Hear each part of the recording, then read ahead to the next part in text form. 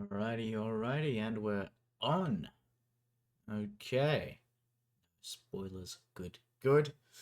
Don't worry, nobody stress about the doobly-doo. Already checked. We're good. These replays are gonna be, well, beautiful. They're not gonna get interrupted or anything. We have quite a bit to get through today, because, you caught me slipping. So without further ado, I think we need to get started because, as you can see, yes, quite a few games from quite a few people. Very interested to see how some of these pan out. So of course we're going to start from the beginning. Going to start with Shasha versus Super Monkey. Car 3000. And we're going to make sure that the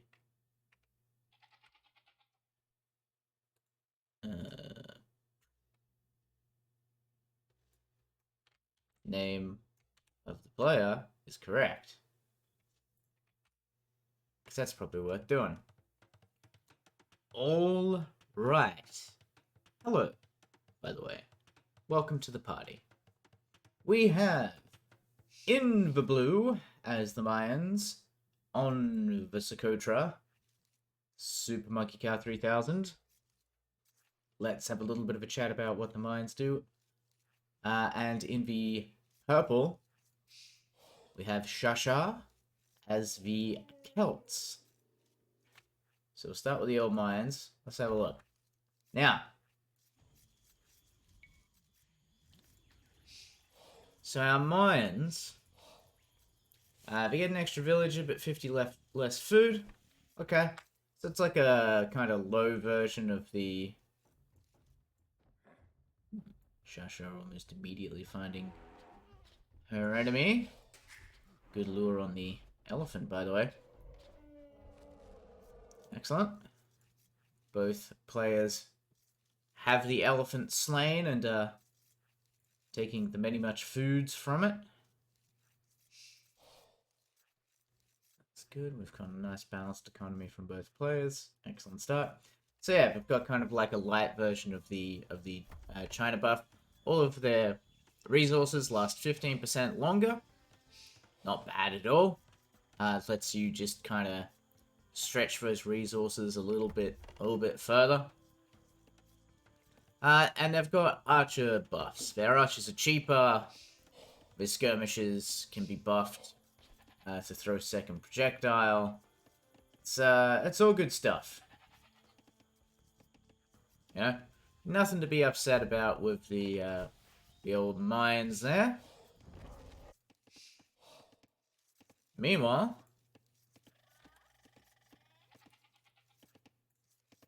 I just realized you're going to be able to hear that if I going. Meanwhile, over yonder with Shasha and the Celts.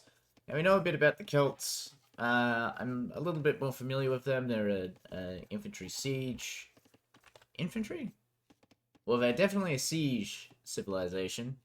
Yes, there you go, infantry and siege. So their infantry moves a little bit faster, their siege weapons fire a little bit faster, they can steal sheeps. Nothing like a stolen sheepy to feed a grumbling tummy. Siege shops work faster. That's a team bonus. It's not bad at all. And, of course, infantry moves a little bit faster starting in the feudal age.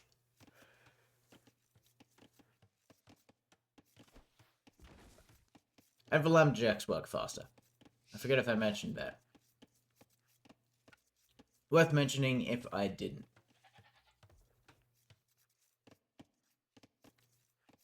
So we've got the initial resource gathering is pretty tight from both players. Nothing jumping out so far as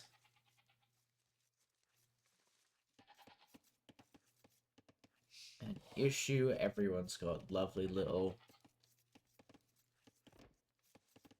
Ah, yes, so that people can't just go around.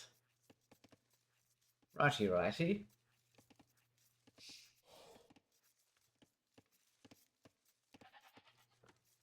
Super Monkey Car doing a very good job of setting up some defenses.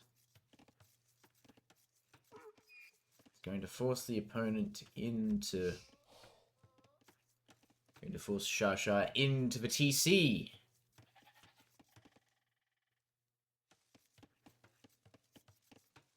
Excellent work. Meanwhile, Shasha has the barracks going down. Feudal Age Loomers come in. Feudal Age click up. She's hit the old pop cap, but that's fine. That's what the house is for. And likewise, we've got the Feudal Age click up from Super Monkey Car 3000 as well. We've already got some people on the mining camp. And Super Monkey Car can see that, so Super Monkey Car knows what's coming.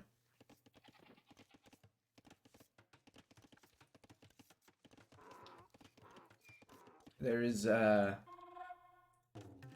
not a lot of mystery as to what that could possibly mean. You know what I mean? So, yeah, we got the barracks going down. Probably going to be aiming to get the... Ooh.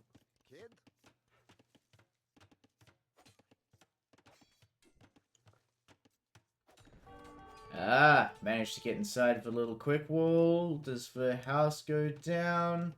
Yes. Okay, so was able to force Super Monkey Car off the... Ooh. There's that one's the trouble one. I was able to force Super Monkey Car off the berries. It's a nice little harass, good little, just kind of interrupt the eco, make the vills spend times going backwards and forwards and backwards and forwards. We do have the archery range going down now. Man-at-Arms pops.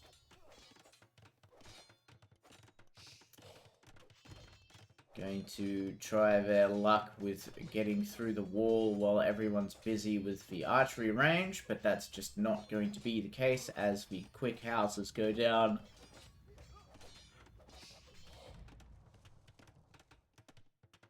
Reinforcing the palisade. We've got the first archer on the way. He will be able to handily and convincingly, behind this safety of this building wall, instruct these men-at-arms to bugger off. Of course, Shashar is adding some archers of her own.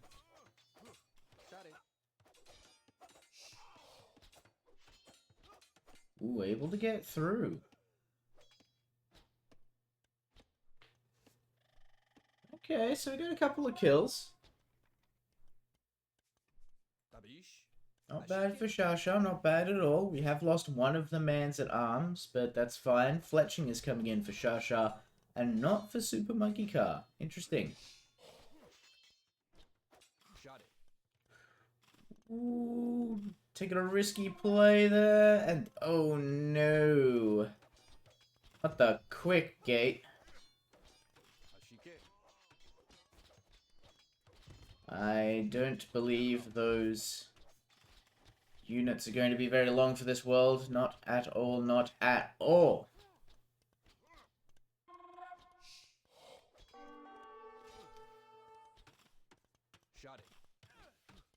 There goes Super Monkey Car, lures the man-at-arms in and finishes them off. Has Fletching coming in now as well. Going to be able to equal the range of the Shashar archers.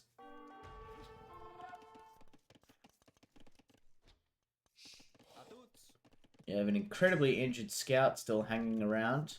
A stiff breeze will knock that lad off that horse.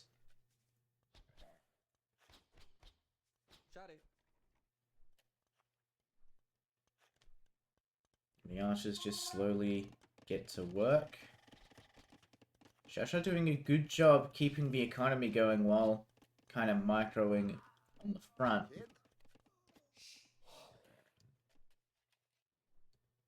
You know, neither player is getting the time to really build up a convincing, a more serious force than the opponent.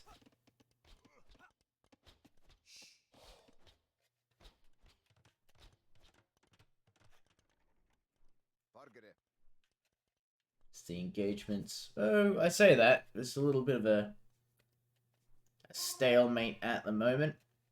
Shasha makes her way around, looks for targets of opportunity. Meanwhile, Super Monkey Car, pretty safe inside this little nook, little cranny that has been carved out. This is very good. Shasha, despite having the initiative, despite sort of having the lead on the field, being on Super Monkey Car's front door, just throwing down a couple of defensive structures just to make any sneaky raids that come out this way. Just slow them down a little bit, put down a speed bump. Initiative is overrated, says V.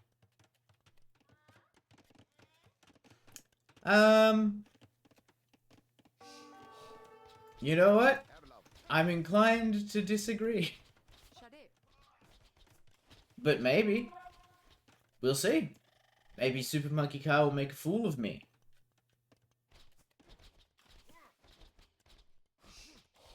Ah, Super Monkey Car selling a lot of wood.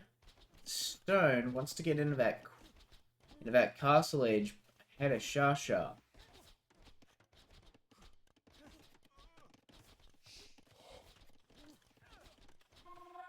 Interesting. We've got Wheelbarrow coming in for Shasha. Excellent pick. Love me a Wheelbarrow. We all know this to be true of me. Shasha's actually going to be in a position where she will also be able to hit the castle age. Doesn't really need to do any rebalancing for it. There we go. Both players click up to castle age at about the same time.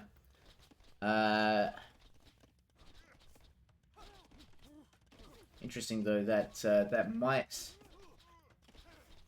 that quick rebalance of the economy there might be everything that Super Monkey Car needs to stay in the game. And here we go. Super Monkey Car looks like it's going hunting, looking for a little bit of trouble. Second and a third barracks going down because Super Monkey Car wants to get to those Eagle Warriors as quickly as is humanly possible. Eagle Scout, I should say. It will become Warriors later.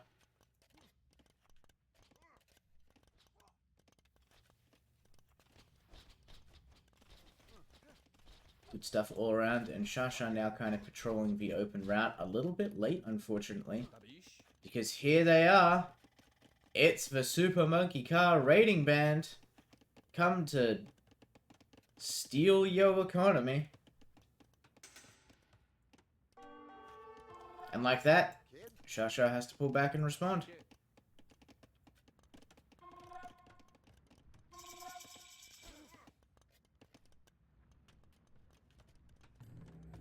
It's an interesting dilemma.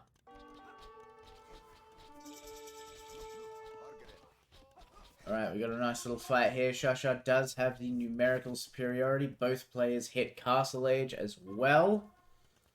It's kind of neck and neck on the military front. Shasha's getting a couple of free shots in there.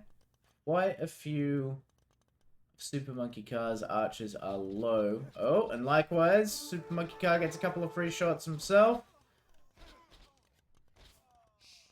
But just can't face those numbers.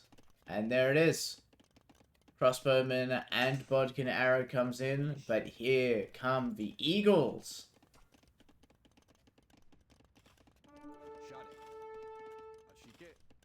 Eagles don't do too bad against ranged units. Got some quick walling going in to keep everyone safe. Do we get it? Yes! Ooh!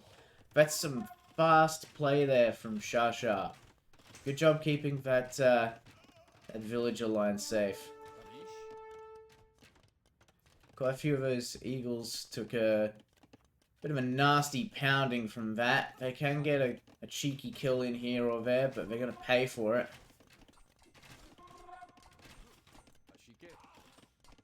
Doing some good damage there.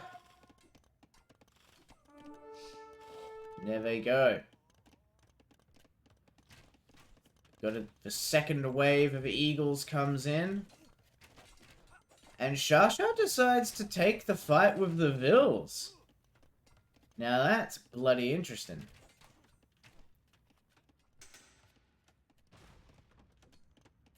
Unfortunately, a couple of Scorpions popping out in front of some fairly angry lads. Not what you want to see. Who poke the stick with gusto. Breaking. Super Monkey Car's done a good job of flipping this on its head. Going from sitting comfortably in his little base to having the initiative, having the attack, being the one doing the raiding, forcing Shasha to constantly garrison the Vils. This is a good turnaround for Super Monkey Car. Something to be happy with, something to be proud of. But it's not all over for Shasha yet. I mean, the battering ram is going to pose a problem. Long swordsman coming in. Interesting. You're going to see a transition to knights and swordsmen. Okay. Not a bad shout, especially when you're fighting a bunch of eagle warriors.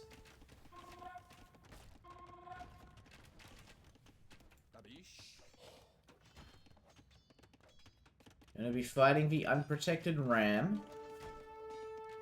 As the scouts are busy, or the eagle warriors are busy kiting the small cadre of crossbowmen. They could honestly probably go in on them and just clean up. One ram goes down. Knight gets surrounded by those eagle warriors. Looking to go. There they go, cleaning up the...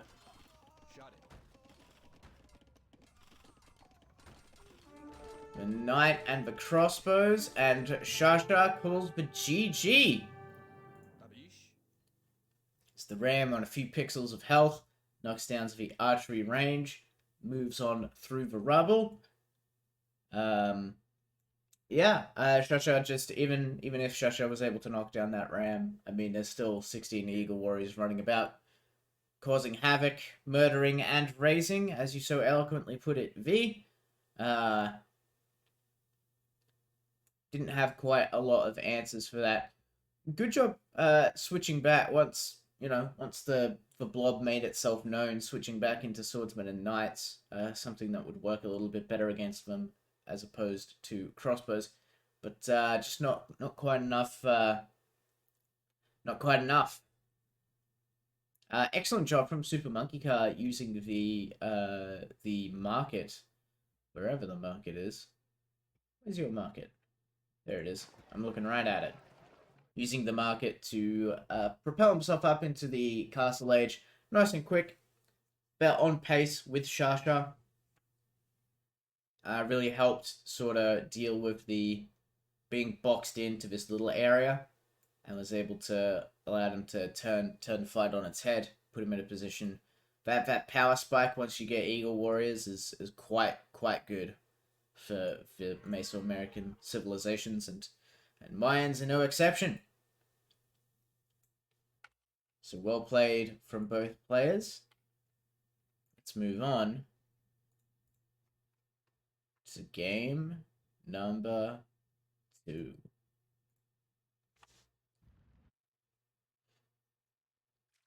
Interesting.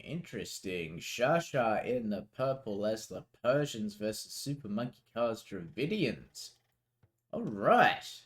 We've got the TC immediately going down. Real estate be damned. It's not bad real estate. You got some turtles, you got some trees, some rocks and some shiny rocks.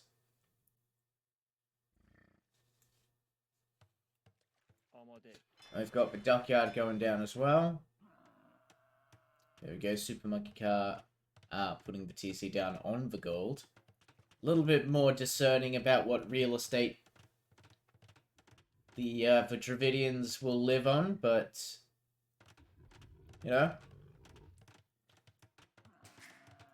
Didn't spend too long looking for somewhere to live, and that's the important thing. We've also got the dock going down, plenty of fish all around, houses. Excuse me.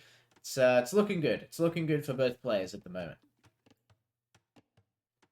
Shosha, of course, needs to throw down a couple of houses. Well, both players need to throw down a couple of houses. Of course, because with all of the fishing ships they start with, they begin over pop cap. And there we go.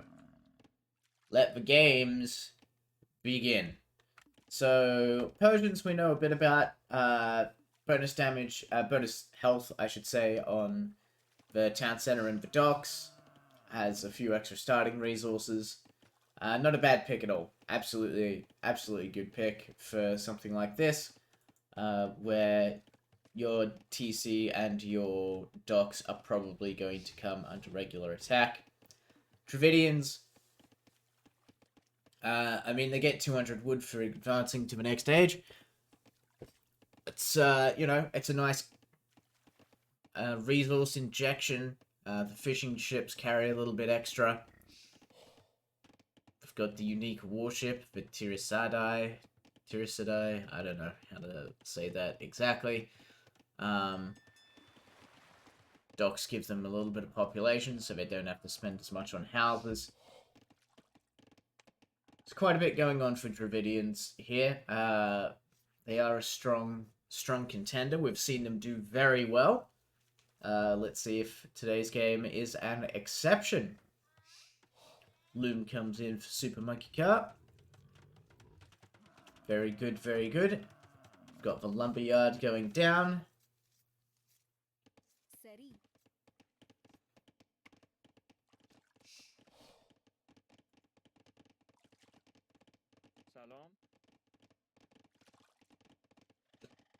No loom for Shasha yet, which I should have been able to tell by the lack of gold. We've already got the Feudal Age click up for Super Monkey Car. That did not take long at all. Good lord. So the Vil count will be frozen, but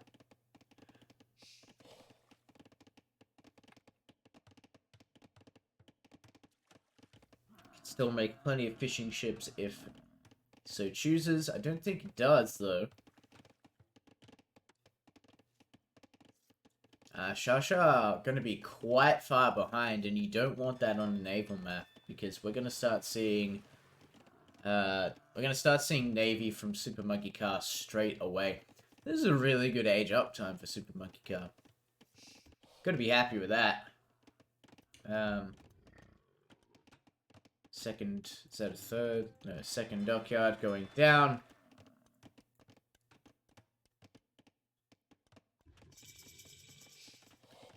There we go, Feudal Age comes in, and Shasha hasn't even clicked up yet.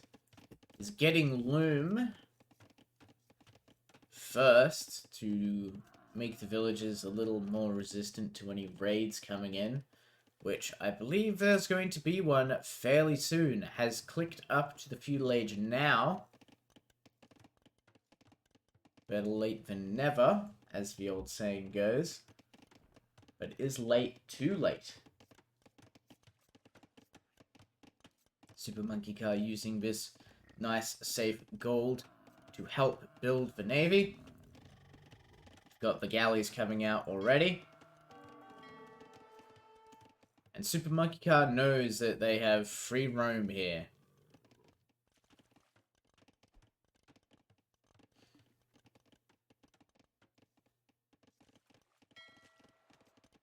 Galleys go looking for the dockyard, the source of all of the fishing ships to better raid with, and we have fletching coming in as well, just to make them a little bit more effective. One fishing ship goes down.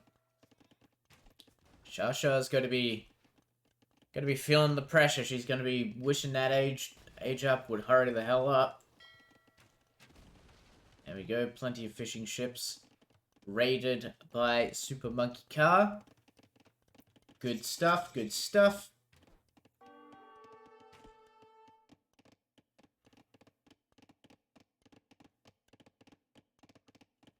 finds the gold and starts harassing.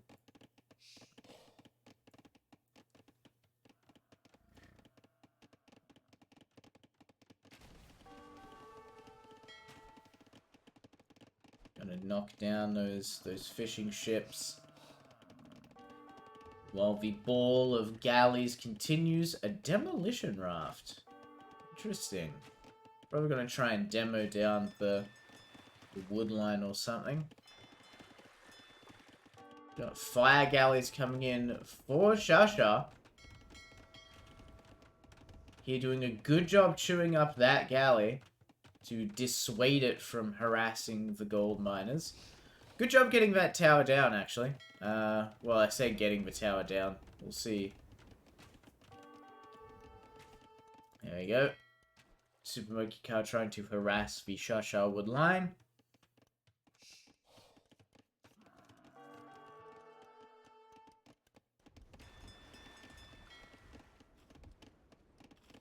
Got a nice... Oh.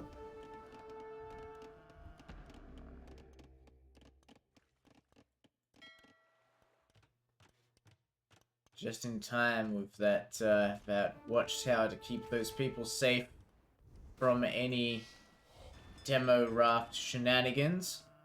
Alright, Shasha's got a bit of a navy coming in. We've got the fire galleys showing up, of course. With Micro, the galleys, even at a 1-to-1 engagement, with Micro, the galleys will come out ahead thanks to the extra range being able to kite the fire galleys. But if Shasha's able to kind of encircle these and squish them between a couple of fire galleys, that's certainly going to put Super Monkey Car in the back foot. Because fire galleys, you know, once they can catch a galley, if they can catch a galley, do quite a bit of damage quite quickly. Doing a bit of cheeky raiding, getting rid of the water buffalo to just tank some of Shasha's food eco that way. Nothing wrong with that.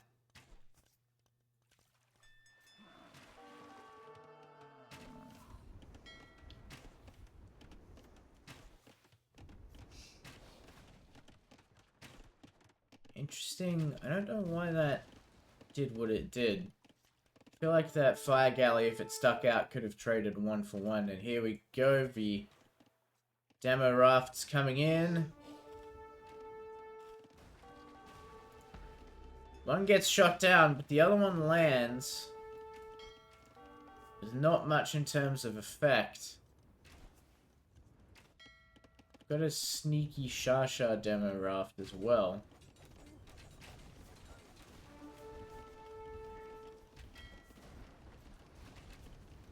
As you can see, the fire ship's doing a good job chewing through a lot of those galleys.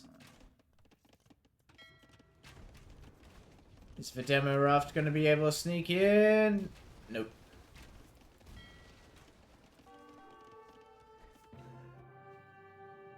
And with that, Shasha calls for GG as the last fire galley goes down. Giving Super Monkey Car and the 10 galleys that are out on the field, the 8 that Shasha knows about, free reign to do as they please, as Shasha's military is no more.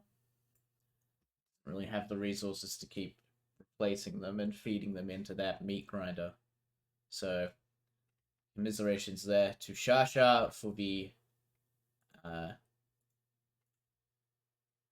losses. Congratulations to Super Monkey Car, taking 2 victories. A 2-0 win.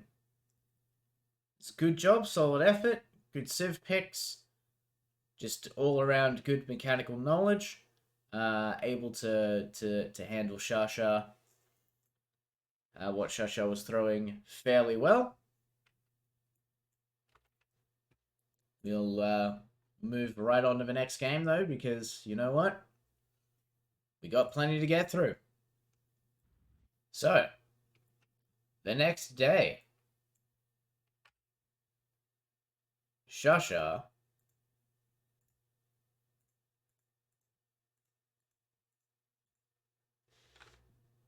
versus Karmacetamol. Let's go.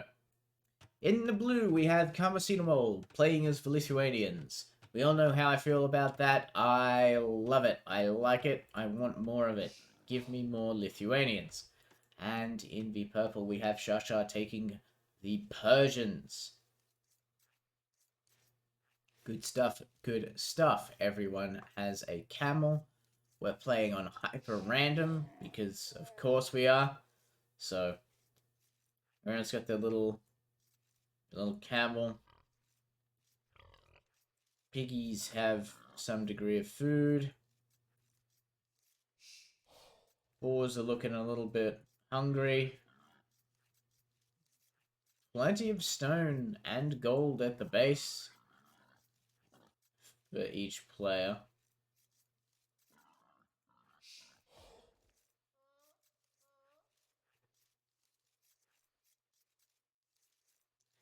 Very interesting indeed. Bears are just trouble. There's no food on the bear. What else do we have going on?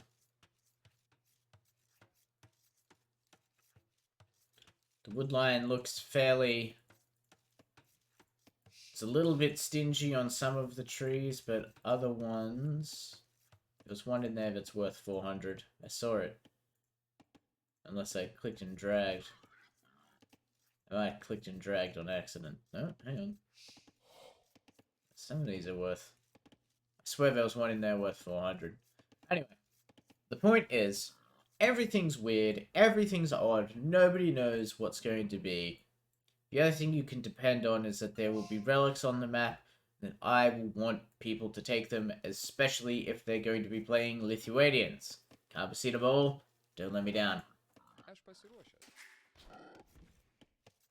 There goes the Javelina getting knocked down. The boar, the piggy, the oink oink oink. Slain by the TC. Well, not by the TC, but by the people inhabiting the TC popping out to finish it off. So that they do, in fact, get to collect the sweet meats from within. With much a similar scene playing out at the Shasha base. I do like that Shasha seems to pick Persians when she needs a civ that she can depend on. Persians are... They're very much known as a one-trick pony. Because of their Dark Age... The Persian douche, as it's called. Using the extra health on the town center to smush the enemy.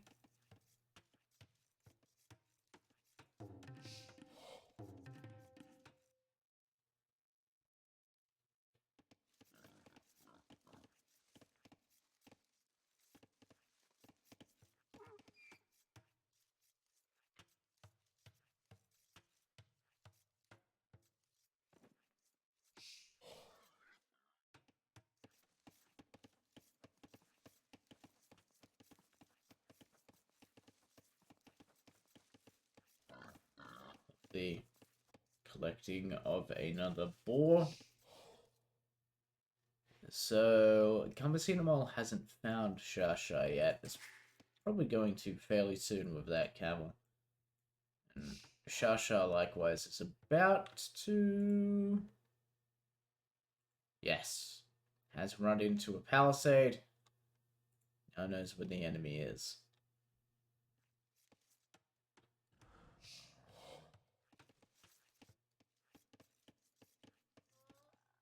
Excellent stuff.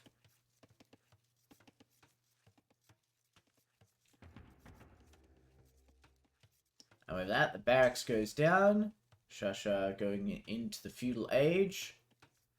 Karmacetamol a mere second behind. Thereabouts. Okay, seconds.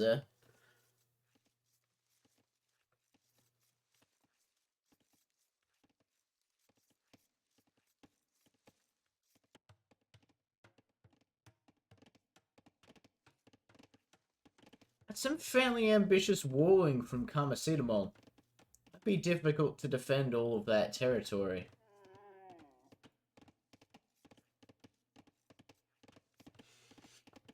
But we will see what the game plan is from lovely Karmacetymol.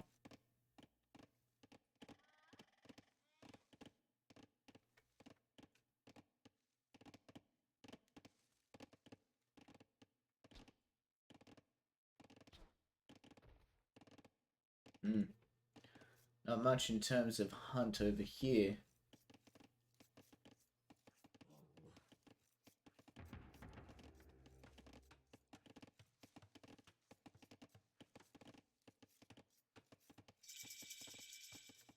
The age up coming in for both players now. Double bed axe immediately clicked for Shasha.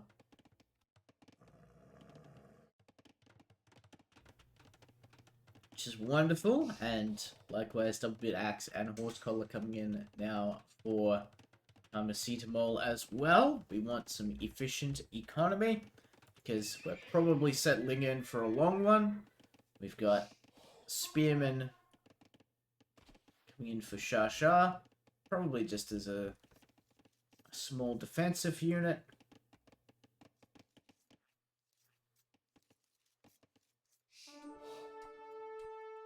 Spearman finds for Camel. Camel books it. Not wanting to end up on the end of a pointy stick.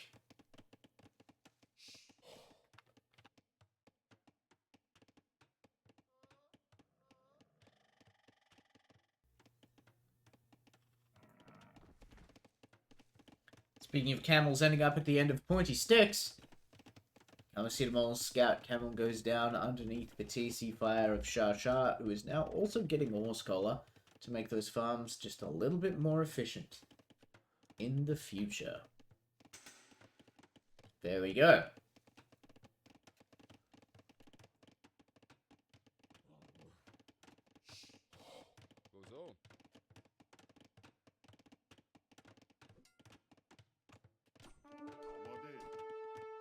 Got the spearman scout fight.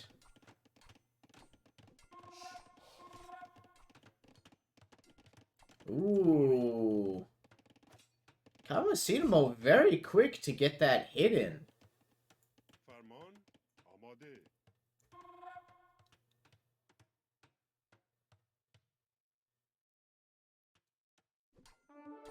The Shasha has a secret. It's a second spearman. But oh no, Karmacetymol has their own secret weapon. It's an additional spearman and a horseman.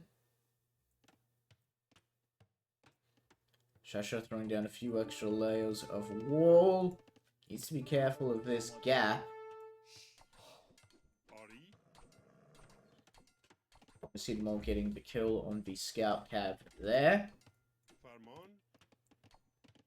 As the spearmen impotently poke each other with little to no results.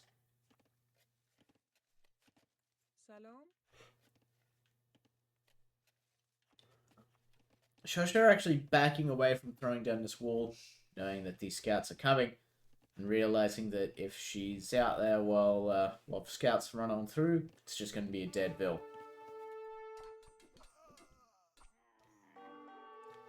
The spearman fights continue.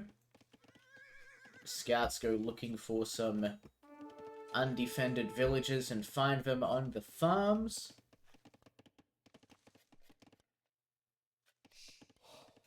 Are they going to be chased away by the spearmen? Maybe, maybe not. Excuse me. What we do know is that Shasha is going to be throwing down this wall now.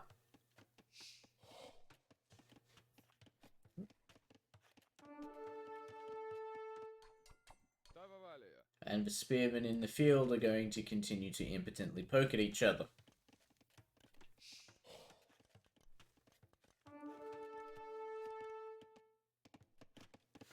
Well, both players currently snug as a bug in a rug. Everyone's all nice and turtled up, nice and cozy. Ooh. I like being snug and cozy inside our little walls.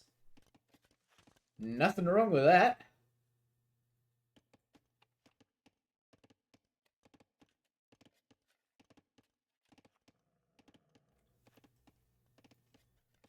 We, of course, like having the players able to adequately defend themselves.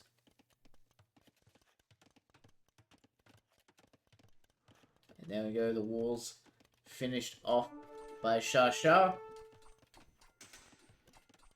No more sneaky Karmacetamol raids.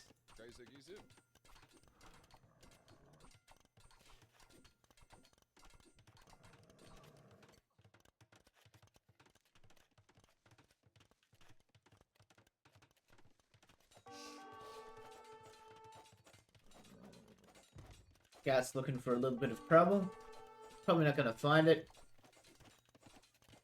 I mean, Wheelbarrow coming in for Karmacetamol. Already in for Shasha, who is clicked up to Castle Age, by the way. Second layer of Palisade Wall. Alright.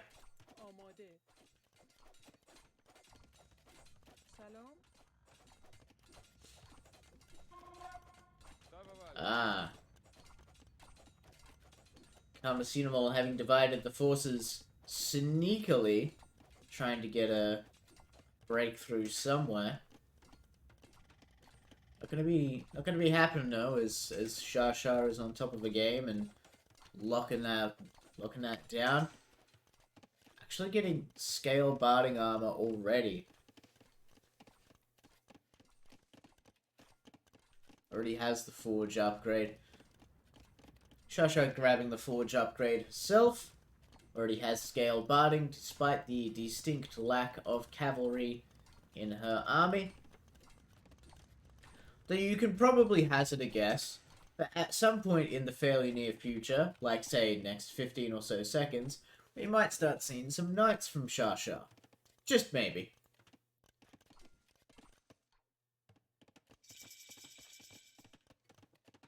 There it is, and there they are. Bam. So we've got the upgrades in. Shasha's getting started on her knights. Karmacetamol, of course, will not be too far behind with adding knights to their army for the wonderful purposes of raiding Shasha's base.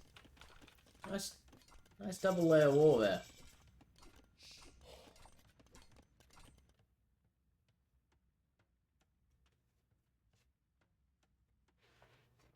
And there we go, likewise.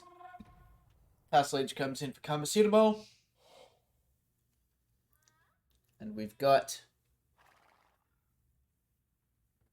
some extra upgrades come in and some knights come in as well. Gonna have an iron casting.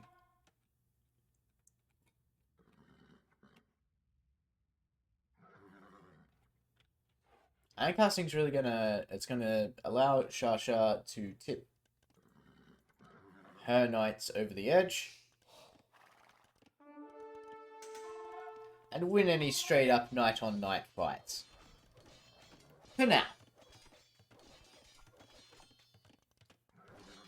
Just having that one extra bit of damage, it does make a bit of a difference. It does add up. And here we go. We've got some monks coming in. Are we playing the relic game, though? Good fight there. Good job from Shasha. I mean, Karmacetamol was able to pick up one of the spearmen. Or the spearmen, I should say.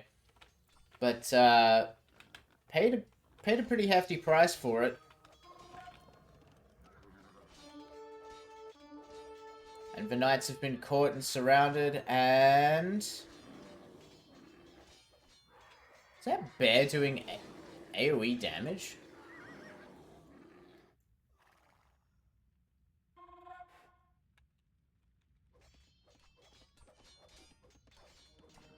That bear was nasty. We've got the monks replacing one of Karmacetamol's lost knights with a Shasha knight. Not a bad shout. Not a bad shout at all. Ooh. Kamasutamol actually finding the monk and getting the kill on it.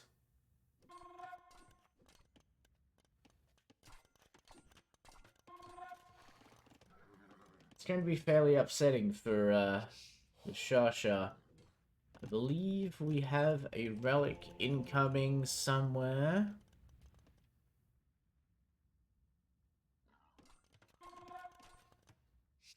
There's one over here, wasn't there?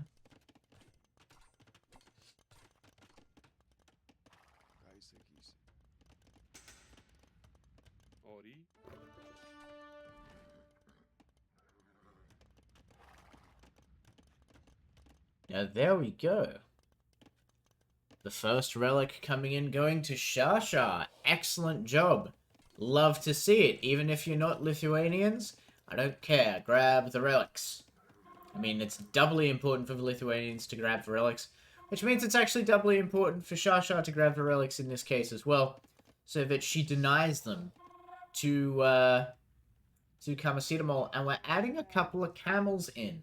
Not a bad shout at all for Shasha. It's just going to give her a little bit of extra damage. Going to allow her a little bit of extra fighting, a little bit of extra damage fighting against those knights. Is going to have to do something about the fairly impressive blob of monks that our mate Kamasutamol is developing. Going for the convert. Gets a little bop on the end of the head by the old scout, but to no avail. The monk says, I've had worse. And wanders his way on in. Now, I only saw 3 relics on the map. I'm used to there being 5. I guess it is hyper random. Where there are only 3 relics. Survey says yes. Looks like there was only 3 relics. This is gonna be a nasty fight. Shasha's gonna have to be very careful of all of those monks.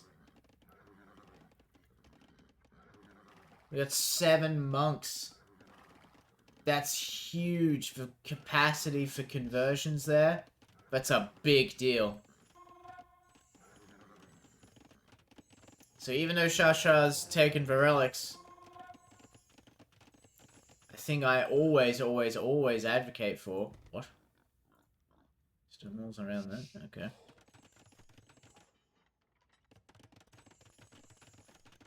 Thing I always advocate for. Yes, Shasha's doing well in that regard. Needs to be careful that Kamasutamol is that's a pretty fearsome force. Even has some spearmen defending the monks from any shenanigans from light cav. That's okay, Michael. Enjoy your homework, my man. Best to have you pop in. It's going to be a long one, so I might still be here when you're done. We've got the pikeman upgrade and scale mail armor upgrade coming in. Just to make the infantry forces a little more durable.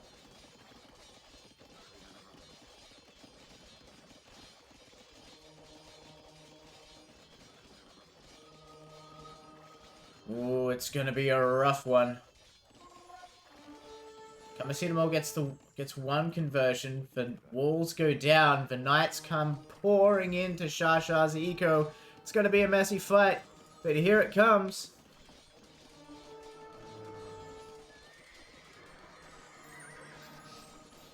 Kamasutamol's knight and spearman converted. We've got some sneaky knights getting some free kills in the eco, but the blob fight's looking pretty good for Shasha, actually.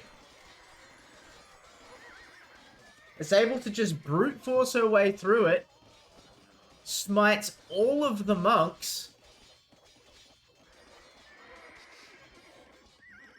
has a fairly impressive force left over. I mean, is going to have to do a little bit of work to clean up the night raid if it just interrupted the economy. But honestly, with 3 TCs, God, it's been a while since I've seen a couple of TCs. 2 TCs from Kamacetamol, 3 TCs from Shasha. Recovering the losses, not going to be a huge deal. And again, has the 3 relics. 3 relics is just free gold trickle coming on in. Going to be helpful for Shasha.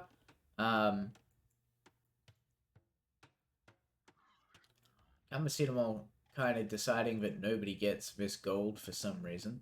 Not really the game you want to be playing when you don't have the relics and your opponent does.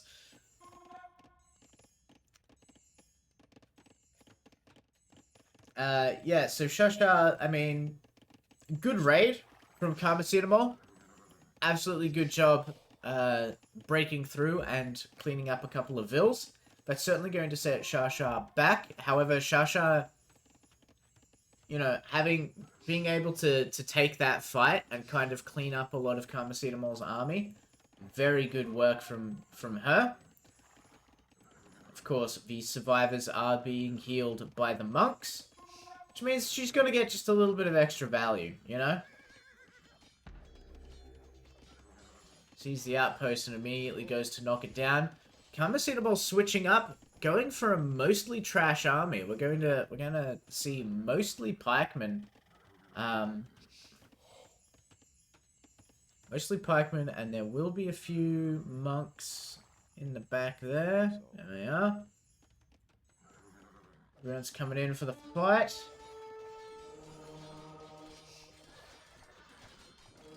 This is going to be a much better fight for Kamacetamol. Oh, that was brutal. The knights, of course, finding the monks fairly undefended. Once again, cleaning them up. But likewise, Kamacetamol's knights finding Shasha's villages undefended. Cleans them up. Shasha's going to be very careful taking these fights against all of these pikemen. She's going to be losing that great value she got earlier. Yeah, Kamacetamol was able to clean that up. That was a very good fight for Kamacetamol. That is a game changer. If you thought that that Shasha was sitting pretty before, nice and comfortable in a lead after that first fight, well, Kamacetamol has said, fine. You're gonna make me rebuild my whole army. I'll rebuild it into something that hard counters yours. And it did. And now we've got the forward castle going down.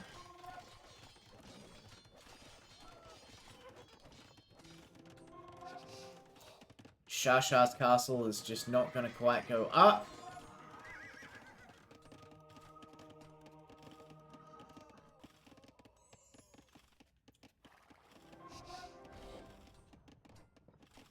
Kamacetamol is advancing up into the Imperial Age now. 3 TCs. I mean, the ecos are fairly even despite all of the massive amount of kills that Kamacetamol has been able to squeeze in. I mean, Shasha's Vil production, Shasha's economic boom has just been excellent and has allowed her to kind of absorb those losses and replenish them fairly easily. Going to be getting the Siege Workshop. Don't know what we'll be getting out of it. Battering ram is probably a bit risky. Oh. But, you know what? I don't hate it. When you've got a castle on your doorstep and you're not in the Imperial Age, or, well, we have clicked up to the Imperial Age, but there's no castle for Shasha to build a trebuchet from. Might want to consider removing that castle and just using what resources can be salvaged to place the castle elsewhere. The knights going in. Alright. Again, Kamacetamol is going to get a lot of value out of that fight. Well, there you go. Now they're fighting. Kamacetamol is going to get some good value out of that fight. But,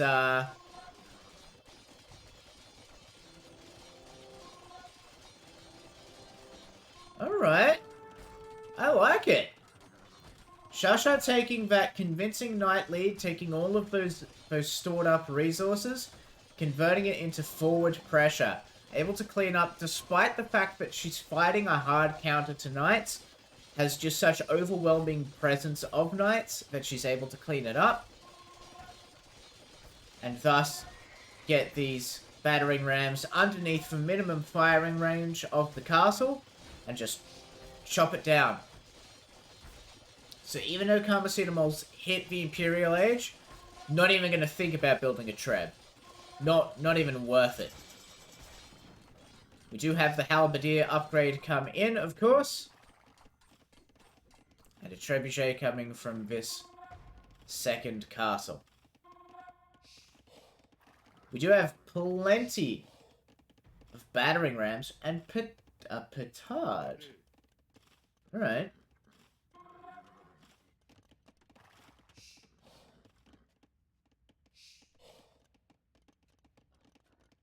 I can't help but wonder what the game plan is here. I do just want to see.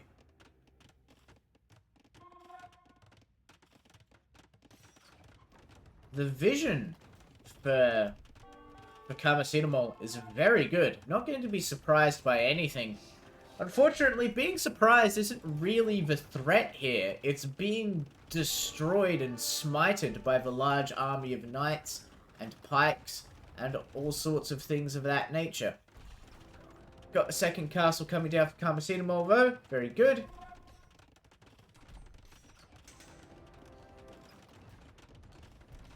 The Treb War carries on. Second castle coming on down.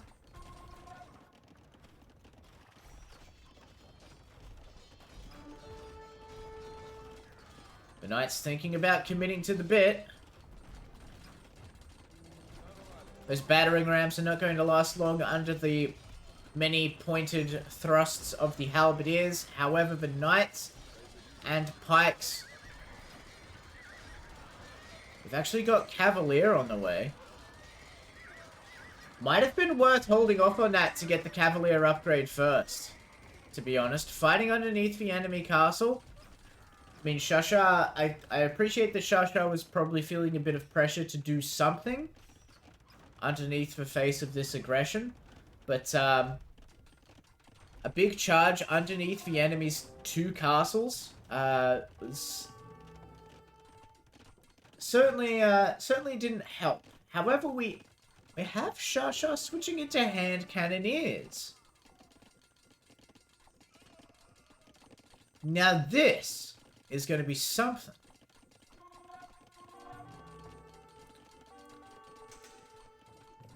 Hand cannoneers do bonus damage to pikemen. They do lots of damage. They're very strong. Very expensive. And relatively relatively slow build time, relatively slow rate of fire. However, very high damage, very high armor piercing. We've got plenty in terms of production buildings to make the blob of hand cannoneers a reality.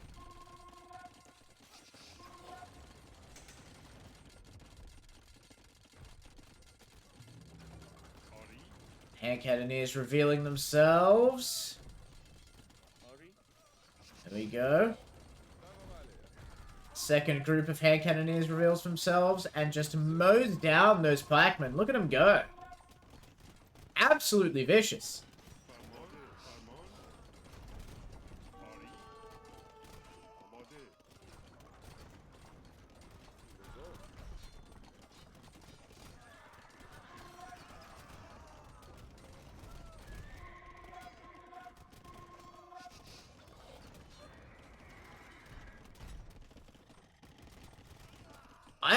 I'm in awe. This is great. I don't see a lot of hand cannoneers at this level. I quite like it. excellent job from Shasha there. I'm not gonna lie, for a second I thought her goose was cooked. I thought it was all over Red Rover once that castle went down and these two remained, but the blob of hand cannoneers is real, and Karmacetamol hasn't really invested anything into archers, well, is investing into archers now, but hadn't before invested into archers, and that makes hand cannoneers a bit of a scary proposition. I mean, we do have the winged hussars, but hand cannoneer pikeman combo army, that's going to be tough. You know, Karmacetamol's going to need skirms, basically. Skirms or archers. But the blob of hand cannoneers is pretty thick. Pretty thick indeed. I mean, Karmacetamol's got plenty of eco going on, right? Karmacetamol's been safe for this whole game, right? Like, okay, one of the stables is a bit dinged up. It's been on fire for a couple of 100 years. But, you know, whatever, right? These things happen.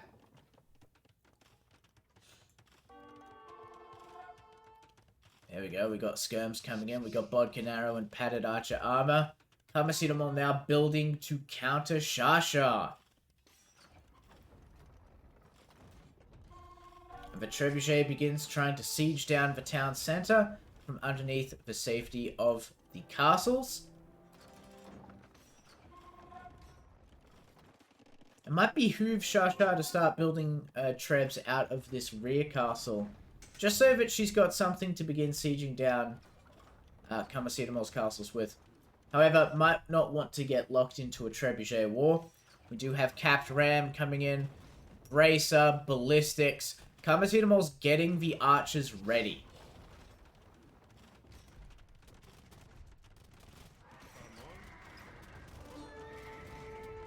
Look at that, fire by rank, beautiful. The ram's going in and immediately attacking the trebuchet, actually. Down it goes. We've got a flank attack coming in from Karmacetamol. I don't know if it's going to be enough. It's going to be disruptive, you know. Shasha's not going to love it. I grant you. But, these rams are actually going to take down this castle. I don't think there's any stopping that from happening. Oh. The many hand cannoneers here taking to the defense of the fields. Castle goes down underneath the pressure of the rams. We've got Latus coming out now. Latus are very strong cavalry. And I believe they ignore armor. Is that my recollection of the latest correct? So it's actually an interesting pick. I mean, Shasha has a couple of Cavalier coming out now. So they'll do well in that situation. But against low armor units like Halberdiers, you don't really get a lot out of the bonus from the latest. Shasha's 4th TC. Technically 5th, but one of them's been knocked down. Shasha's TC being harassed by Karmacetamol.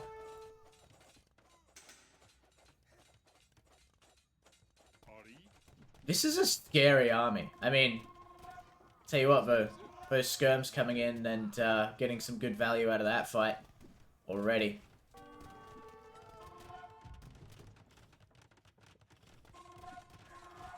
Shasha wants to commit to the fight.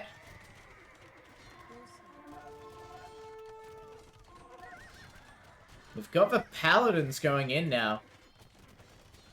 Fully upgraded paladins. Going in for the fight. Shasha's just mowing down those peasants with those rifles. Hand cannons, whatever you want to call them. Not yet rifled. That would be quite a feat. for the Imperial Age. We've got plenty of capped rams coming in. I really think Shasha could benefit from just 1 or 2 trebuchets just to put the pressure, just to kind of make Karmacetamol come out from underneath the castles. You know what I mean? But, who am I to tell Shasha what to do? Like, Shasha's been killing it. I've been... In situations I've been thinking that Shasha couldn't possibly fight her way back out of, Shasha's been fighting her way back out. I mean, these are some good fights for... These are some good fights for Karmacetamol. I don't know if Shasha can keep it up forever, but the thing is, Shasha has the relics. So she can afford to be a little bit more frivolous with her gold spending.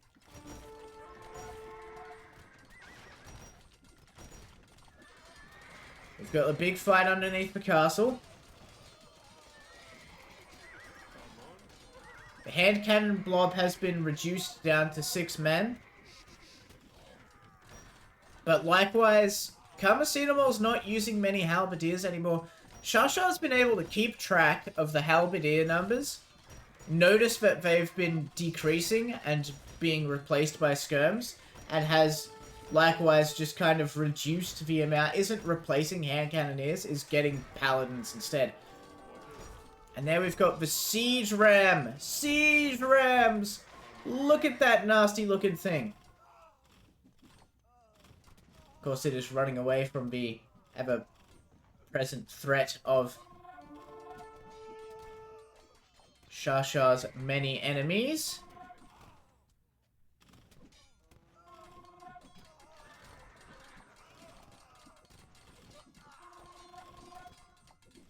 The Halberdier Skirm combo is, it's gonna be, it's a little bit tricky for Shasha. They're not going to be... It's an interesting position. Because overwhelmingly, Karmacetamol's composition... It's not going to be very good on the offense.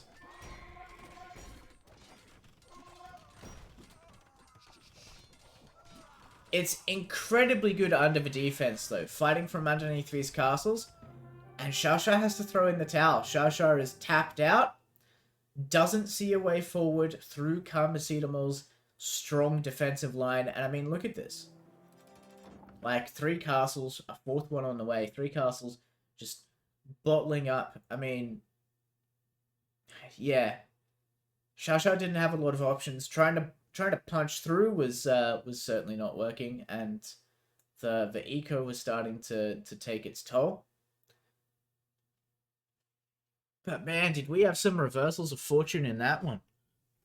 Excellent job from both players picking and counter-picking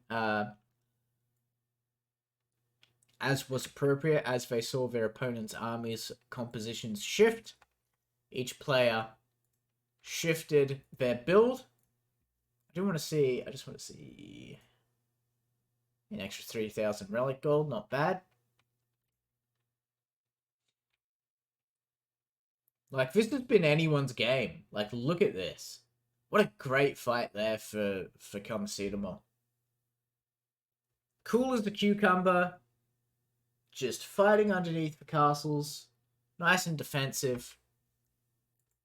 Knew that with the large number of castles that had gone down, that they were able to resist Shasha's offensives.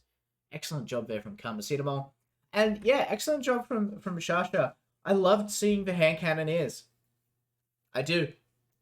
You don't see them a lot in higher level play. Or at least I haven't seen them a lot in higher level play. And yeah, I think it's a shame. I think they're a really cool unit. So good job there from Shasha. Not just building them, but getting some good value out of them. Moving on to game 2. Karmacetamol will be playing as the Koreans. Oh boy. We remember what happened last time we saw the Koreans on this match, didn't we? On this, not on this map. Last time we saw the Koreans in this league. It was a very scary time for one of our players. Shasha here taking the role of the Aztecs. We'll just quickly go over. So, with the Koreans, we of course know the villagers have a little bit of extra line of sight. They work on stone faster. You get upgrades for the towers for free. You know, generally, Koreans, quite good. Quite good. Sorry, Koreans, quite good, for some tower heavy play, for some archer heavy play. Very good civ. Has the capacity to really spiral out of control. And of course, is basically the first and last word on naval supremacy. Shashar, on the other hand, playing as the Aztecs. Aztecs, bit of a... Actually, a bit of a favorite of mine. You've got the, you know, your villages, your bonuses aren't anything too big to write home about, you know. Your military units are created a little bit faster, your villages carry just a little bit more. Your monks will be a little bit more durable once you research all the texts. Hello.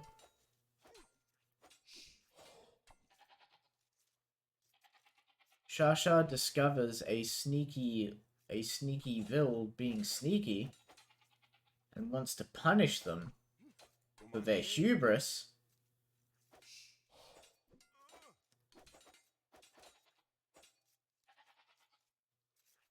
Interesting. What on earth is going on here?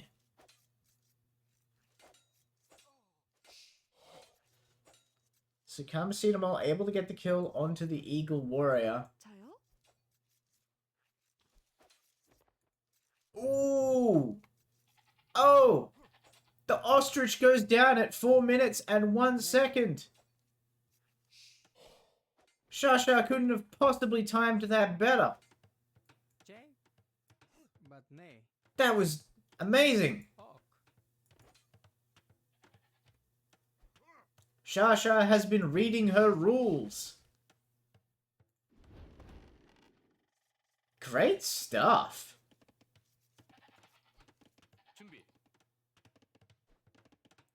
Kamasidamal killing the ostriches.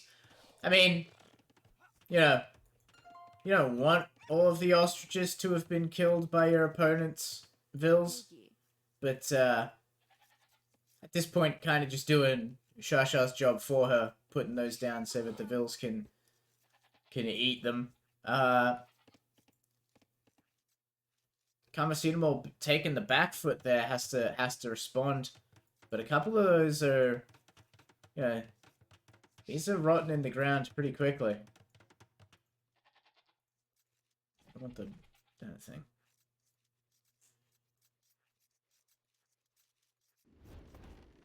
Probably wasn't ready for it. Excellent job there from Shasha. Very nice. Anyway, as I was saying, Aztec's a bit of a favorite of mine, on account of the faster military unit, starting with extra gold.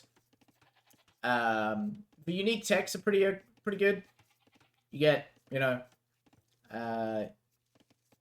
you can get some extra range on your skirmishes, which is, you know, never a bad thing. Especially if you're going to do something infantry heavy like the Aztecs are. Of course, you have the Jaguar Warrior. Very, very strong infantry unit. Very good stat line, actually. And you get a little bit of bonus gold from relics. So if you're a relic sucker like I am, Aztecs is the way to go.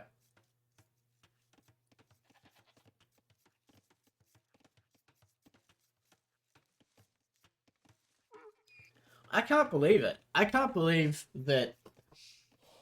I bet Shasha was watching that clock too. Just waiting for the 4-minute timer to tick on over so she could just pop, pop, pop, get rid of all of them. That was great. And Shasha's already cleaned up all of her ostriches. Kamasidamal having slightly less luck, losing probably a little bit more food to the rot mechanic than Shasha did. Shasha, of course, on the way into the feudal age. Kamasidamal's a little bit further behind. Now, here's the thing about the... Ooh. The militia just pops out of the building and smites the scout immediately. So, here's the thing about having slightly faster military unit production. I know, it's such a curse that you do military units better. But it kind of is. Because while having the 11% production speed is good, it's, you know, objectively good, better to have than to not have, it doesn't mean your economy needs to be much tighter. Because you're going to be producing faster. So, you can't afford to be sloppy on the eco. Luckily, no risk of that from Shasha. We've got the Man-at-Arms upgrade coming in immediately. The militia slapping the shit out of that palisade wall. Looks like Shasha's going to try her best to starve Karmacetamol to death, which... I mean, we're going for the berries. We've gone for the ostriches. What's up, Blue? Ooh, gets rid of the berry bush. Do the Men-at-Arms notice? Yes, they do! The vills are trapped! The mill has to be destroyed. Oh.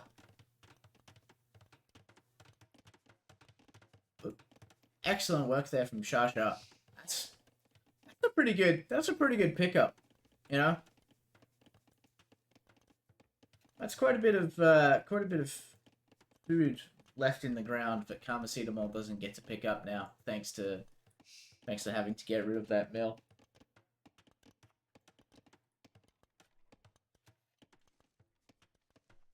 But at the same time, it's a good value judgment from Karmacetamol. The options were lose the 3 vills or lose the mill. And Karmacetamol said, I can make more out of those 3 vills than I can out of just keeping that mill there. And smited it appropriately. So excellent job there. Shasha's already got some archers on the way to follow up. Karmacetamol has no military to speak of. Karmacetamol's in a bit of trouble. Do we have any military production buildings at all? No. Karmacetamol has no way to produce military to contest Shasha's massive army. Undisputed, the largest army in the land.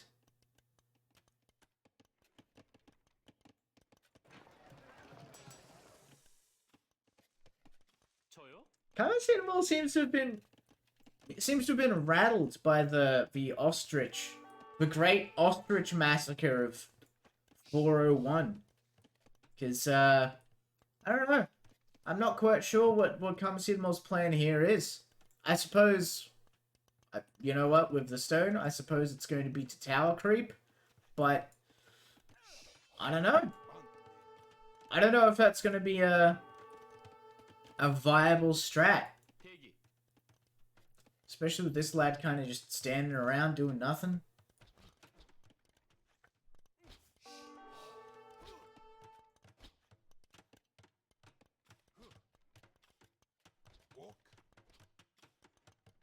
And the Man-at-Arms go in underneath the tower. TC. Underneath the tower. Looking to chew through the health there. Maybe entice someone to come in and repair it. A second tower, defending the tower, comes up. Smites a few of Shasha's, well, does certainly quite a bit of health damage. I don't know though. Karmacetamol's had to dedicate some units to mining stone. You know, hasn't had a tight economy on gold or food. Like, it's been continually producing from the TC. Shasha's actually got quite a bit of TC idle time. You can see that by the fact that despite the kills, Karmacetamol actually has more vills than Shasha. However, Shasha is now clicking up to the castle age, whereas Karmacetamol is a ways away from that.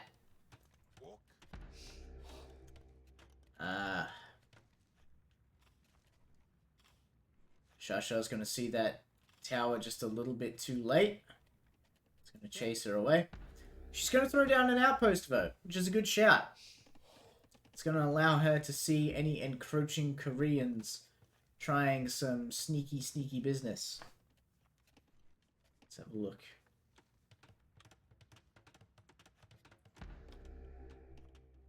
Yeah, both players able to see about half of the land mass.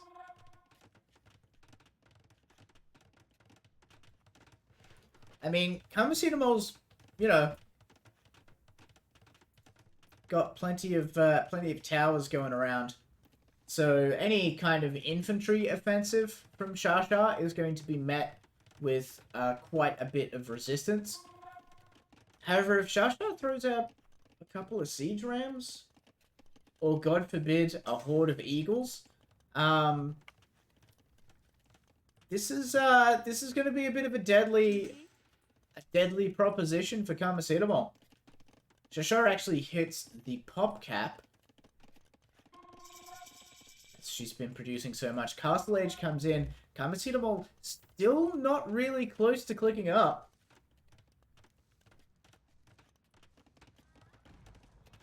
Might have to do some market shenanigans if there's one around. There is. I saw it earlier. I was looking right at it for the longest amount of time. Still couldn't tell you that it was there, though, because I'm stupid. You know who's not stupid, though? Shasha bringing out the Eagle Scouts now. Looking to resist the tower fire, except there's two of them now. We've got the siege workshop going down. Will we see some rams coming out? Mangonel. Alright. Sure, why not? Castle Age click up for Kamasitamol is on the way. But Shasha has way more in terms of units.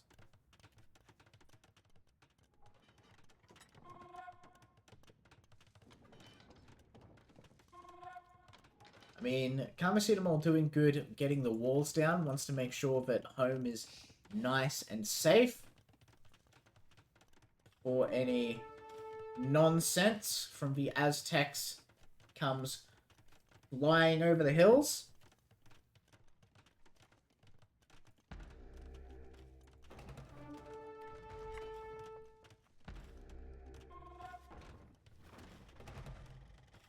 There we go.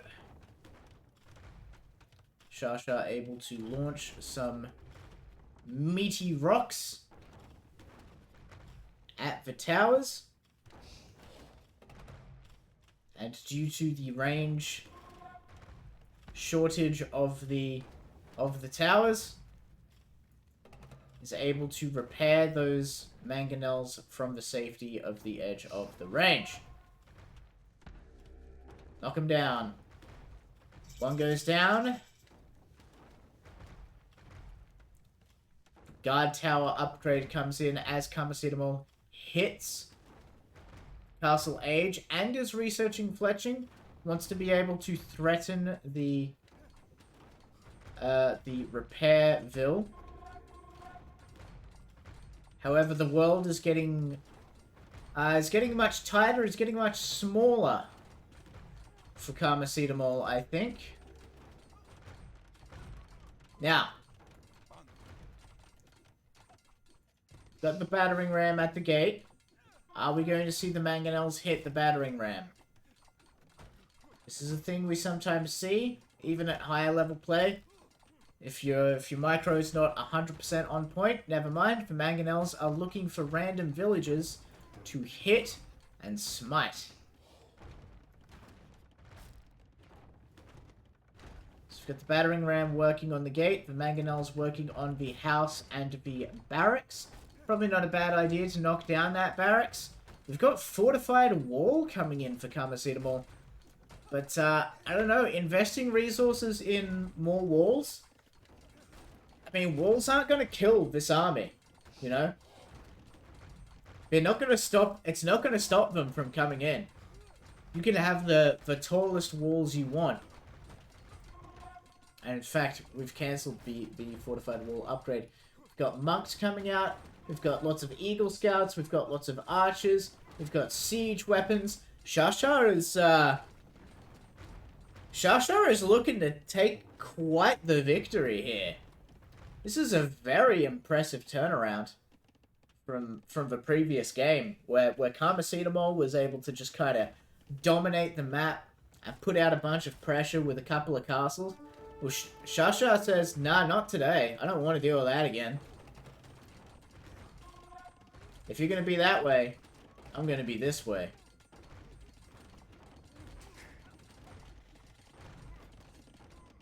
And Magadel's putting a bunch of pressure on Karmacetamol's only TC.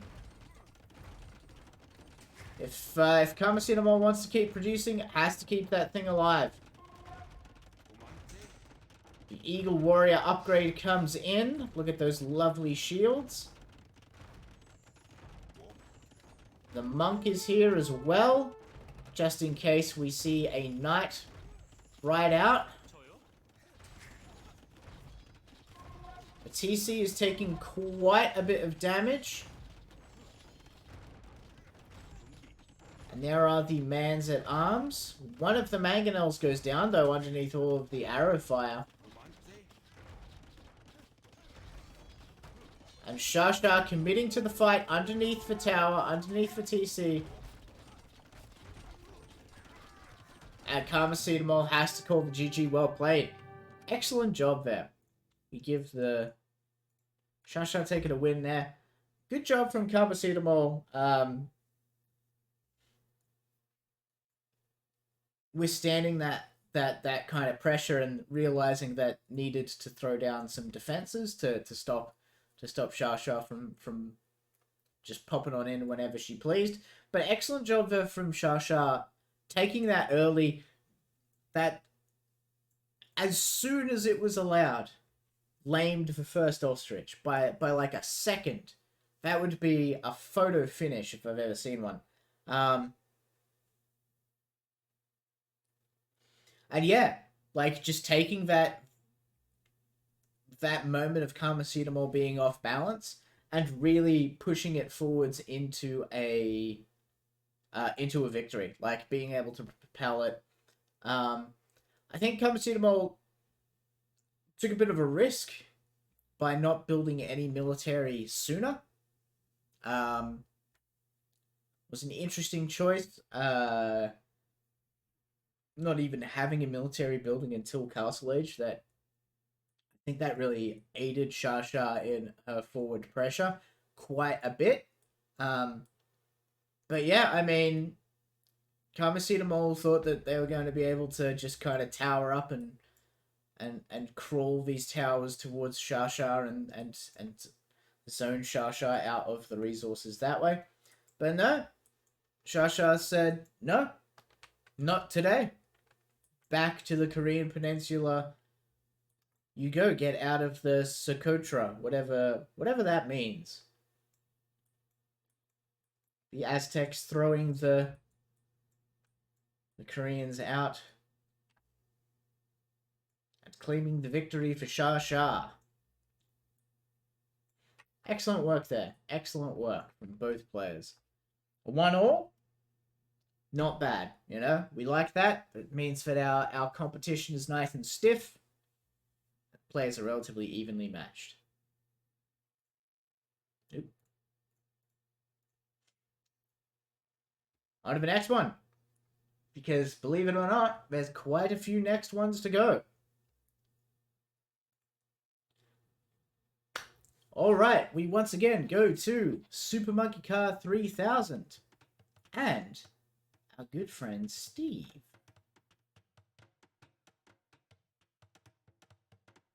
So Super Monkey Car taking the Mayans once again. Had a little bit of a discussion about the Mayans before in this stream. Good Archer Civ. You know, good strong Archer Civ. Got lots of bonuses to help you produce lots of archers and just kind of poke your enemy with lots of ranged attacks. Very strong, and of course has the Eagle Scouts to back, or the Eagle Warriors to back them up. Ethiopians, I don't believe we've talked much about. So as we watch Steve knock down this rhinoceros, let's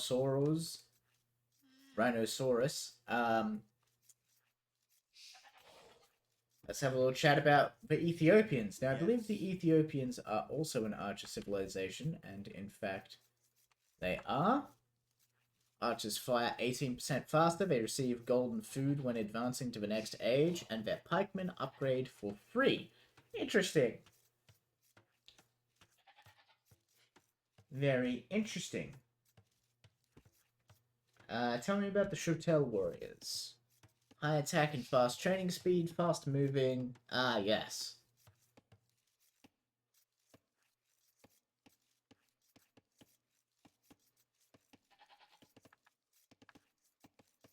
Yeah, Shotel warriors are quite the definition of the glass cannon.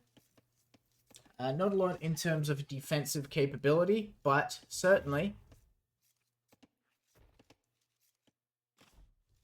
they can dish out the damage.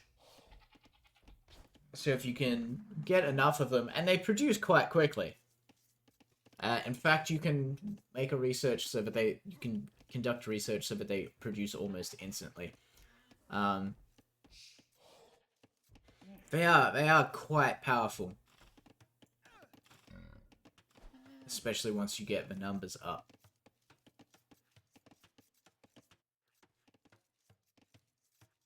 Let's have a chat about the gold spawns on this map. Looking fairly even. Nothing too egregious there. Got 1 gold in the back. 1 gold over in the back. Good. Everyone's got to be pretty happy with that spawn. Looks fairly equal.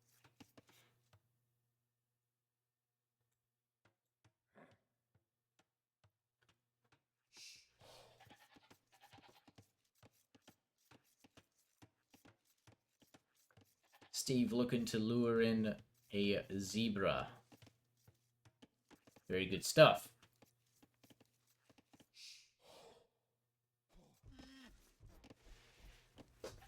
And here we go. Super Monkey Car wants that second rhinoceros. Because his belly's got a rumbling that only a rhinoceros could feast. Could satisfy.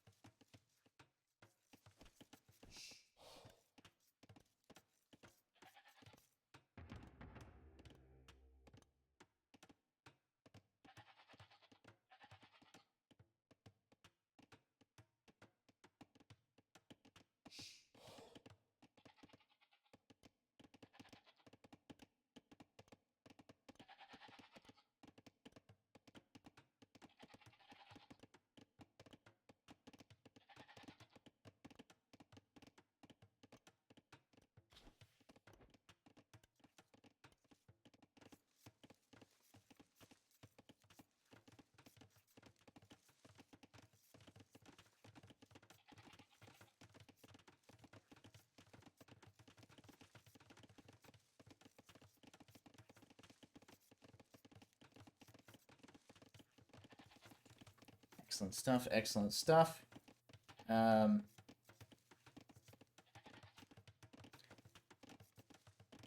Apologies for that. I was just someone just making quite a bit of noise on the old wall next to me. My apologies that I could not provide beautiful color commentary during that. But as I was just trying to show off that we've got lots of lovely defenses from Super Monkey Car. Had to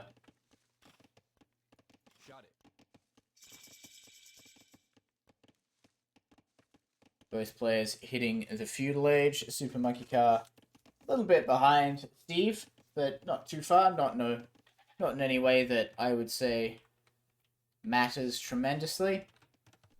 Steve going to be going for the Man-at-Arms. Looking to get some of that early pressure in. And I mean, Man-at-Arms is never a bad shout against an Aztec a Mesoamerican civilization.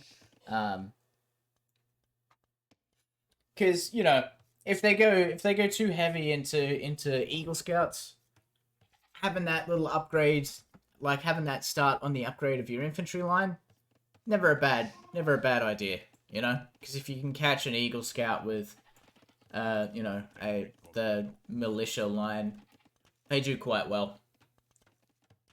They do quite well.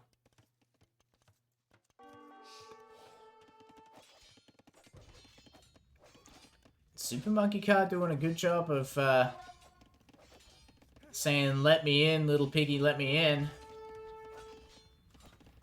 But Super Monkey Car says, "Not by the hair of my chinny chin chin." Starts shooting arrows over the walls. Where's that version of the Three Little Pigs?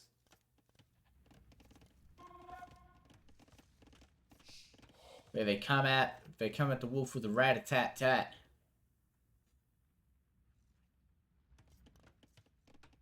Excellent stuff, excellent stuff. We've got the blacksmith going down. Super Monkey Car doing a good job.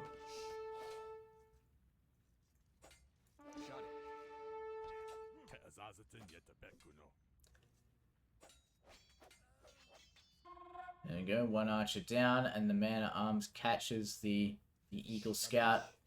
Gets quite a couple of good hits in there. I was going to say, Super Monkey Car doing a good job of, you know, a lot of the time you'll see, you know, particularly in the case of lower level players such as myself, you'll see people kind of like throw down the blacksmith anyway, just to get it down so that you can age up. Super Monkey Car doing a good job of using the, like, making sure that the buildings that need to be built are adding to the defenses, you know?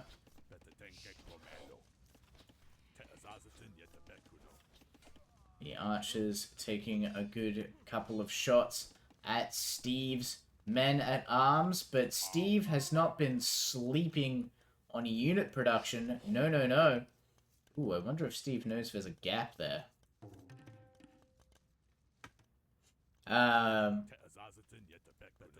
The archers coming out. Nice little blob there. And with the slightly faster fire rate, equally matched archers, well, aren't equally matched. Though Super Monkey Car does have fletching, so has the extra range. And is able to fire from relative safety from behind the walls. I've seen this from Super Monkey Car previously in the fight against Shasha. You know? It is entirely possible. Like, Super Monkey Car is good at just sitting inside that little part of the map that he carves out for himself and turning that into a victory. However, Steve doing an excellent job. I mean, using the Men-at-Arms to force Super Monkey Car to build in range of the archers. It's good work.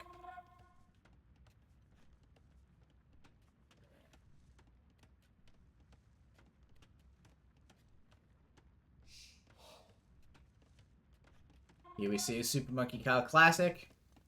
Rebalancing the old economy using the market. Super Monkey Car is fixing to get into that castle age. Doesn't want to wait too much longer. Still no fletching from Steve, which is interesting. I wonder if Steve's going to commit to the archers. I mean, it looks like Steve's going to commit to the archers, so I'm wondering why we're not getting fletching.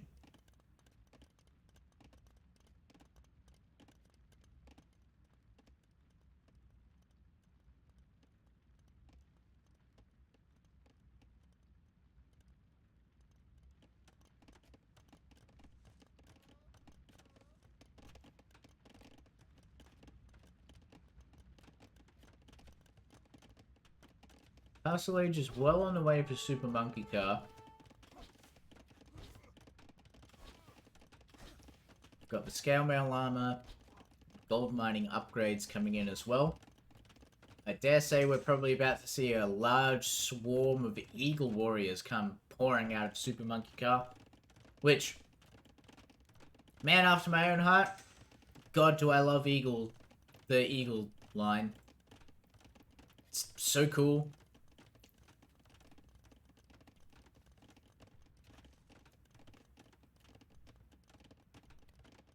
Who needs cavalry when you can run really, really fast?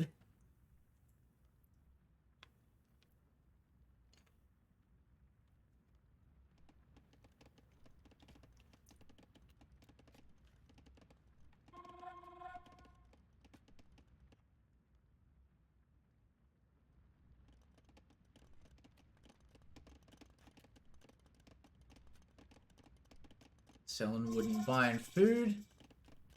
Because Super Monkey Car is out of the Archer game. And is into the Eagle Warrior game. And just as the Castle Age pops for Super Monkey Car, Steve clicks up.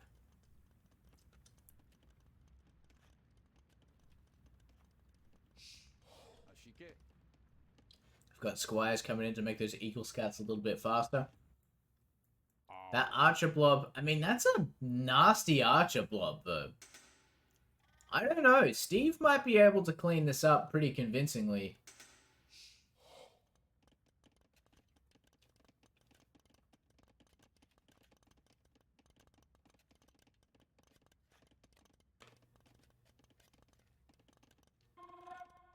And there we go. Super Monkey Car finds the gap. Yep, there it is. Didn't know there was a gap there.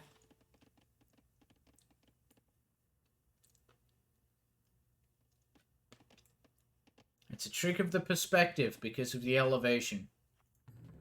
It is a huge pain in the ass.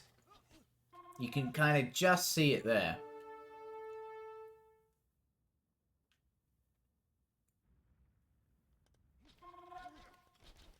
So while Steve thought the eco was safe, the answer is actually not quite. However, Steve, kind of cool as a cucumber. Taking it in stride and luring the enemy into a fight under the TC.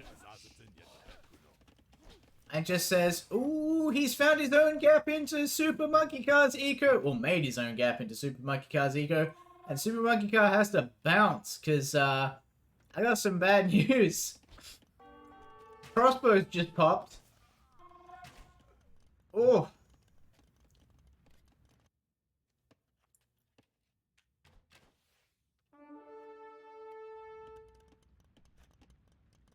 Great job from Steve.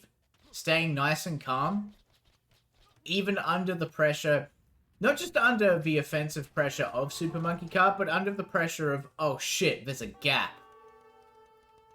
Wonder if we'll see something to plug that up.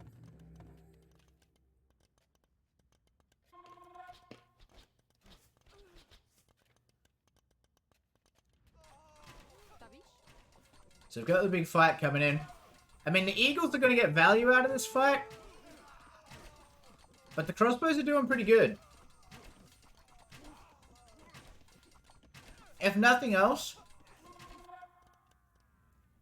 it forced Super Monkey Car to leave him alone. At least for a moment, you know?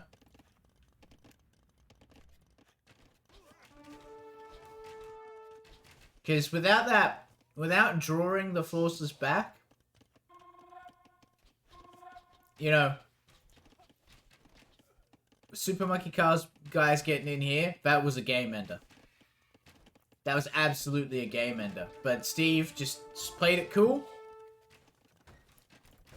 Drew the enemy back.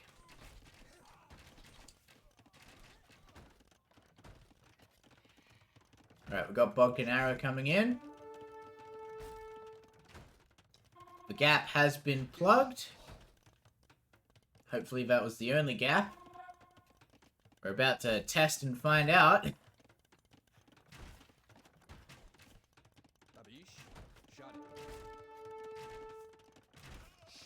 Alright, the crossbow's getting some free kills on those eagle warriors. Very nice. The battering ram's doing a good job of putting some pressure on, but with the Vils there repairing, they're not going to quite make, you know, not going to set the world on fire.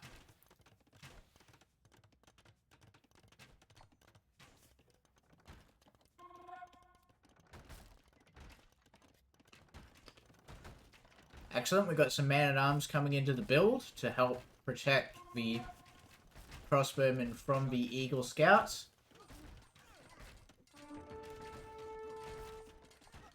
Needs to change that waypoint, though. Oh, and we've got a big push coming in. Gonna need to be quick on getting those houses down.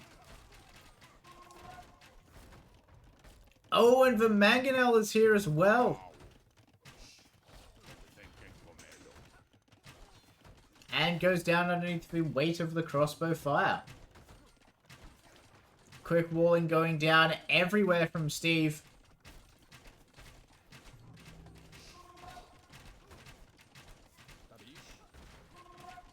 And there goes the second battering ram. Steve's defenses are barely holding, but barely holding is good enough. Great job there from Steve. Got another mangonel coming out.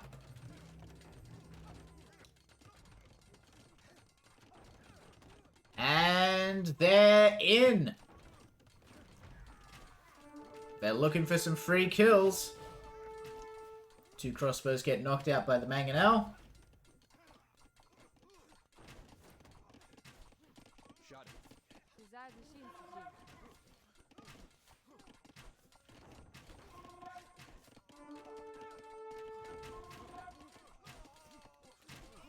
Excellent job there from Super Monkey Card, just doggedly pursuing the crossbows. It's not even so much to kill the crossbows as to just keep them busy and away while Super Monkey Card lets himself in the front, you know, and knocks down the other production building. But we've got some men-at-arms here. They're going to do quite well against those, well, they do quite well against the Eagle Warriors, except for when the Eagle Warriors outnumber them tremendously.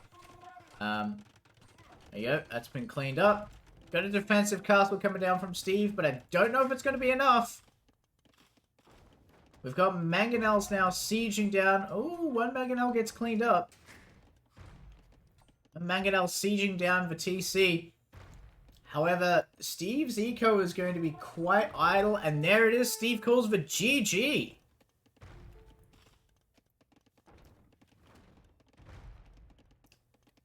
Calls the GG.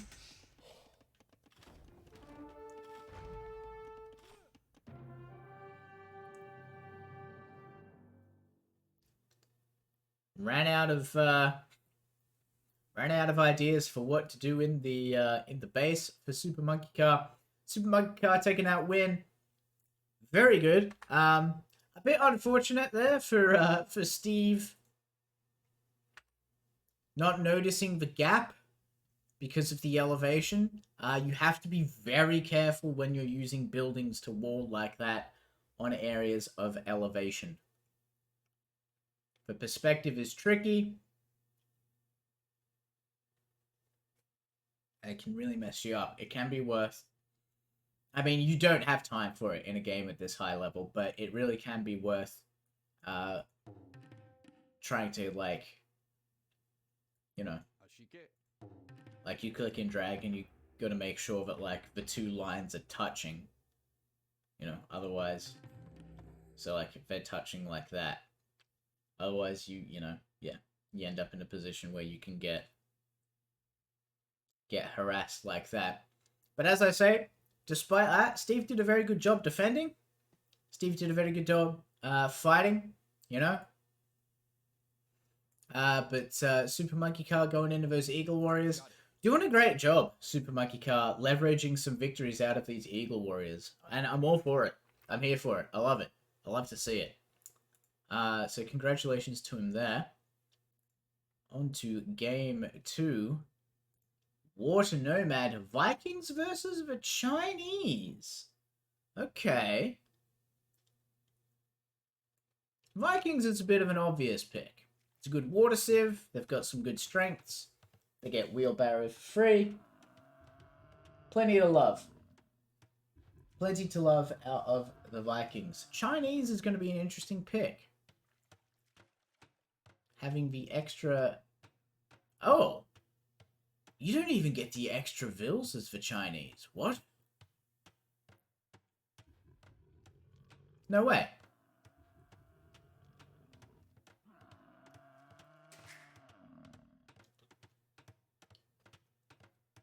Ain't no way. Do they pop out of the TC when you build it?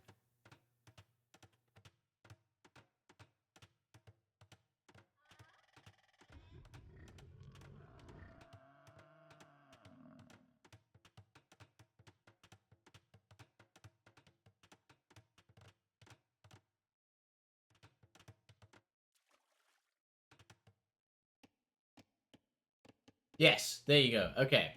You get the 3 vills pop out of the TC once it's built. That's a little bit scary.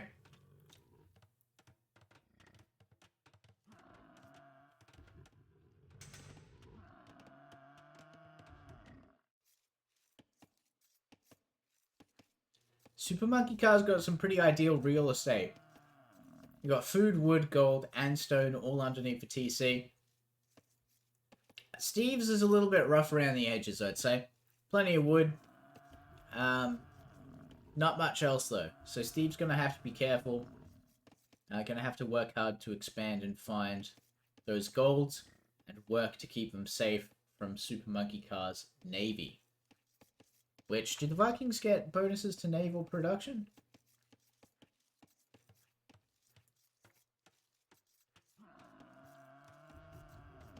Infantry... No, warships cost less. That's right.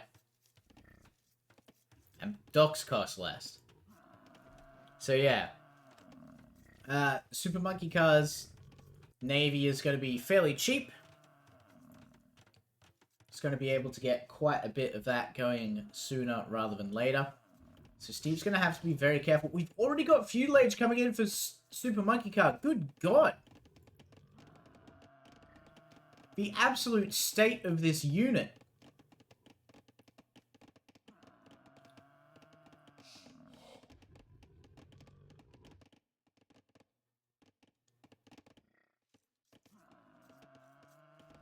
Super Monkey Car, king of the bloody water nomad. Good lord.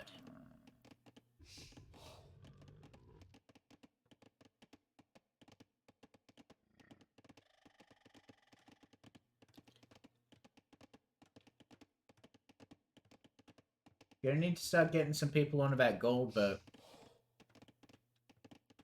To keep the old warship production going.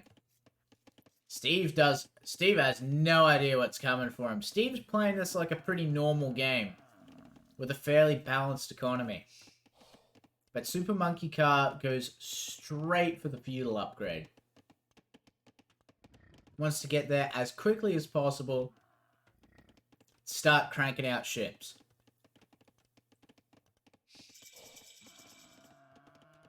And there it is. Feudal Age comes in.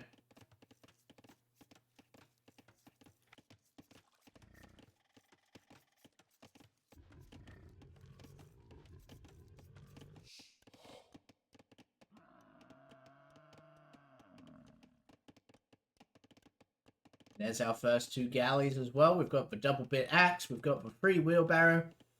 Super Monkey Car is sitting pretty. Steve hasn't even clicked up yet. Steve is feeling the burn. There we go. Feudal Age click up.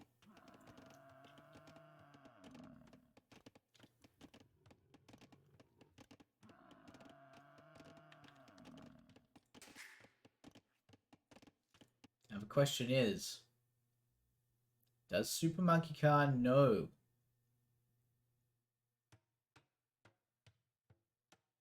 Oh. Ooh, didn't quite see the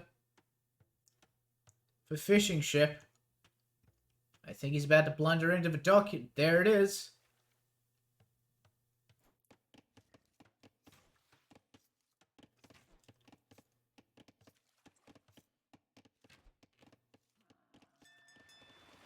And so the battle begins. Fletching on the way. Already 4 galleys out and about.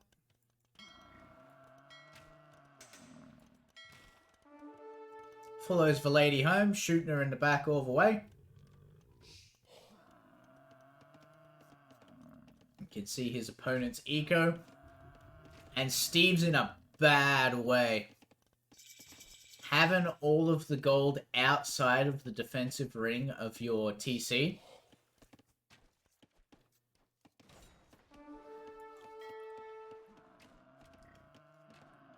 Yeah, Steve's gonna be feeling quite a bit of pressure. We've got a couple of demo rafts. Interesting choice to go straight for the demo raft.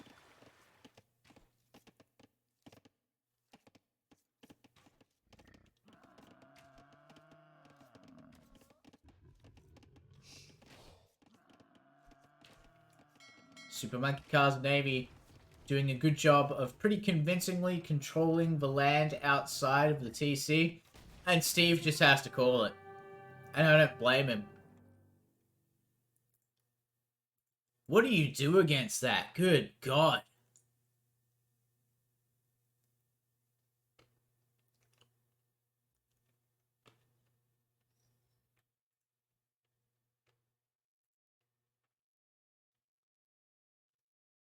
Six minutes and 20 seconds age up time.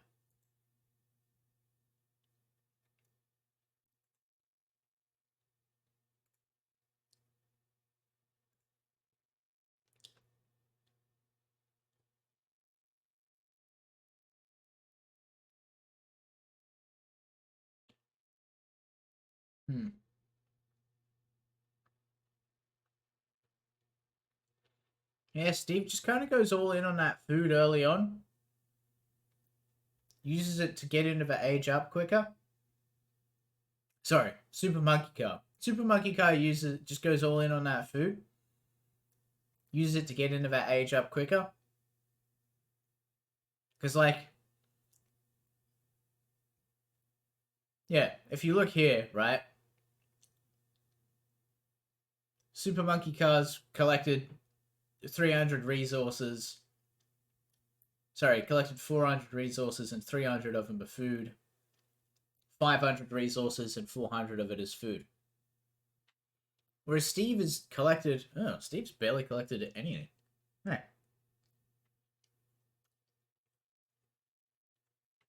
Steve's collected 177 resources, but only 60 of those resources are food, you know? His vills have been out doing other things. But then, like, you can see the huge drop-off as, like, once Super Monkey Car clicks up, you know, is going into the next age. Well, that's when he takes all of his vills off the food and puts them on wood. Because they have the whole 2 minutes of the age up to gather wood and gold to start producing navy. It really is an excellent strat. I mean, Super Monkey Car, bless him, knows this map. You know? Knows how to get a pretty convincing victory out of this map. And, good lord, it shows. So congratulations there to Super Monkey Car and commiserations to Steve. Unfortunately, we've got more to do, so we can't dwell on this for too long. Let's go. What a nomad. It's our good friend Karmacinamol, not Steve. Karmacinamol.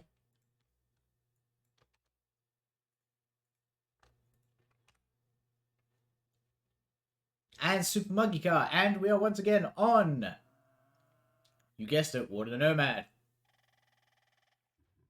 Now, the Berbers,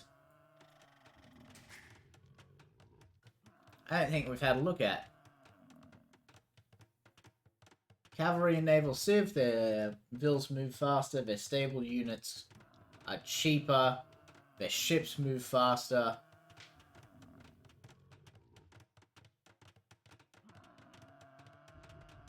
I don't know if I agree that's a naval civilization. But, what do I know? When I say that's I mean the game lists Berbers as a cavalry and naval civilization. I don't necessarily agree. Their ships move 10% faster. I don't think that that on its own is enough to make them a naval sim. But, we'll see. We'll see how that pans out. Super Monkey Car, again. So I want to pay close attention to what Super Monkey Car does here. So we start chopping down all the trees while we bring in the water buffalo. So you need to cut down a couple of trees just to get the...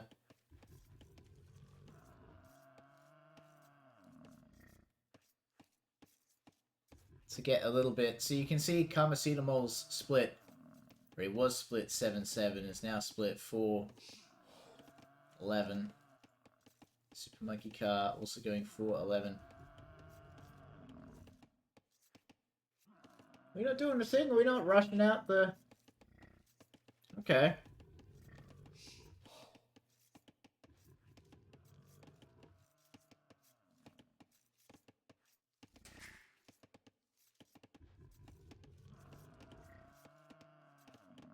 We'll be taking that break and getting the...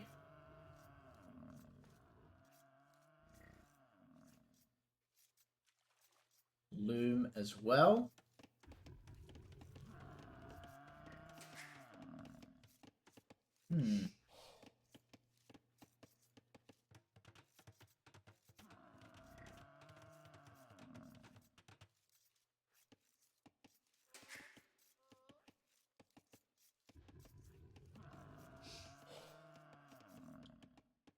There we go, we've got the lumber yard, so now the age up comes in, there it is. Super Monkey Car just has that crazy eco going. Now the only thing on food are his fishing ships. And everyone else is working on chopping up some wood.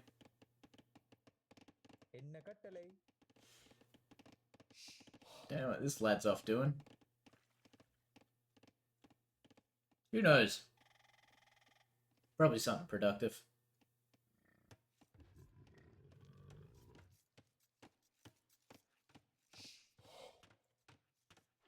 Ah, the forward dock. Interesting.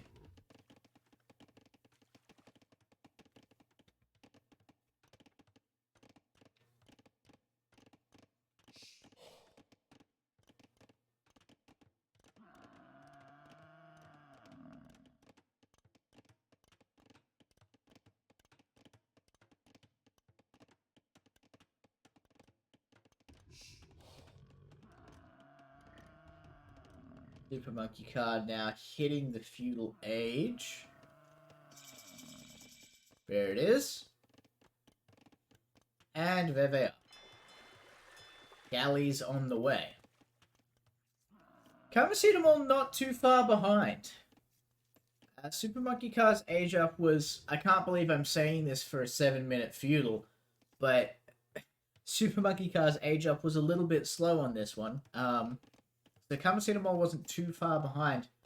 Super Monkey Car is going to still be able to get some galleys out before Karmacetamol ages up, but Karmacetamol is going to be able to appropriately defend. But once again, Karmacetamol not putting the TC down next to gold is going to give Super Monkey Car the capacity to harass the gold miners and really strangle Karmacetamol's navy.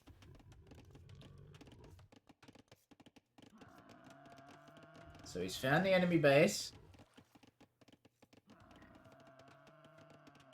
Kamasidamo's put down some walls to keep people safe from the shenaniganry of the galleys. And there we go. We got a couple of galleys coming for Kamasidamo in return. However, Super Monkey Card does have fletching. I think. Do you not know where the...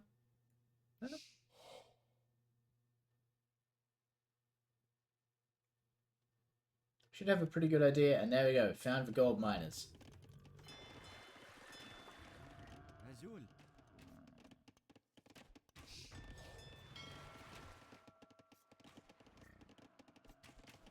Let's do what he can to... There you go. Get that first kill.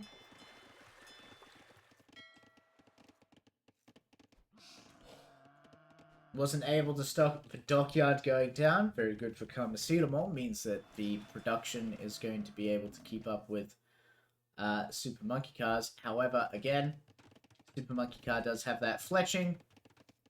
Does give him that little bit of extra range.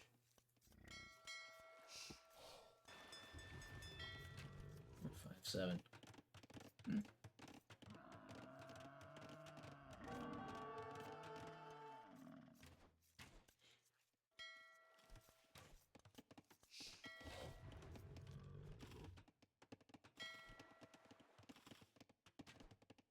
Haven't seen them all taking the fight to Super Monkey Car. Interesting. Interesting indeed.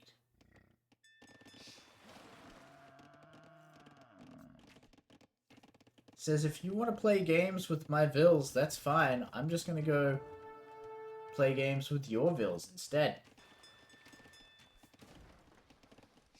Of course, Super Monkey Car able to defeat in detail by having the slightly larger force. It's able to split up, catch Kamasidamo out on his own. Get some good hits in, maybe sink a couple of ships without taking too much damage.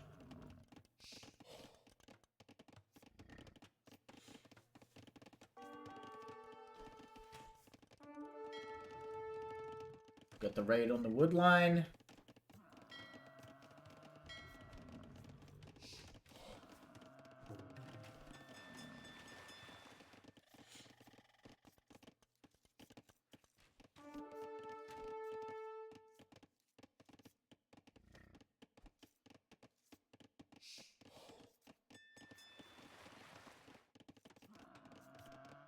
Excellent stuff.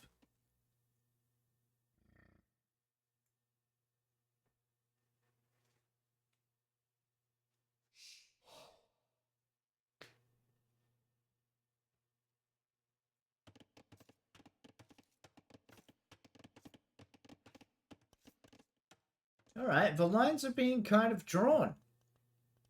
And fletching has now come in for Kamasidamo, so... in terms of raw stats, actually comes out with the slight advantage because of the 10% movement speed. Thus making me wrong and proving that Berbers are indeed a naval civilization. Super Monkey Car hitting the pop cap there. Not ideal. Then again, is actually ahead in terms of eco. The pop cap is purely military. Certainly not a bad problem to have.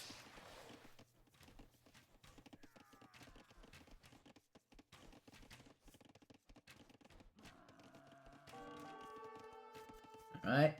Can't see them all working.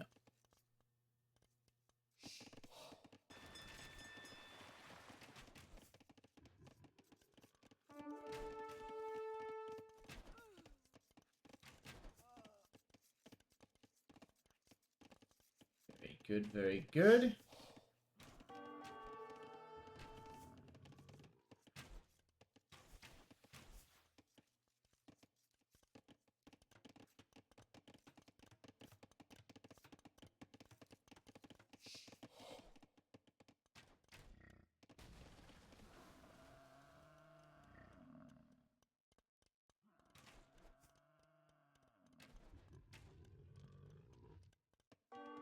Super Monkey Car going on the offensive, of course, and the defensive.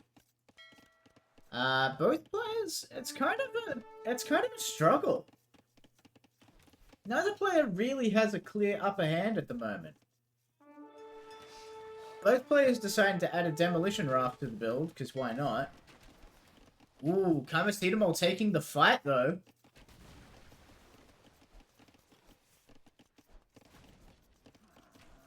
Getting some good kills in there.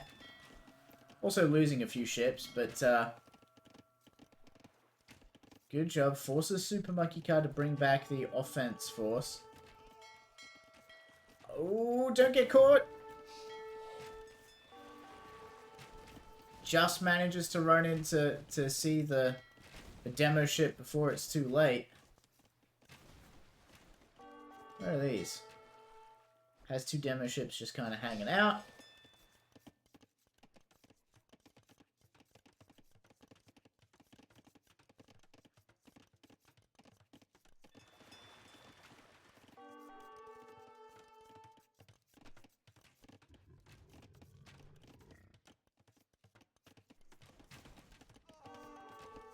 Ooh, cheeky shot. Gets a good kill, and here comes the demo ships!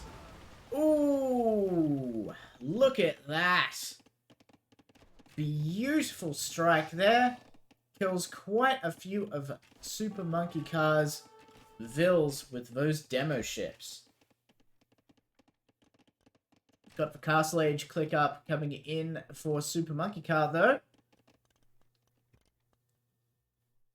Is the tech from the Castle Age going to be enough to seal the deal?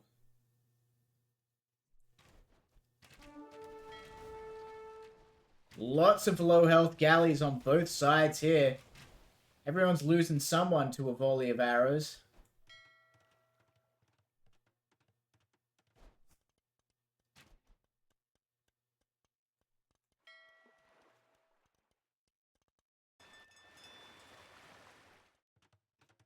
Here they come. Down goes one.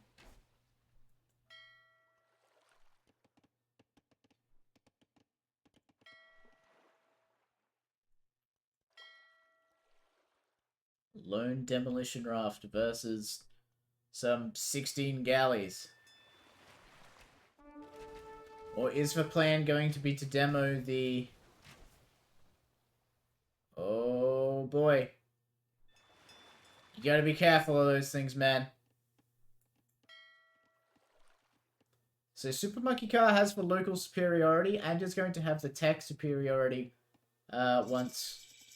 Yep, Bodkin Arrow immediately clicked. Good pick.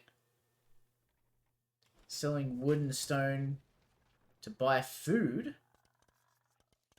To what end? I'm not 100% sure. Oh, for the War Galley upgrade, of course. Kamasitamol has also clicked up to Castle Age and is well on the way. There's one demo raft. Where's the other one? There's the other one.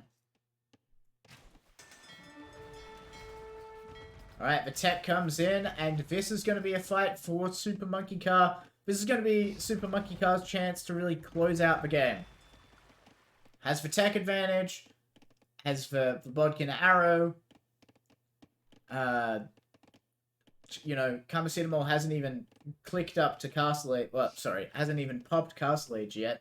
So, isn't even starting on getting tech to match. Has the larger navy. Nearly 2-1.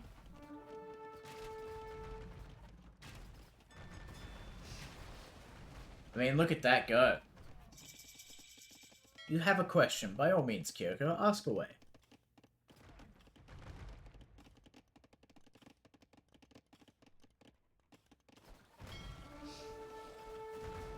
Big fight here for Super Monkey Car. Gotta get that damage in. Gotta get that damage in before Kamasitamol begins picking up upgrades.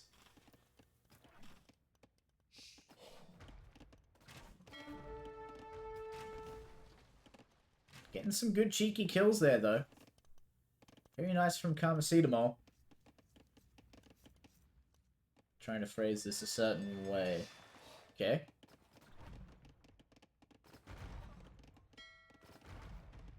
Alright, Super Monkey Car doing a good job. Knocking out the Vills.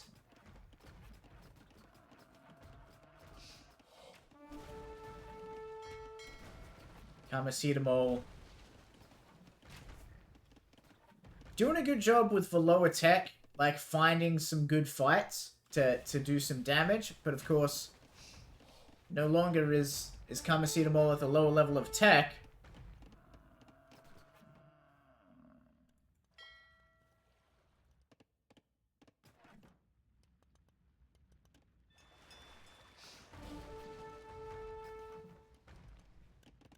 And there we go.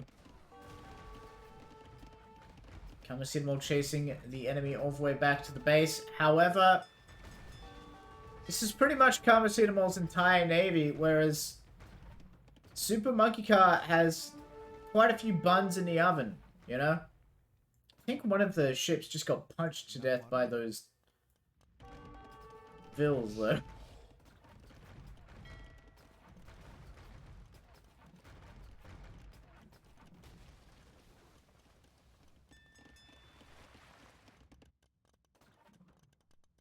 Okay, I'm following the story, Kyoko. I am.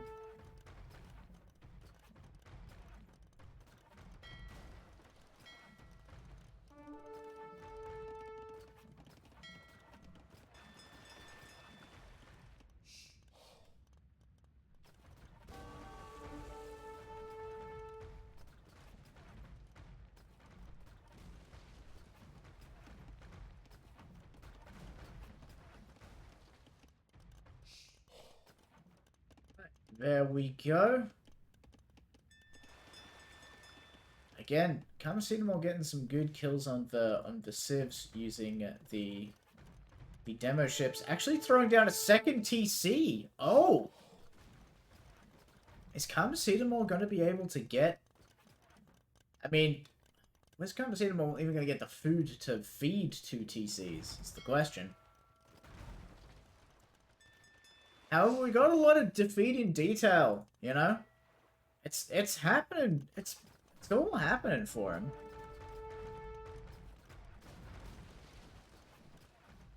I see where you're coming from, Kyoko. I do. I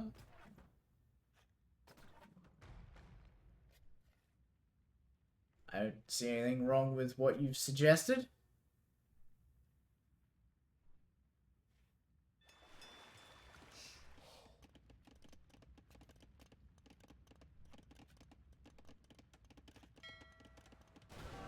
Gets another set of Vills with the demo ship.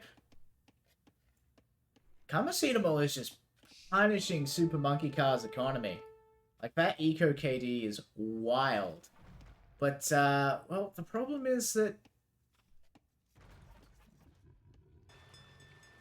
without some secure gold, like, Karmacetamol's not going to be able to capitalize on the eco disparity, you know? It's all well and good to have more workers than your enemy, but if there's nothing for them to work without being, like, savaged by the enemy navy,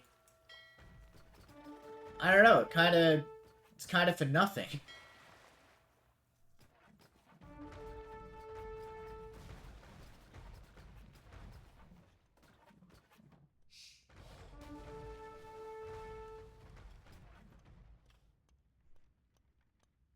Ooh, here comes the demolition ship. The double demo! Cracking good hit from the first one. Second demo is doing some good micro work. Excellent job there. Whoops. Did Super Monkey Car accidentally attack ground one of his own ships? I don't know, but Super Monkey Car calls in for GG. Karmacetamol takes the win on Super Monkey Car's Water Nomad. Excellent job there. It was a bit of a There's quite a bit of a back and forth. Kamasitamol just taking it slow, plodding along. And it's odd that for a map that starts you with fishing ships, and obviously there's a lot of fish on, the eco count for both players is so low. Because all of your resources just go straight into the navy. It's from minute like 5, it's all vicious fighting. But excellent job there for Kamasitamol taking that win. Very good job. Once again, we have more games though. And this time it's hyper random. Kamasitamol taking Lithuanians, a favorite of his on Super Random. And Super Monkey Car taking the Turks. Starting with a hut. Some emaciated turkeys. Very fat piggies.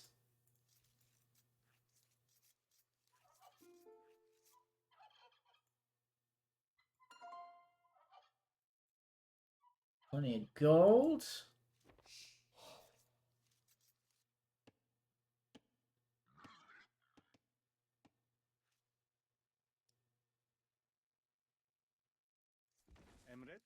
Starts with a pikeman.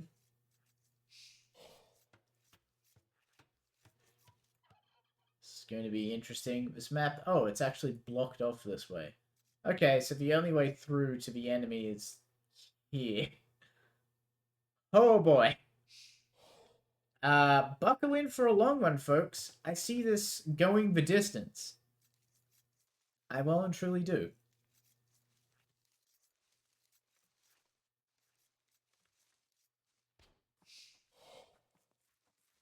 So Kamasitamol, Super Monkey Car luring in the boar. Kamasitamol doing the same.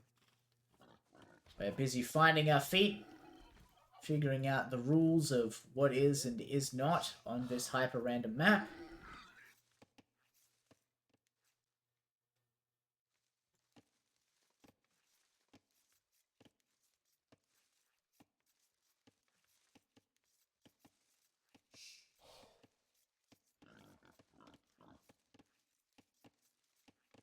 Just one moment.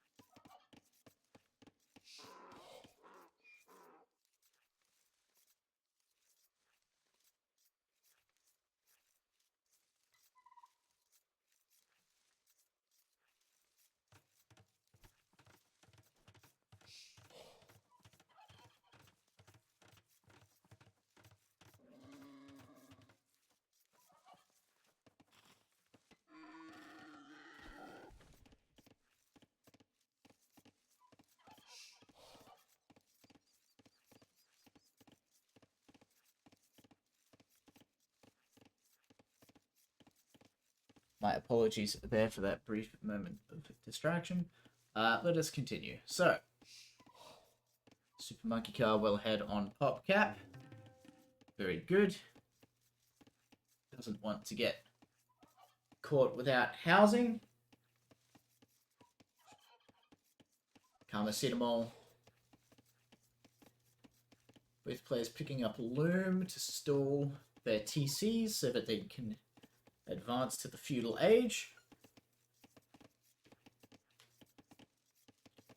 It's going to be very helpful for them, I imagine. I'd hope.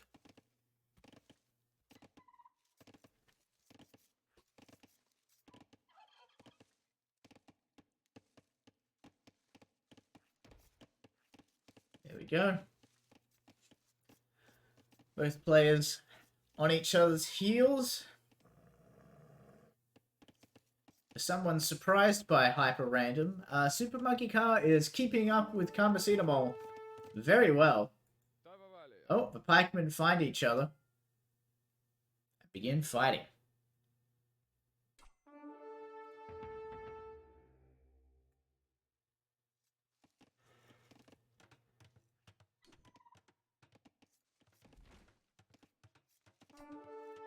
Super Monkey Car is going looking for the enemy base. You can probably see by the long walk that early aggression isn't going to really work. Especially with the narrow frontage as well.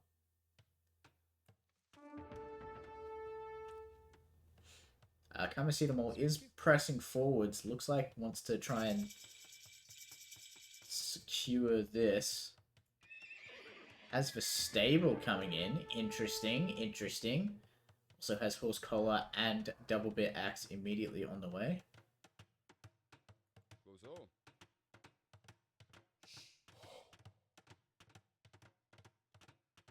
Pikeman did go down, but for some reason didn't move the KD needle.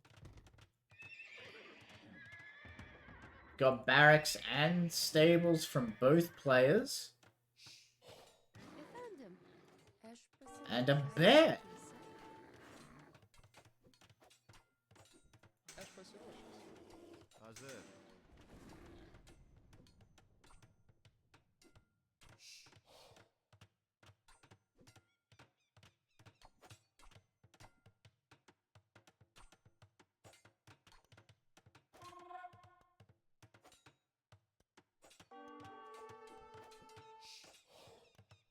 There we go. Thanks to some quick walling from Super Monkey Car. Had to sacrifice one of the vills. That's alright. Ooh, unless this goes down. And there it goes. But some more quick walling, and the vill is safe. And 2 more vills approach.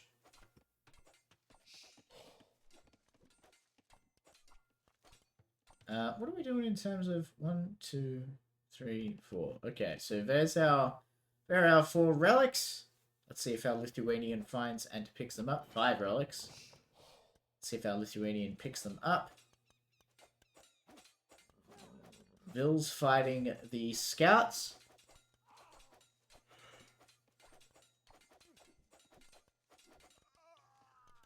Not having a particularly good time there.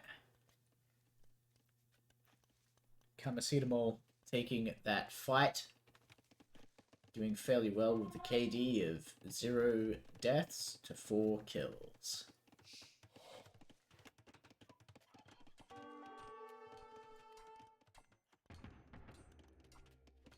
And now just slowly chipping away at the barracks.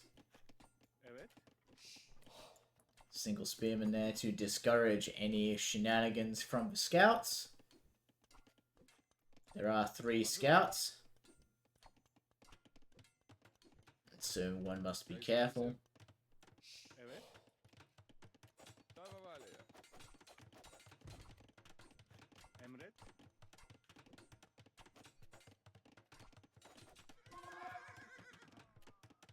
Another one down.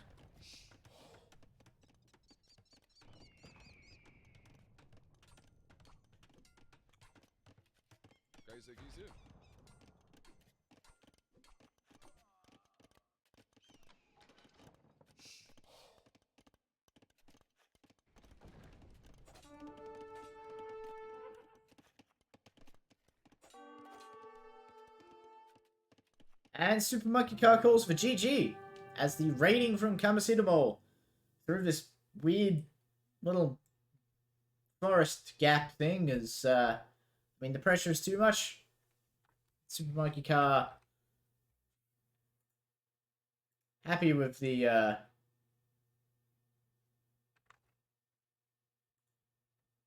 sorry, what did I say? Super Monkey Car calls for GG. Gives the victory to Kamasitamol. So that's, yes. Okay. Sorry, my brain just turned off for a second. Yeah,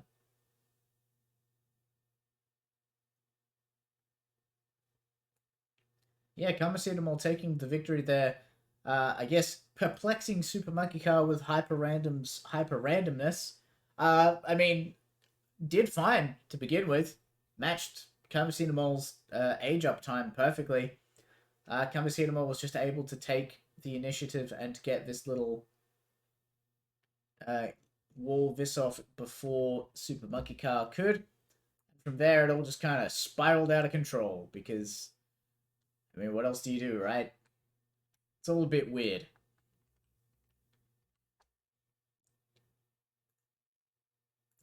But guess what? We've still got more to go.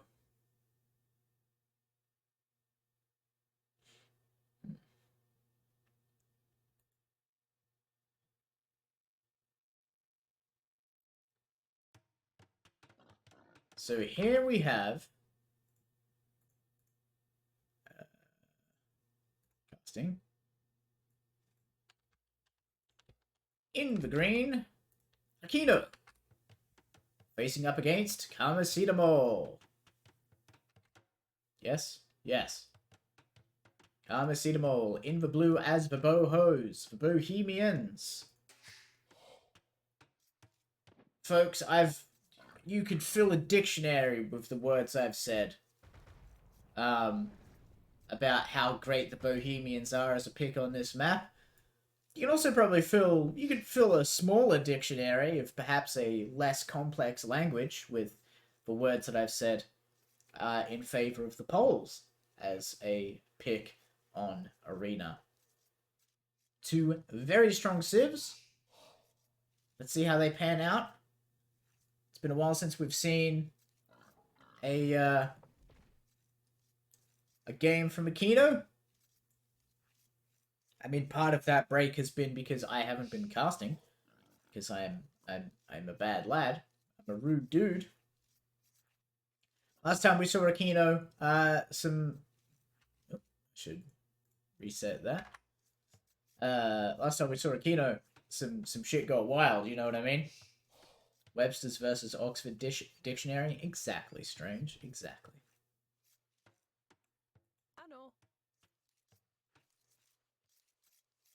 So it'll be interesting to see. Now, Aquino, someone after my own heart, someone who does pursue relics doggedly, as I do. Doesn't pursue them doggedly, but is certainly a player who more frequently collects relics. You know, even if it's not a distinct part of the strat, just recognizes their value and tries to collect them if micro allows it.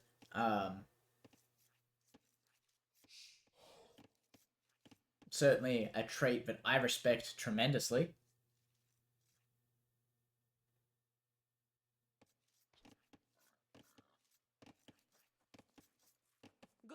Got the ball being lured here by Aquino towards the TC. And down it goes.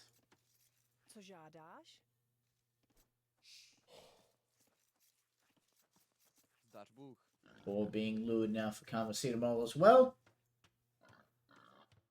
Everyone is happy. Everyone is hungry. And the full walk goes down. Which means that the number of farms, the amount of food that Aquino is going to get out of these farms is going to be great.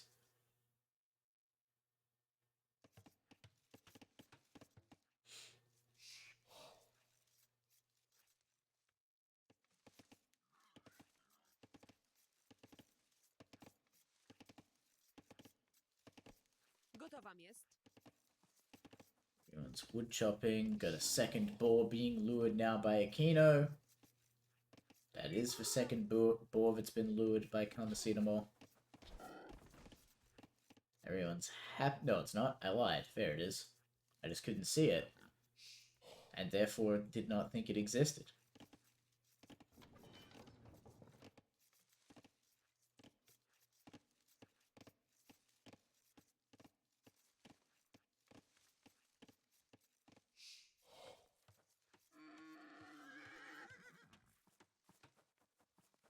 And here comes the boar. Gets a couple of good hits in, but nothing too serious. And besides, this is Arena after all. Everyone's behind this lovely stone wall, so what's the worst that could happen, right?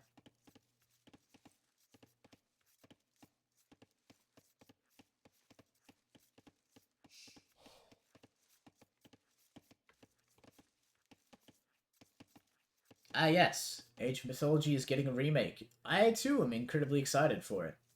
It's been, that information's been floating out for a while there, but yes, it's, I cannot wait. I'm not gonna lie. It's an old favorite of mine. I actually played it more than Age of Empires, if you can believe it. I know. I used to play it against my brother and my father. I used to be our way of bonding. I'd always lose because I was the youngest and I didn't quite understand how the game worked. Though, of course, now that I'm older and I understand how to play the game, I'm indisputably the best out of the three of us at it. To the point that though they will not play with me.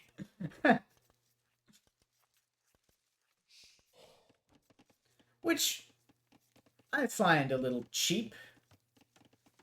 I took all of my losses in good stride. I didn't. I was a petulant child.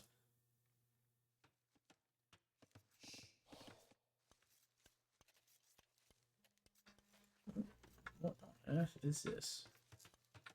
What day is it today?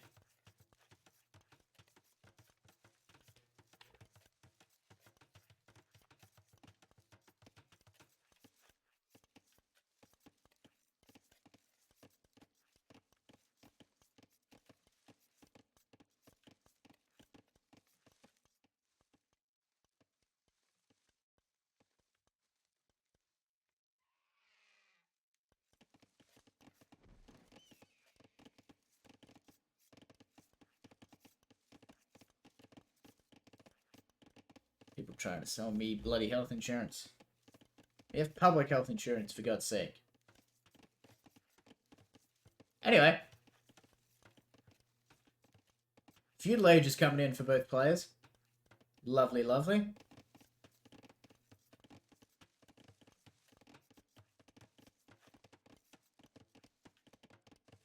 Bulwark already paying off. We've got a little bit of food income from that.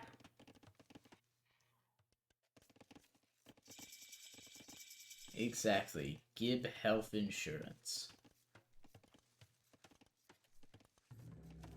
Archery range for Karmacetamol. Interesting. Stable and blacksmith going down for Aquino. That's right, baby. Aquino's making the money moves happen. Once these two buildings go down.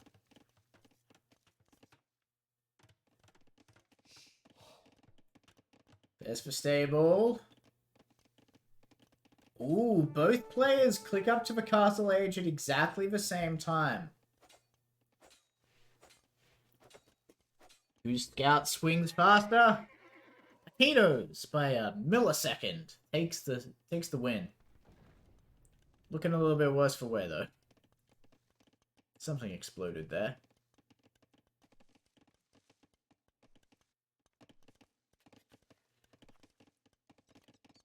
Dealing with a relation, people bring their phone into the shower with them. What are you talking about, Strange?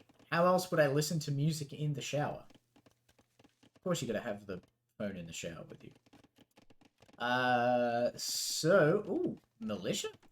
No, spearman. I was gonna say. Karmacetamol.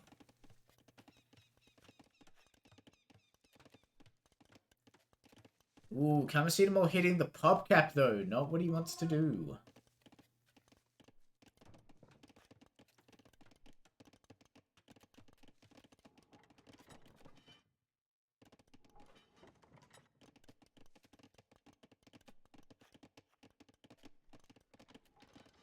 Now you'll note, of course, that unlike Karmacetamol, who just puts the farms around the TC, as is for style for pretty much every civ, having full walks, just in case you are unfamiliar with the polls, any farms that are laid inside that green square, when they are finished, full walk takes 10% of the total amount of food out of the farm and immediately collects it for you. So it is actually in Aquino's best interest to put farms around full walks rather than around TC.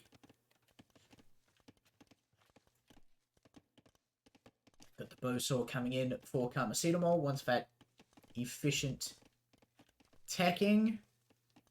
As for Spearman out and about, doesn't have anything else being built. Has for University. Okay, going straight for Archers. Interesting. Aquino, of course. The Aquino I know and love. Ooh. There's another TC. The Aquino I know and love. Going for the Monks and the Scout Cav.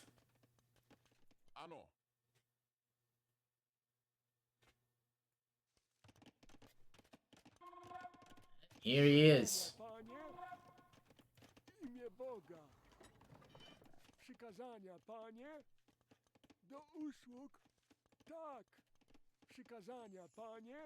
Listen to that holy man go. Interesting that he's opted to defend these with archers. I suppose because defending with spearmen means that the monk will just convert the spearmen. But defending with archers means that the light cav will just chop you to pieces. To quote, I hate Mises to pieces. Okay, the light cav popping off. Finding the archers. The archers with chemistry already. Kind of spooky. And yep, chop them into little tiny bits. Now one monk goes down to the archers. Interesting. Oh no! Convert him!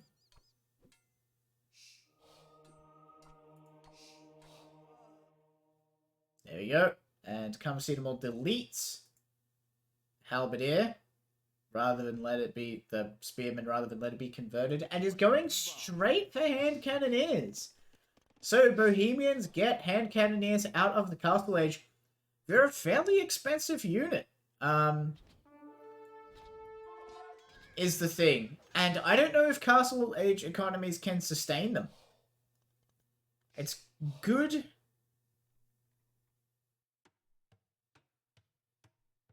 It's good to have the ball rolling early.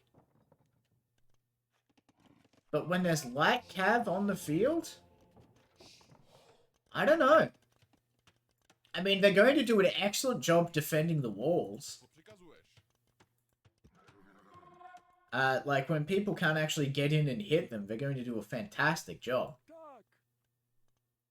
Might actually also... I don't know if they hard counter monks. Kino hitting the pop cap once again. See. Second TC finally coming down for Karmacetamol as well, while the third TC just finishes for Aquino. Good lord. Oh! Look at that. Look at that violence. 12 hand cannons. You know what? I fancied their odds, actually. At first, I thought it was going to be a bit difficult to project power with them. But you know what? I've been convinced.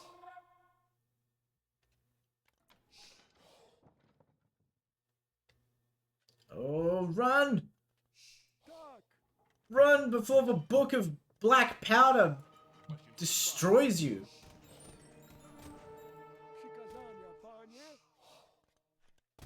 Doing a good job cleaning up the monks. Immediately begins shooting the gate. Alright. This is interesting. I haven't seen a boho. Ooh, the monk gets shot in the back, but the relic is safe.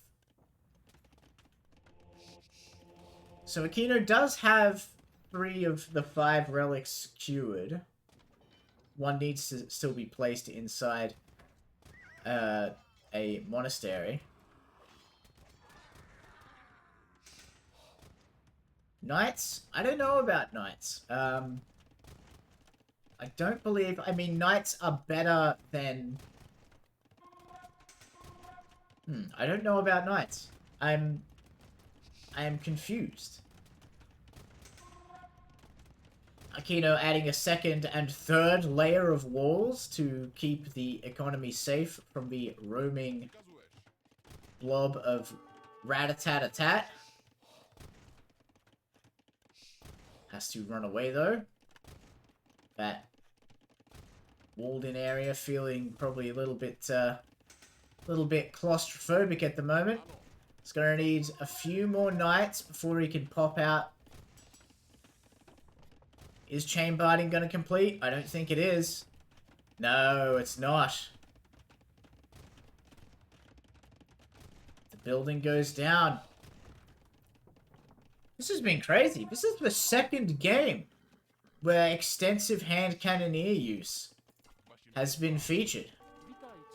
And look at them go! I like this. I like this from Karmacetamol. This is very good.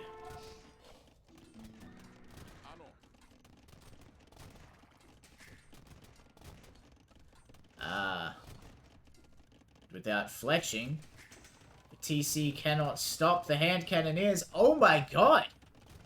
Karmacetamol is just savaging Aquino.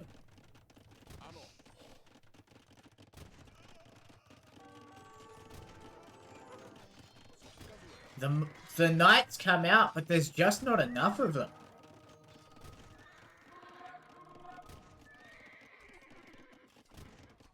I mean, the firing squad is able to just chew them up. The castle does go down, which is going to be a deterrent for the hand cannoneers, but they've got a path around. They've got ways in. And more importantly, I don't think that you can turn this much of the map into a victory. I'd be bloody impressed if Aquino could do it. But we'll have to see. Draws for Spearman in underneath the castle. Gets a couple of free shots in. Nothing too severe, though. Look at them all!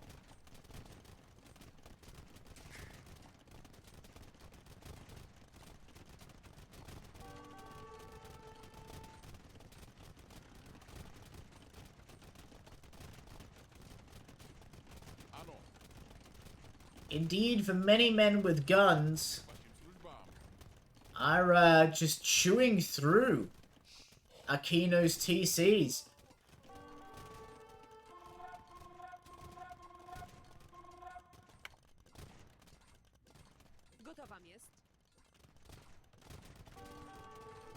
Got a second castle going down. Look, it's rough right now. It's rough out here for Aquino, but it doesn't have to be the end.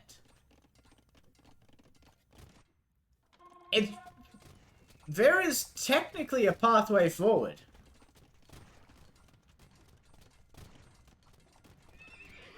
Though with all of the production buildings being smashed by the hand cannoneers, well, I mean, there are 16 knights between these.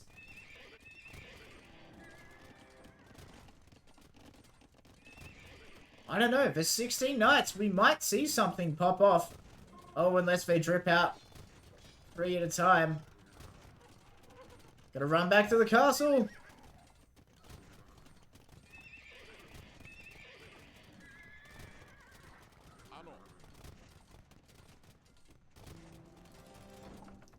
Can Aquino surround?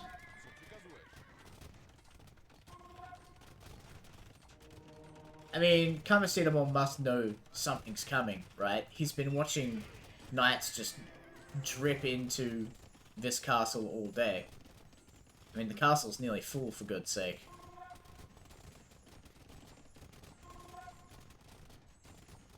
Still getting gold from those relics, though. Good job, Aquino.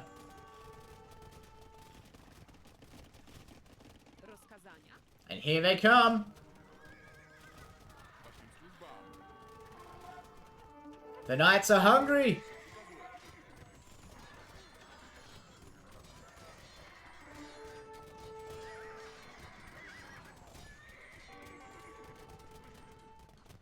They get some good kills in there, but it's not enough.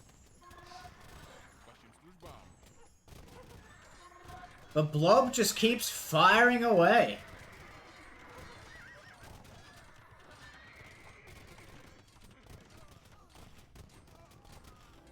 Ooh, that castle going down's good, though. That's going to drive him off. Look at that.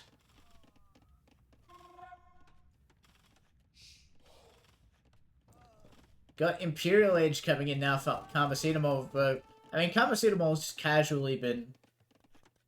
Bohemians are experiencing a golden age of peace and prosperity, while the Poles are, enjoying the Polish experience of being invaded. I don't know.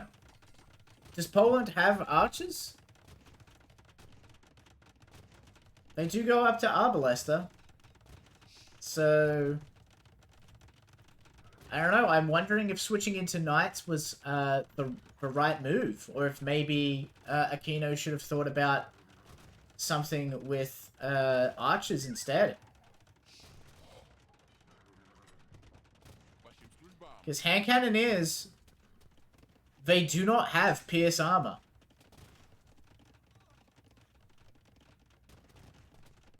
Arrows do a tremendous amount of damage to them, and it would also clean up the pikemen and the monks. I don't know.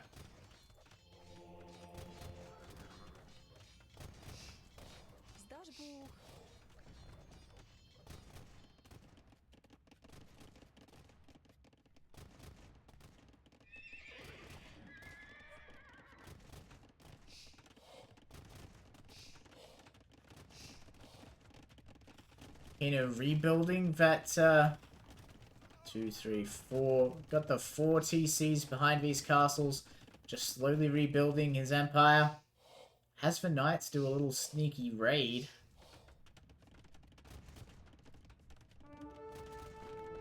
University goes down. Castle is going up. Imperial Age comes in for Karmacetamol.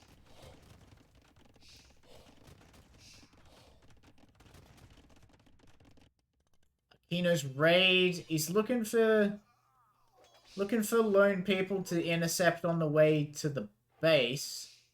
Getting a couple of good kills there.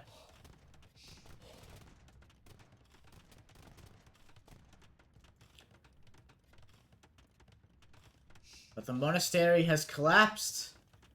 The relics are no longer safe. Karmacetamol is gathering them. It's a lovely looking castle.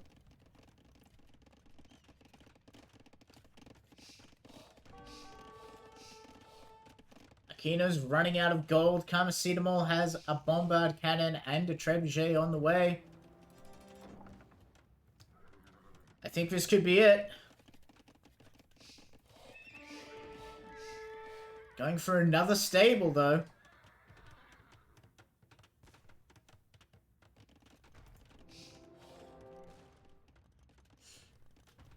Sells wood for gold.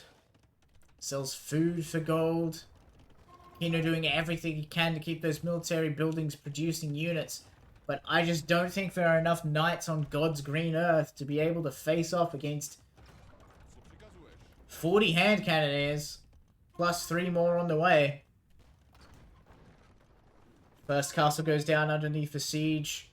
Aquino is now out of stone, so can't repair any of the castles. But he's sticking it out.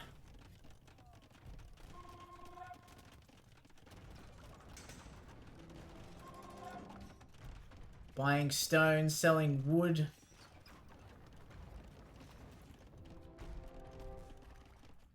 Folwark is on fire. The house is on fire. The relics are in the field. The hand cannoneers are firing away. There's plenty of knights coming, though. But Aquino's hit pop cap. Karmacetamol exceeding Aquino's total pop cap.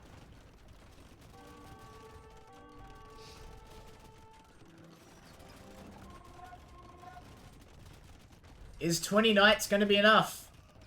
Let's find out. The knights come riding out. Many of them getting slaughtered on the way in, but now that they're in the melee, they're getting some good hits. Ooh, the bombard cannon does quite a bit of friendly fire damage there. And where there was 40, there is now 20.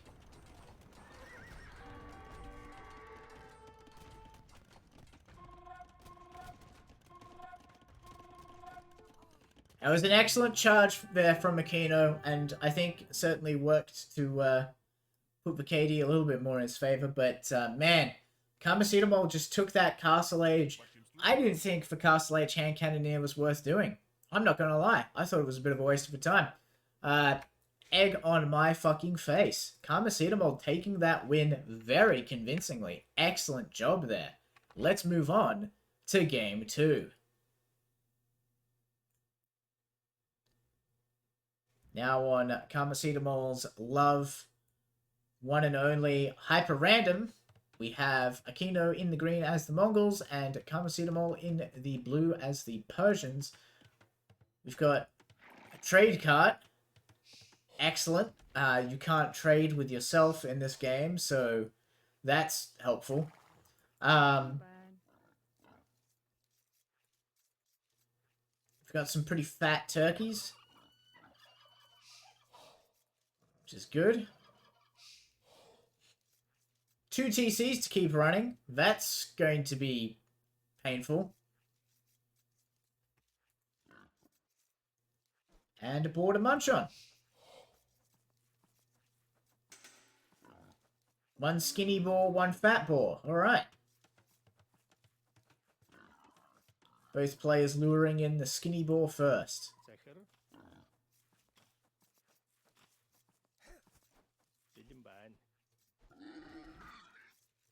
There we go. Boar goes down. Everybody's happy. Everybody wins.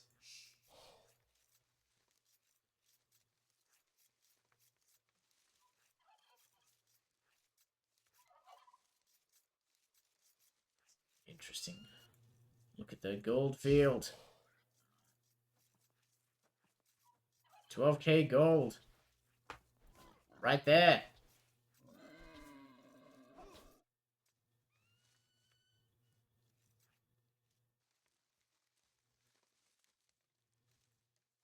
Deer are looking awfully slim. Is that a fat boar or a thin boar? It's a fat boar. There's fat boars all over this joint.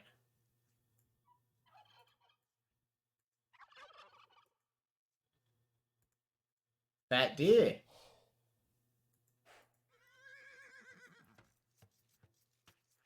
Mongols do get a bonus to hunting animals, so that's going to be helpful for them. For Aquino.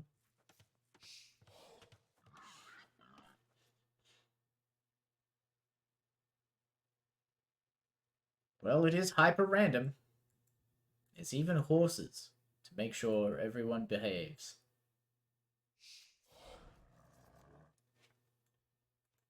Small colony of bears.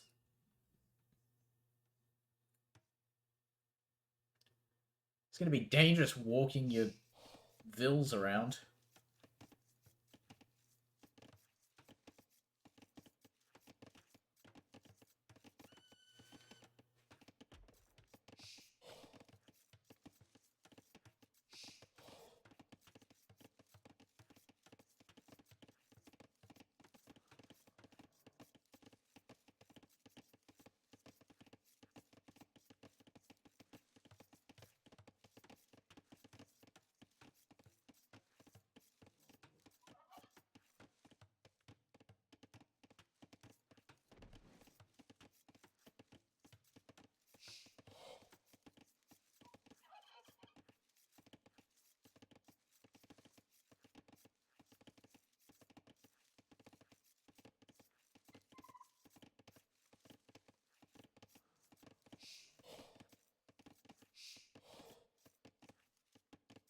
Stuff. Everyone's keeping their 2 TCs fed.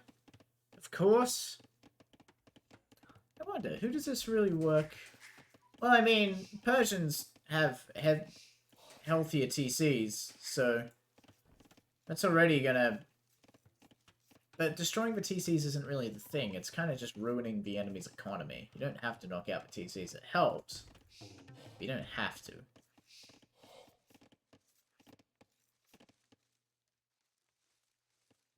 What are the berry bushes like? Some fat bushes as well. You like that? Lots of good berries. Aha! Kino has found the fat deer. Which, I don't know, there were some fat deer around here. Here they are. Kino has missed the fat deer. Am I right in assuming... It's Mongols who get the... Yeah, hunters work 40% faster. That's right. So, Akino's got the capacity to do quite well here. If you can find some more of this extra hunt.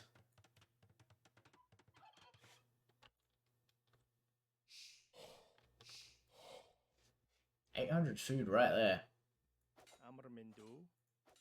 And then yet another bear. Cleans that up. Good stuff.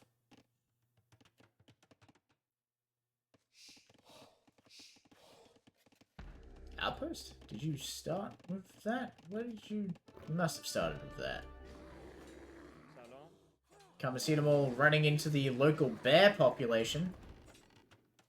Ah, Kamasidamal finding the fat deer, not the thin deer, but of course scatters them all to the wind with the clumsy trade cart.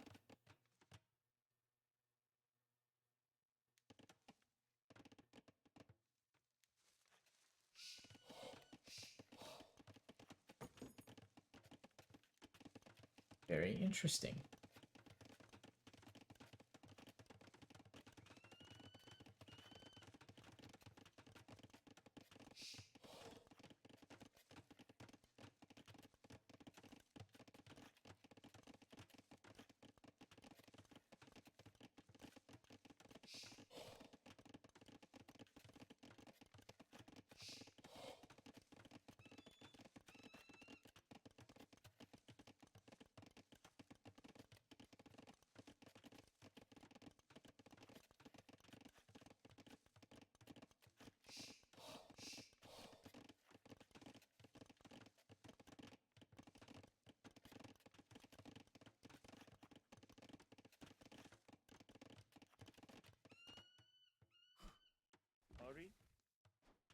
Got some nice deer hunting going on there.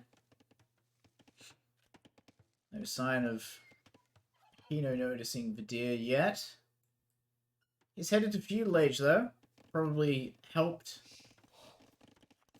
Oh, here's the enemy's trade cart. Everyone panic! Going for some early stone. Well, you've got the economy for it. Both players have 50 bills, so why not, right? Kino managing much less idle TC time. It's very interesting.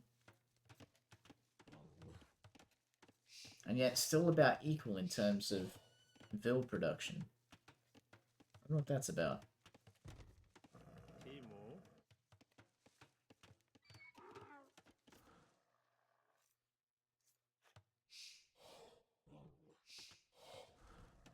Very interesting. Kamasidamal clicks up to the Feudal Age. Just as Akino pops in. I think Akino's just going to go straight into Castle. I mean, that's my play in this situation. We've got the market, we've got the blacksmith. It's looking like it's probably a castle.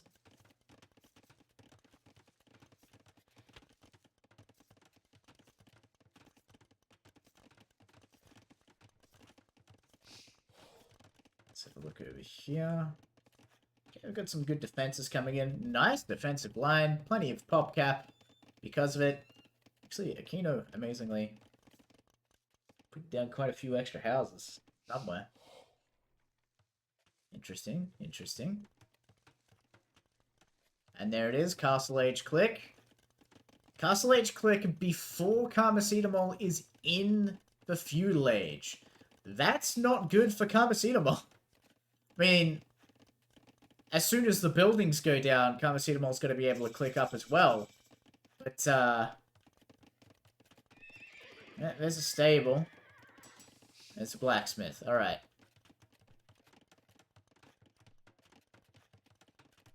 Yeah, Aquino's going to have quite a lead in terms of tech.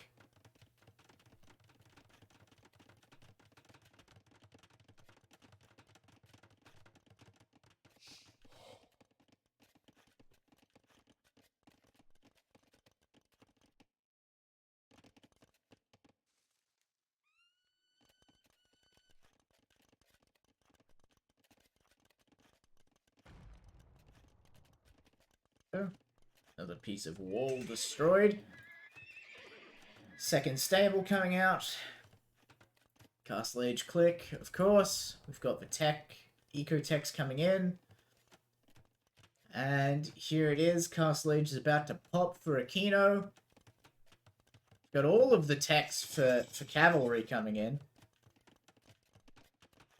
Castle Age pops. What are you going to do with the Aquino? You're ahead? What do? You gonna drop a castle? There it is. Castle drop. Okay.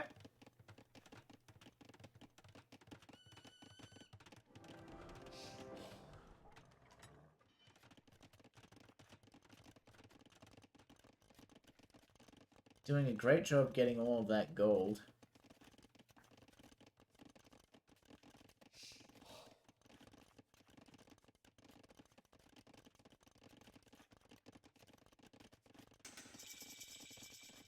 There we go, Castle Age pops.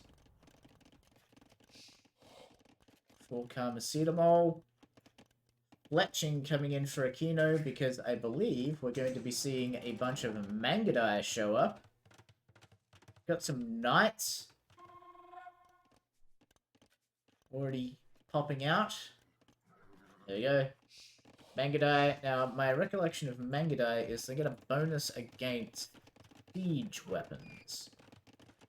They're generally fine as cavalry archers, but, yeah. It's going to be interesting.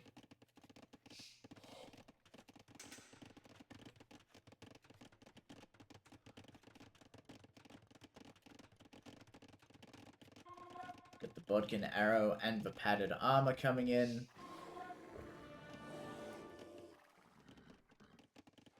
So the knight's finding the berry pickers, bringing the bear over.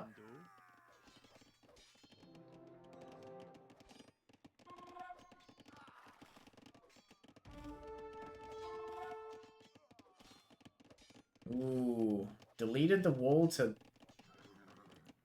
let the villain, but didn't quite get it.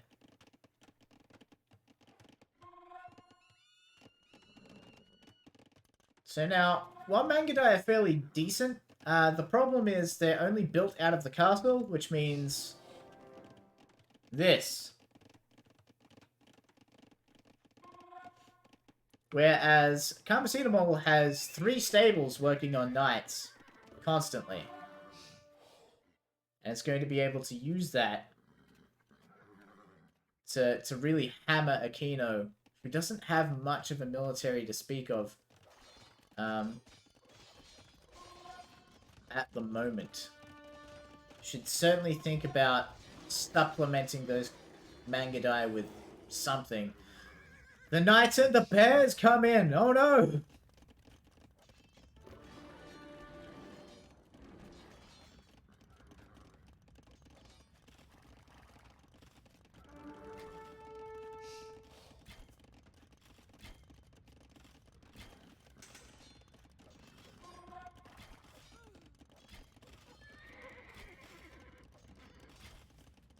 Now the Mangudai are going to be able to get good value here.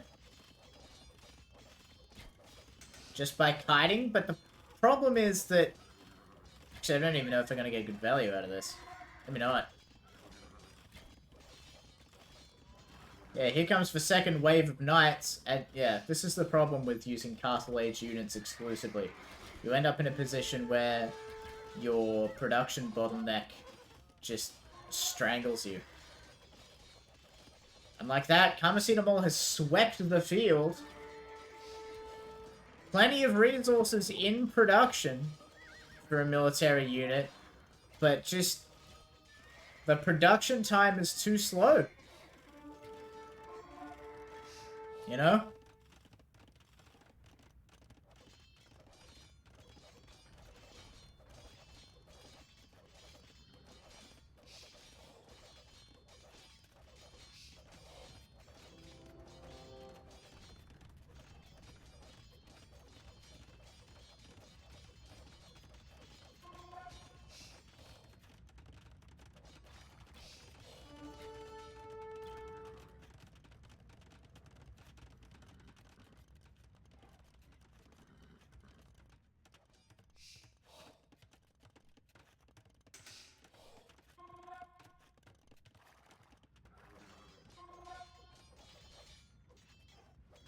Raids coming in. We do have ballistics, which is going to help make the Magadai a little bit more productive, but that raid did quite a number. See, mixing in some camel riders with the Magadai, that's going to be a good shot. That's going to be very helpful.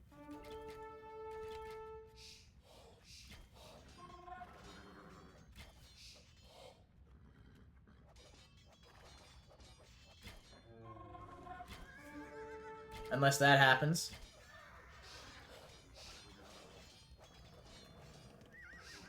See, the thing here is that every combat, because Aquino is using cavalry archers, every combat requires all of Aquino's attention. Must micro. Ah, there we go. We've got a second castle now, so... producing more Magadai and a third TC and a third castle going down. So more Magadai are coming out, and we've got the Imperial Age coming in because Aquino hasn't been using a lot of food for units, so it's going to be able to age up a bit faster, get that extra tech, maybe be a little bit more frightening that way.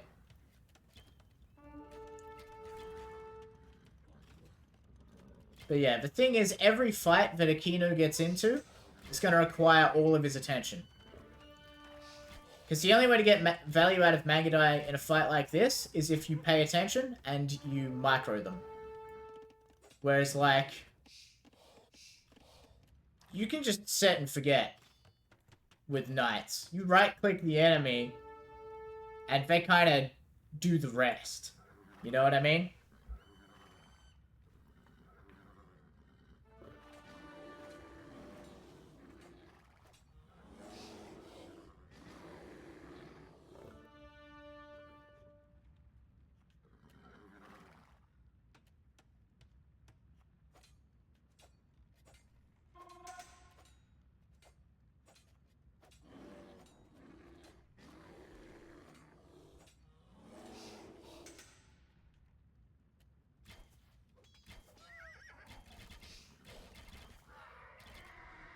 Two down.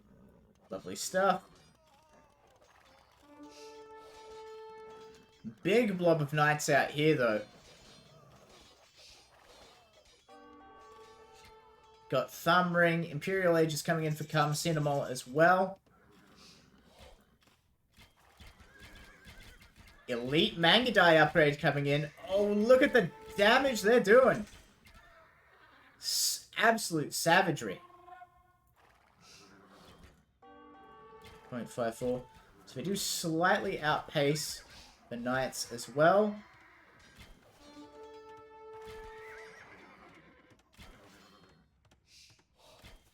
And there we go. Bracer is in. Elite Magadai is in. Whew, look at him go. Get rid of that. How much health is a... I guess he must have destroyed his for farm. 500 health, yeah.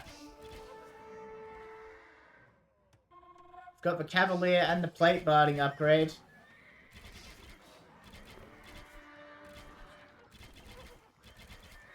Getting plenty of good kills.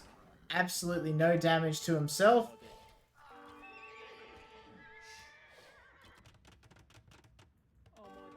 Oh no! The Vils show up just as the castle is completed. It's a bad spot to be. Speaking of a bad spot to be, sheesh.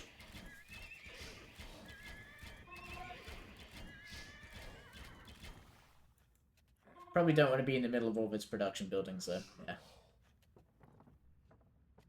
So Aquino's army just keeps getting bigger and bigger. And I mean, you know, Kamasudamo's Cavaliers are nothing to sneeze at. Like, that's some scary damage if he can kind of collapse around the Mangudai. But, that's if, you know?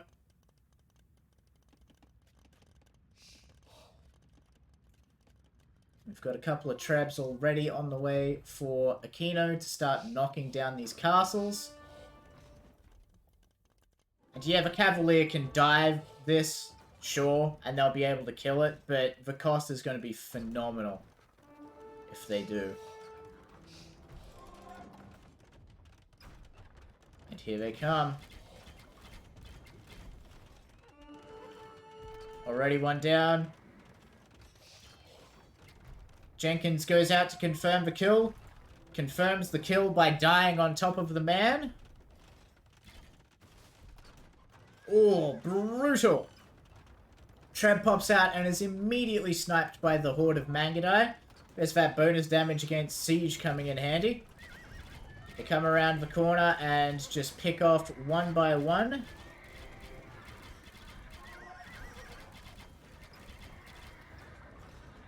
The sheer volume of fire is just absolutely devastating.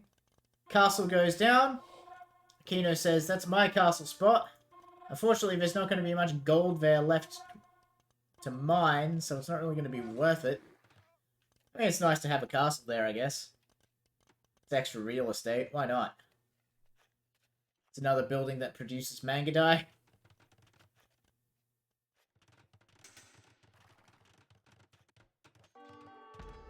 Got another outpost on the way. Yeah, I don't know. It's a scary looking... we got hussars, we got light cavalry, we got paladins. We got all sorts of things coming in for Kamasudamal. Pikemen. Pikemen's an interesting choice.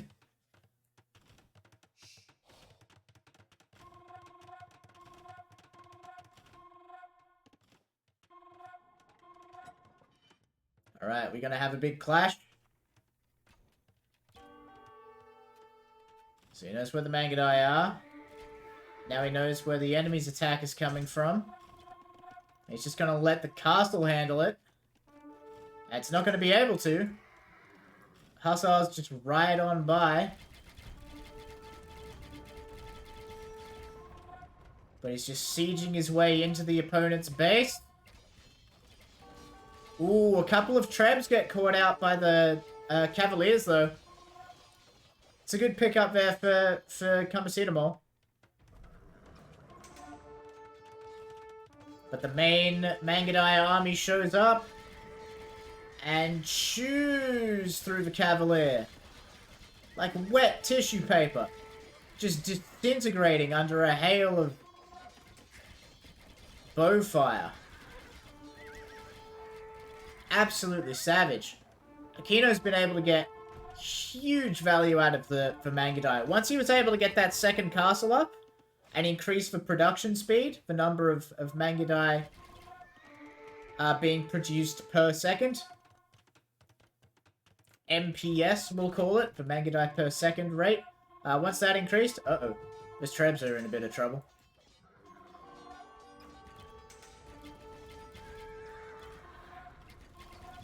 The situation vastly improved. And at this point, I don't know. Like, I suppose Karmacetamol could switch into Skirms?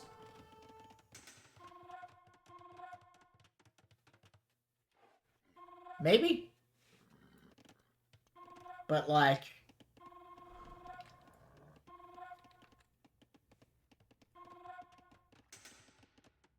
I don't know.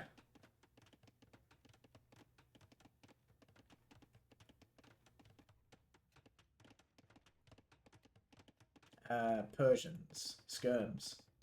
Skirms. Yeah. Elite Skirms is on the table for Persians. So, I don't know. Karmacetamol wants to just stick to the light cav routine. And I mean, you can kind of see.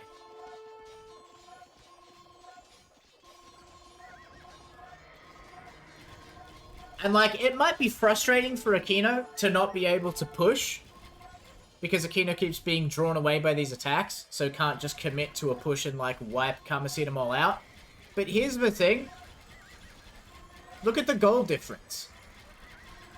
Karmacetamol has to keep spending gold on replacing every single dead Cavalier from every fight. The Mangadai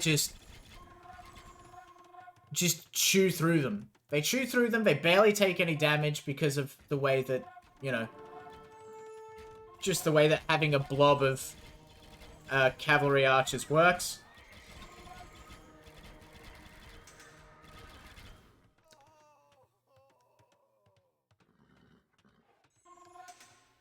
I mean, Karmacetamol...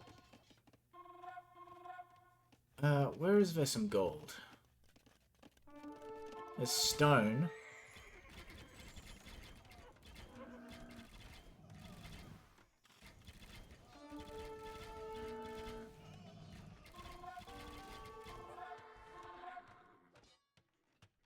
There we go. Aquino is adding some hussars of his own into the build, just to have a melee troop, right? Gold. Excuse me as I zoom out really far.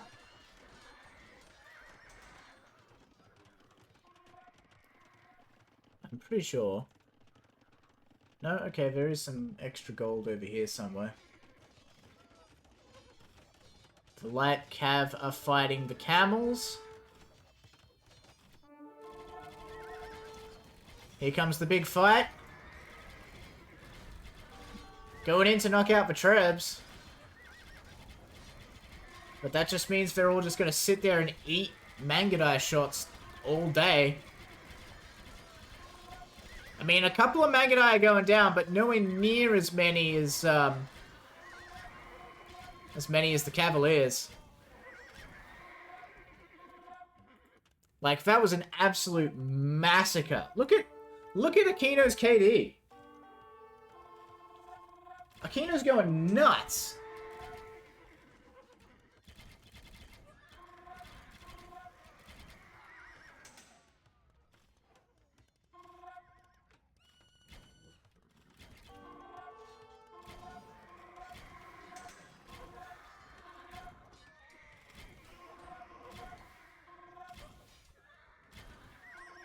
Another one down.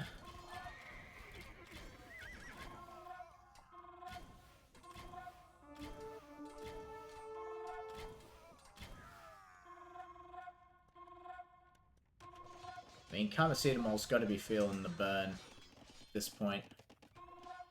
Wherever that gold is.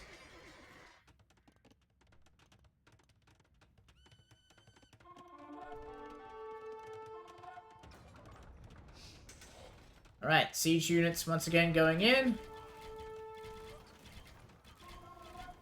Halberdier is just getting chewed up by the sheer weight of fire.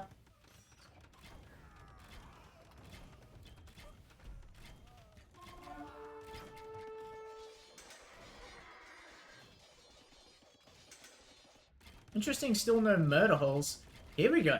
we've got crossbows, thumb rings, and ballistics coming in. Kamasutra wants to start adding in crossbowmen. Now here's a good switch up. It's definitely not what he wants, given that he's invested so much into getting paladins out. But the paladins just aren't cutting it. The Mangadai are chewing through them. Gotta get some archers of your own. And crossbowmen. 7 range. Versus the Mangadai 7 range. Oh no. Maybe definitely go skirms. I don't know. And the other thing, though, is that there's a bunch of hussars on the field. Like, Aquino has added hussars into the build already. So crossbows, I mean, you've got the halberdiers to protect them. But, yeah. Kamasutra's in trouble.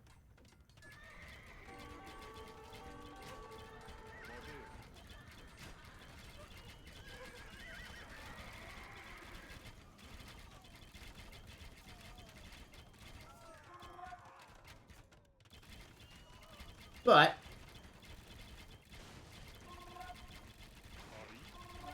God, look at him just chew through those battering rams. Hussars in the eco. Both players got cavalry in their ecos.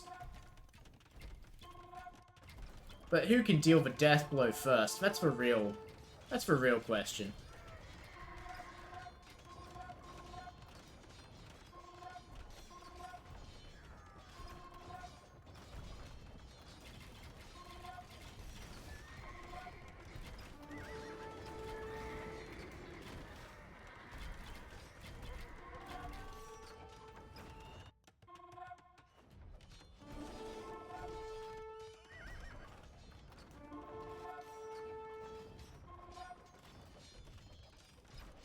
I mean, how do you move forward from this? Kamasutra's kind of tapped out. I mean, got plenty of gold. Plenty of gold banked up thanks to the switch to, like, skirms and crossbows and stuff. I realized the crossbows weren't cutting it. Mangadai, ooh. Mangadai could be in a bit of trouble here.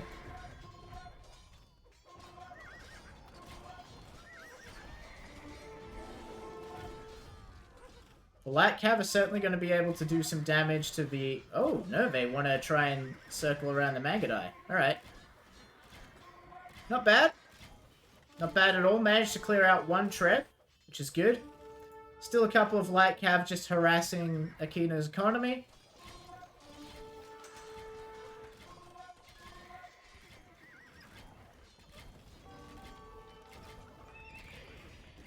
Must be very frustrating to constantly have those pings going off while you're trying to micro. There we go. The Mangadai go crazy. Begin shooting in every which way.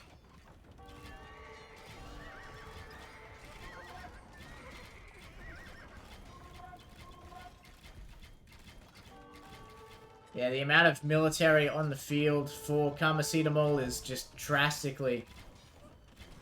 It just does not compare to what Aquino's got going, you know?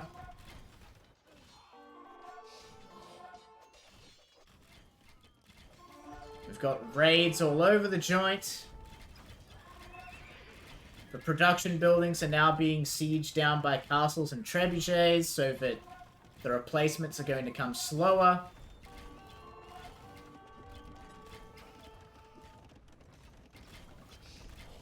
Aquino is very much losing out on pop though. Like his pop is getting smaller and smaller, and it's that giant gap in the eco that might save Kamasutra. Like, the Kamasutra raids have been excellent.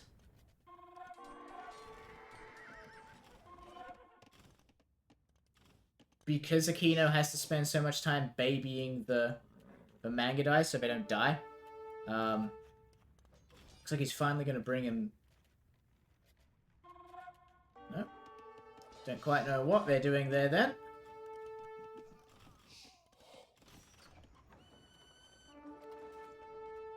It's not like he has monks to heal them or something. Guess just wants to give Karmacetamol a sporting chance.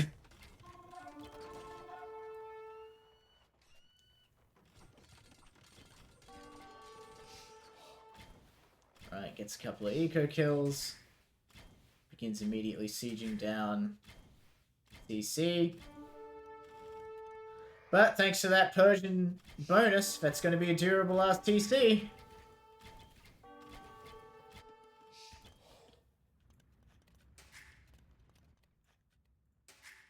And they decide against it.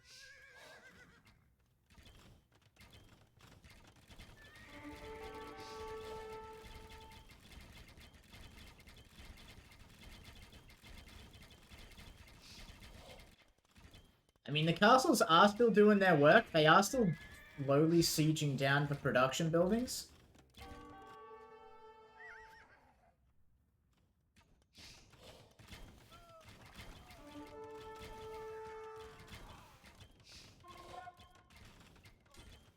The Mangudai just have to lure the halberdiers between the two castles.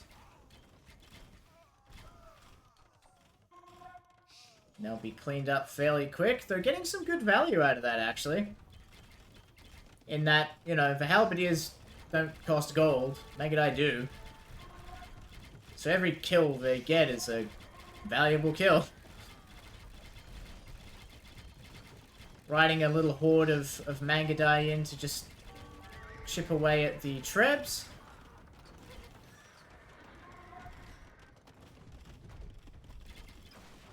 They are going to face tank quite a bit of damage to do so, but I think it's worth it in the end. Giving Aquino the advantage in the Treb war.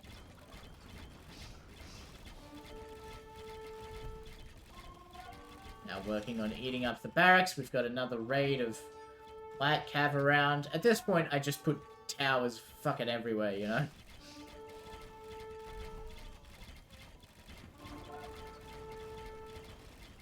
Barracks goes down. Not a lot of barracks units being produced, though. Castle goes down under the siege.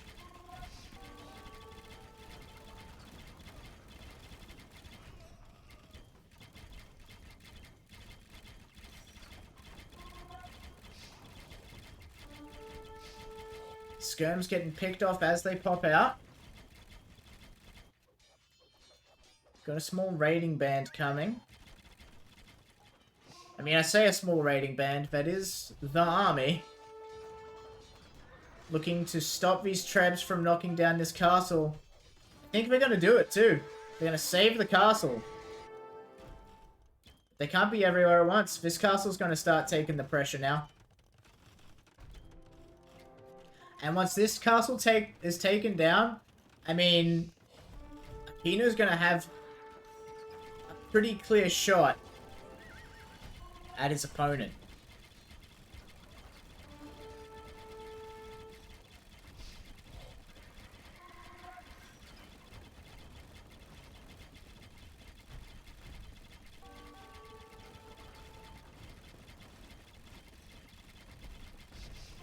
Trebuchet going in underneath Castle Fire there. Don't worry about it. It likes it.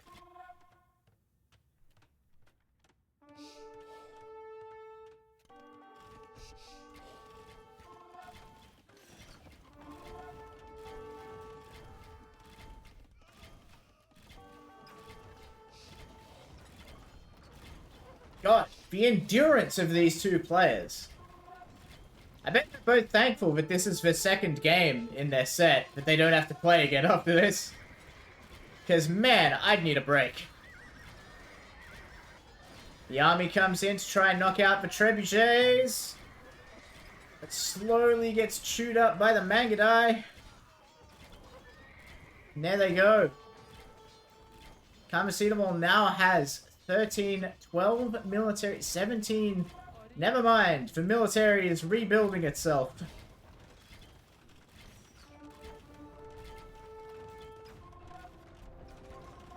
However, the stone is draining rapidly.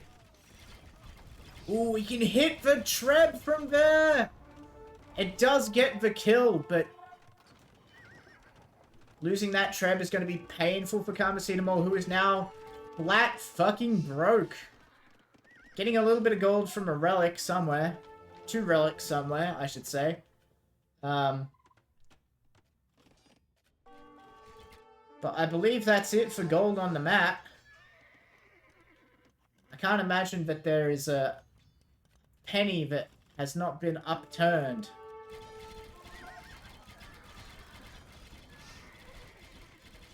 So now with no gold, Karmacetamol is going to have to depend on trash to fight the Mangudai. And beyond skirms, there's not a lot of trash that does it well. And even the skirms against a blob that big, gonna have a bit of a struggle, particularly with the light cav running defense.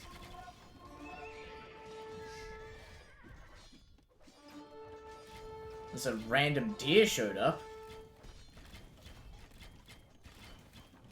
Don't know what that's about.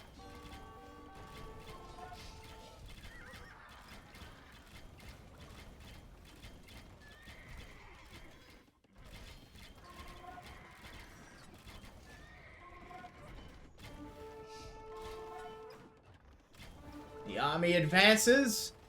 Anakino, hold it. I am fairly confident he can.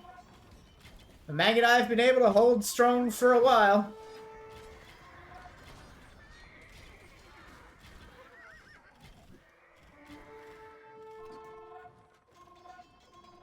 The skirms come in to do what they must. They get a couple of cheeky kills, but they're getting cleaned up by those light cav.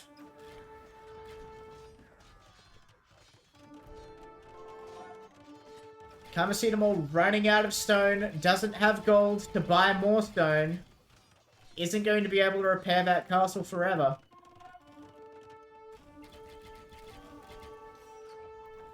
Running out of stone, running out of gold, food's looking a little sparse. Gold's looking a little sparse for Aquino as well now, but has plenty of stone that it could sell.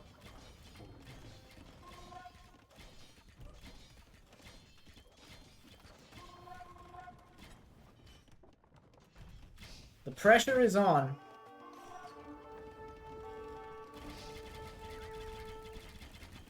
Goes back to taking down production buildings.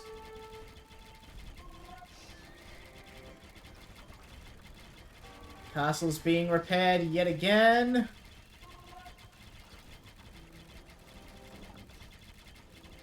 Got trebuchets on the way, but Aquino is unfortunately pop-capped. Well, I say unfortunately.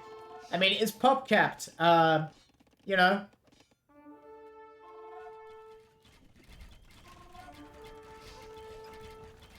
Again, not the worst problem to have, but just means that the military is going to be dripping out slowly. Going for the forward castle, because why not? Shooting up the enemy.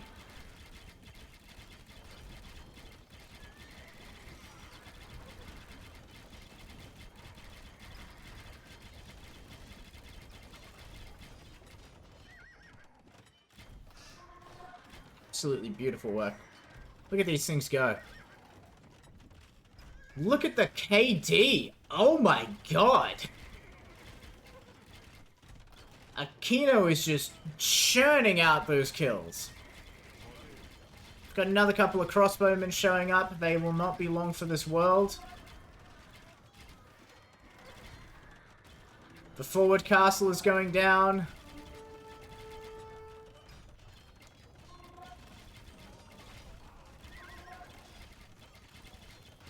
The Mangudai are popping off. The castle is up.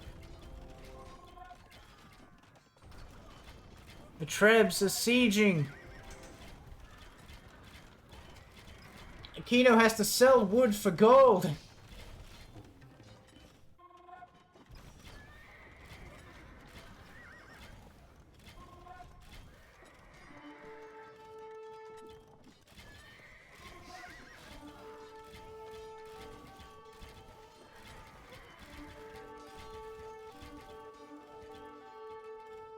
all the humanity of it all. The halberdiers being produced outside, the city are being shot down before they even get inside. The gates are down, the castles are down, the Mangudai have free roam of the economy. The monastery's on fire. The relics are at risk. Aquino finally smells blood in the water. The trebuchets continue to treb.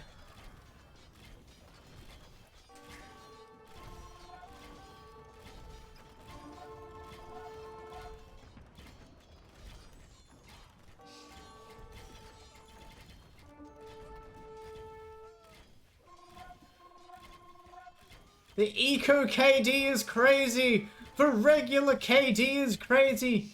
Everybody's dying.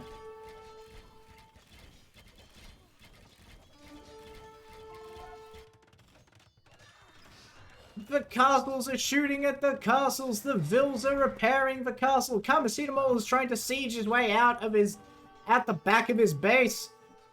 I don't know if that's going to work out for him.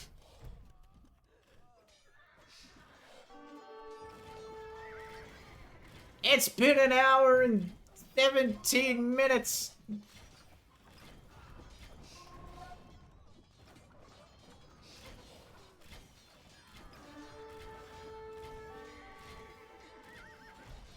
Actually, a little bit less because that clock is fast. But still, it's pure carnage. It's been non-stop carnage for at least like 20 minutes. Aquino is just going ham. Kamasitamol is not giving up a ghost, though. He says, if you want this tournament point from me, you're gonna have to work for it. And by God, is Aquino making those Mangudai do the work.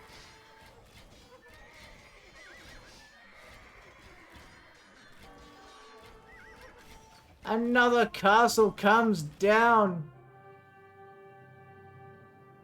And Kamasitamol says, GG, well played, Mangudai OP. I don't know if it, well, I don't know about that. God. Look at that. Kamasitamol, really? I was worried Aquino wasn't going to get off the ground. But he managed it. And once he got that Mangudai blood rolling, good lord. Good lord indeed. Army high of 96.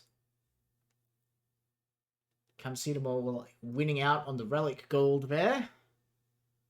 Kamasitamol doing well in all walks of the economy, actually. You know? Both players kind of neck and neck on the way up.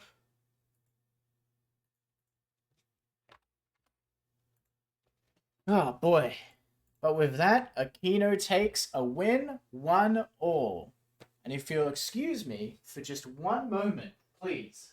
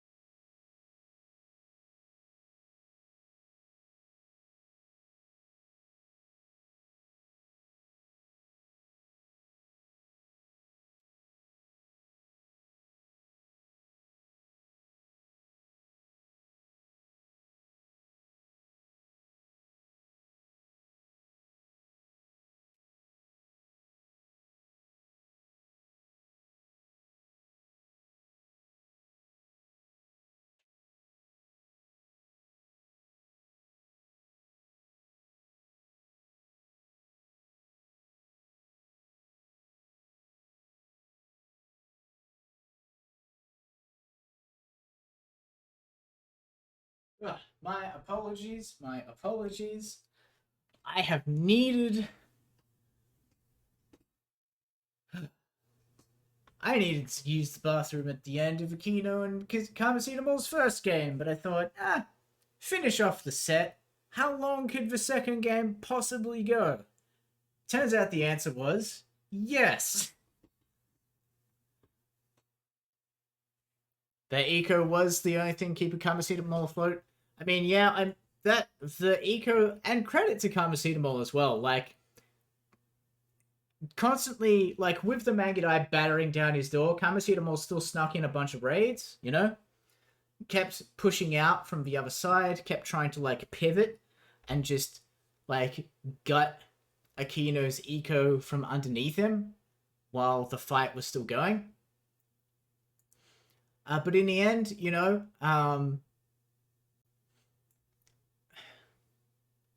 Aquino was just able to get the value, right? And, like, it's hard to tell because Kamasitamo obviously produced quite a few trash units. Like, obviously, so if... Can I see, like... It's probably... You know what? It's too granular. That'll definitely be a pro thing. So if we've got, like, 400 hussars, right? Was also building pikemen, or halberdiers, right? So we're gonna have, I don't know, call it like 600-700 trash units and skirms, right? Did produce... The thing is, with that KD, a lot of those were Cavalier, though. You know? So, like, a lot of those kills were gold kills. Aquino was picking up a lot of gold kills, whereas a lot of Aquino's deaths, I mean, 500 deaths, half of those, at least half of those are hussars, right? Like,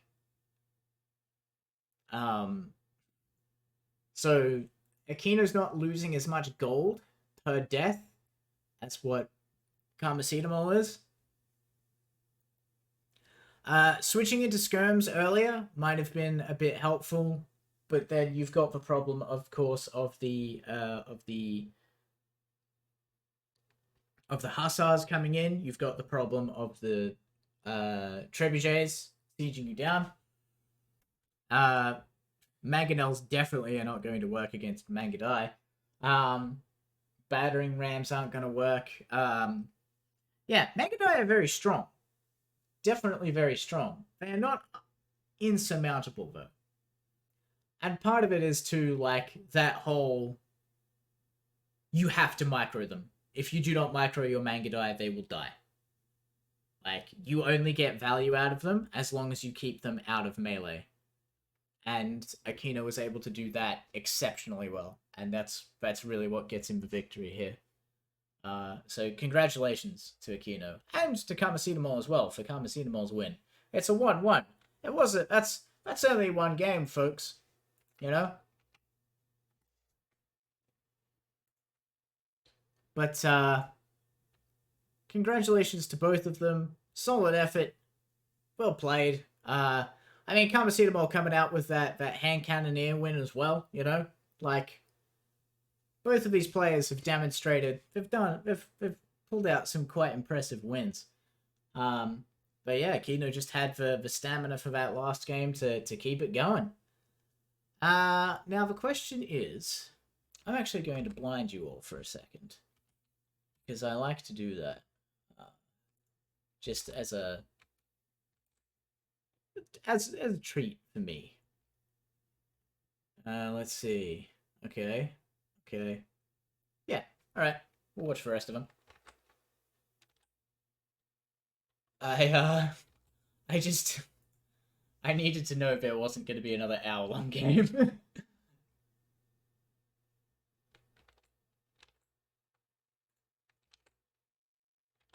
If you'll do me the courtesy. Allow me to make a replacement cup of tea now that I've used the restroom.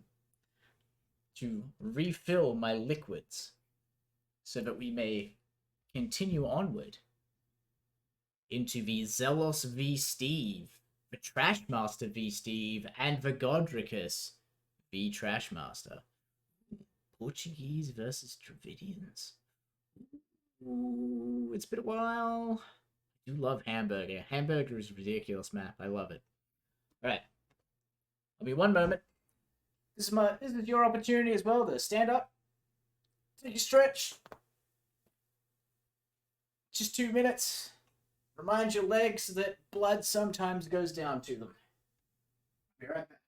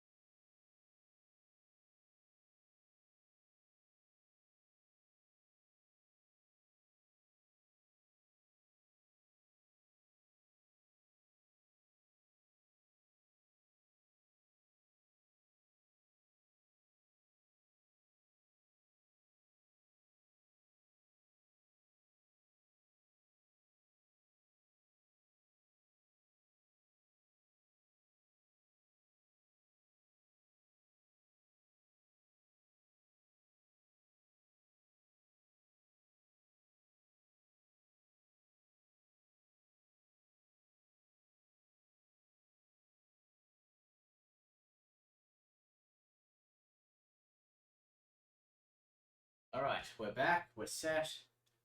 Barring any other interruptions. I foresee no interruptions, I have everything I need. That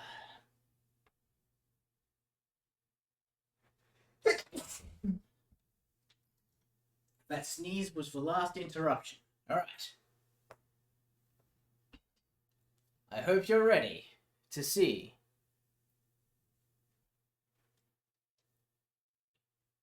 in the orange corner, Steve tackles Zelos in the blue corner. Malians v Spanish.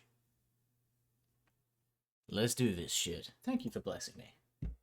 It's very kind of you, Strange. You're good. You're a good lad. You're a good bean. All right. Zelos v Steve. Here we go. On Nomad. See? We have the Vills. We have the TCs going down next to the wood. Steve putting that TC down. Does Steve see? Okay, so Steve knows what the gold is there. Good. Some prime real estate for some good good wood chopping, good gold chopping, good fish chopping, good boar chopping. Everything's good. So while we're building, let's talk about the Malians. Malians are their buildings are a little bit cheaper. Their barracks units get extra pierce armor. Makes it very good, very attractive to use them against archers. Their gold mines last longer, so you get a little bit of extra gold out of them. Always very good. And of course, you have the Gabetto, who are fantastic infantry. Absolutely fantastic. Basically, they do ranged melee attacks. And they have the capacity to, you know, they don't have paladins. It's not super impressive, but they do have the capacity to give their cavalry +5 attack with one of their unique techs, which is very good. Strong civ all around. Not too map dependent, which is good. Gives you some good strategies. Now, on to the Spaniards eating this boar with aggression. Builders work 30% faster. Blacksmith upgrades don't cost gold. Very good, very good bonus there. Absolutely excellent bonus. Really, really helps you blitz through those techs. Saves you quite a bit of gold. Makes tech switching much easier too. And your gunpowder units fire faster. And of course, the real star of the Spanish lineup though is the Conquistador, the gunpowder unit out of the castle. Mounted hand cannoneer, basically. Very, very good.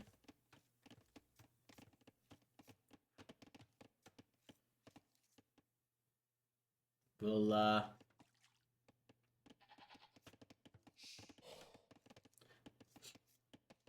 provide some good early pressure if Zealous can get that fast castle going, which I have no reason to believe they won't. So, Steve... Oh, that's where it started from. Okay.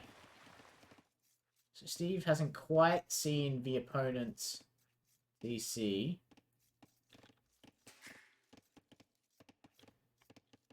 It looks like Zealous has explored that, but doesn't actually know that it's there yet. Very interesting. What is my favorite culture in the age of mythology to play? Yeah, it's not derailing me. That's tangentially related. I'm actually a bit of a sucker for the Egyptians.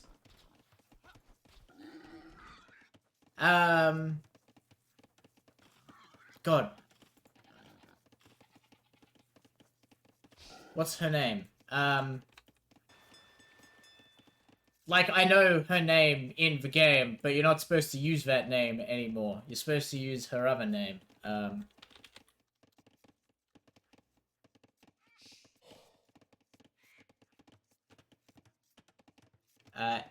Aset. Eset.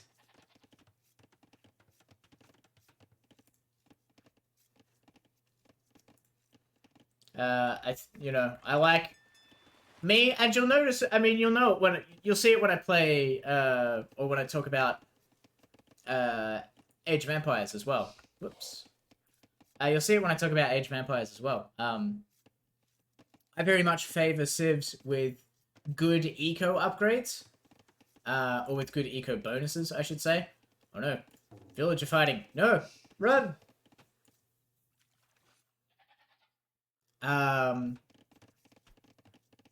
You know, I'm very much a believer... Yeah, they're priests empowering, like, production buildings and... stuff like that.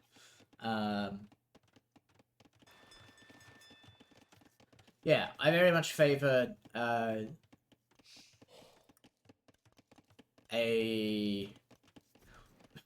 It sounds odd to say for something like Age of Empires or Age of Mythology, but I favor very much of a form of industrial warfare. In that, the key is to just bring more resources to bear against the enemy than they possibly can, right?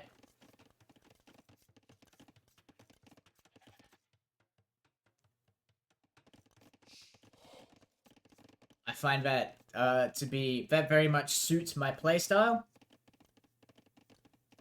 Got Feudal Age coming in now for Steve as the Malians. Look, as the age up comes in. Zealous not too far behind. Though this will be a problem. I don't think... Has Zealous found any gold? Okay, Zealous has kind of found some gold. There's not really a lot of gold around Zealous. And that's going to be a problem. I didn't really notice that once the TC went down, but now that I'm looking for it, Zealous's gold is going to be very exposed. This is going to put Zealous in quite a bit of danger. But, yeah, I feel like... In fact, again, not necessarily relevant to Age of Empires, but, Star Wars Galactic Battlegrounds, which is just Star Wars Age of Empires. Well, you know, any game I talk about how I favor air supremacy. I think that's a great thing to have. Because, yeah, being able to bring to marshal more resources than your opponent is just always good. Whether you direct those resources into, like, trash units, whether you direct those resources into, like, gold units, whether you direct those resources into tech upgrades. Resources, I mean, resources the name of the game. Really. This is I've said it before, this is an economic game. This is this is not a game about, like, I mean, it is a bit about microing units, selling stone to get into the castle age nice and quick. He's gonna need a source of gold if he wants to keep cranking out conquistadors, but we'll see. I'd wager is probably... Oh no, he's going for a fire galley. Alright. Alright. A little bit of fighting in the ocean.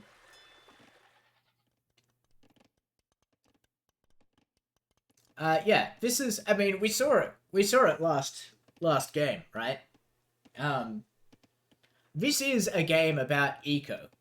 Because, like, even though Akito was just slaughtering in the KD ratio, right? Absolutely slaughtering. Kamasidamo was able to hang in there because he had a stronger eco, you know? And theoretically could have kept that going forever if the gold didn't run out.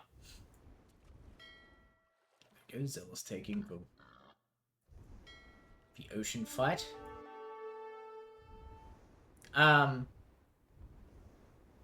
But that's just the thing, you know? Like... Oh, Steve hitting pop cap. It's going to give Zealous an opportunity to catch up. Fairly close together in terms of castle age. It says you're getting gold. Where are you? Oh, there. Okay. Okay, Zealous has got some gold. Alright. And the forward castle is going down. Zelos is doing the Spanish thing. He's doing the thing. Got the fire ships. Taking fights in the ocean. Using the fishing ship to absorb the fire ship's damage. Give the galley a fighting chance, but it's not happening. The castle goes down. The conquistador is on the way.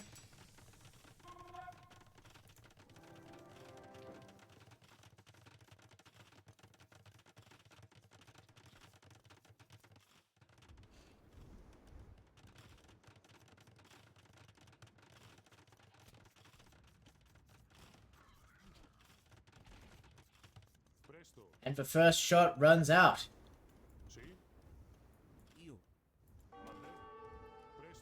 Presto.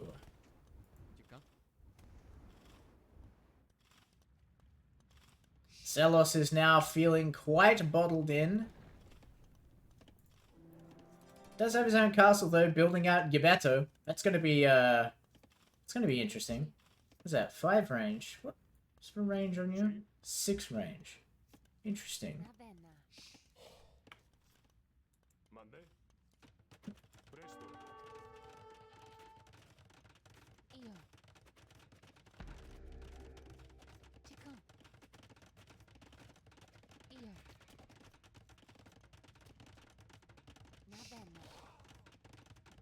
Five 1.3. Interesting. The Gabeto are basically as fast as a Conquistador.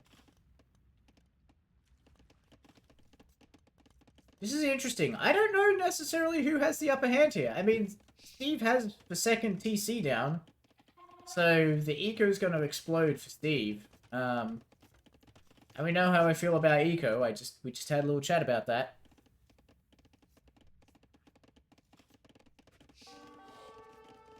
Partial to the Greeks? I mean, of course, they're the classic. They are the age of Civ. They do have phenomenal myth unit roster, though. I do quite like them.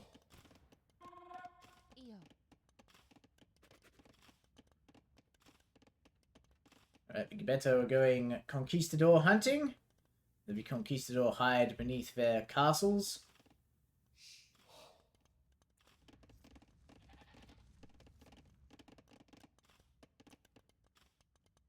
It's going to be interesting if Steve realizes that Zealous has all of this exposed gold. I wonder who has the faster attack rate. I mean, we're about to find out.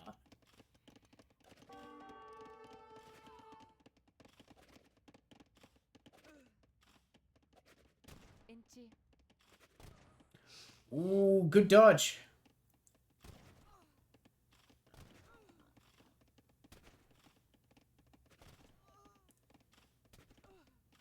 I don't know if that was value or not. Hard to tell. Still, we've got more Gibetto on the way. They don't take a very long time to train on account of being infantry. So, you know. Solid shout there. Got the siege workshop coming down. Now, the good thing about Gibetto using melee damage is that it doesn't really matter. You know, a lot of times you can get stuck on account of the, you know, if someone throws down, like, a battering ram and all you've got is units with pierce attacks, you're fucked. But with Gibetto, because you're using melee damage at range, it doesn't really matter. I mean, you do have to be a little bit careful of the mangonel, because you don't get range upgrades the way that archers do, but that's fine.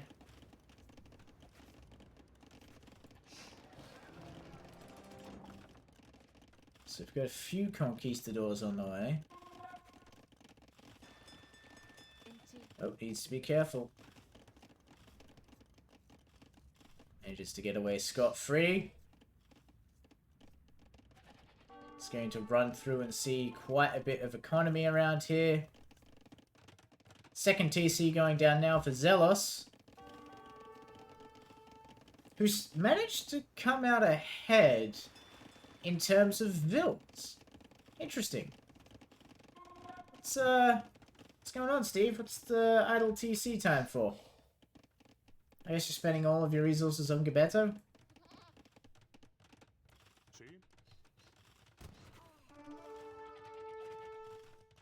Okay, trading 1-to-1 works in the Gibetto's favor.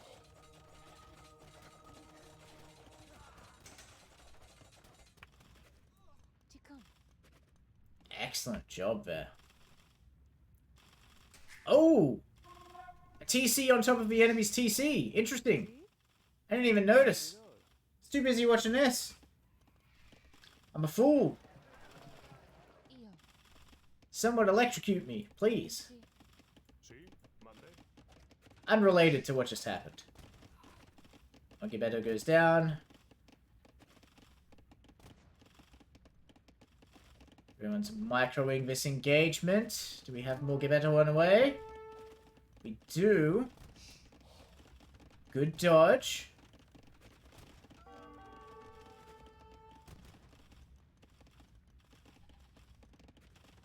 Oh no! They've been distracted by the lumberjacks.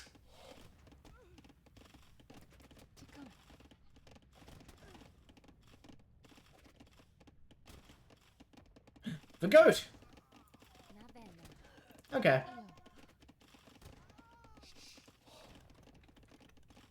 I'm gonna check real quick, because I'm curious now. Conquistador, 60 food, 70 gold. Malians, Gibetto, 50 food, 40 gold. Okay. So, trading 1-to-1, you do come out ahead.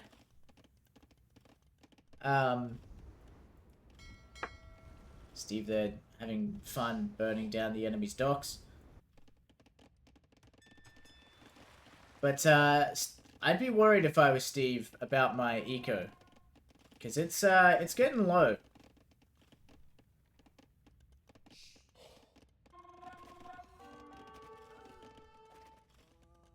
Monday? Getting a couple of lumberjack kills, not bad. Presto.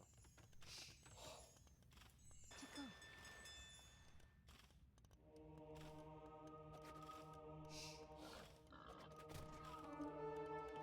Servidor.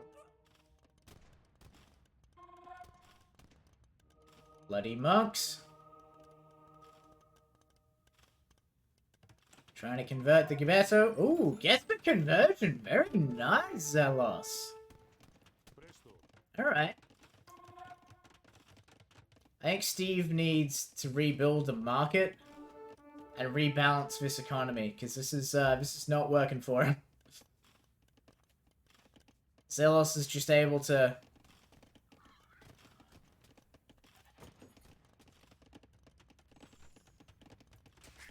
Oh, we've got another TC coming down. We're doing another TC war.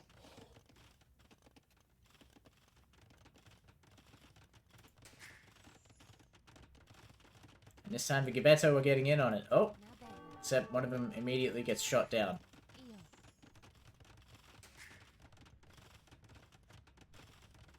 I applaud the effort there, Steve, but I don't know. I think there's other things you need to be focusing on, like your food income.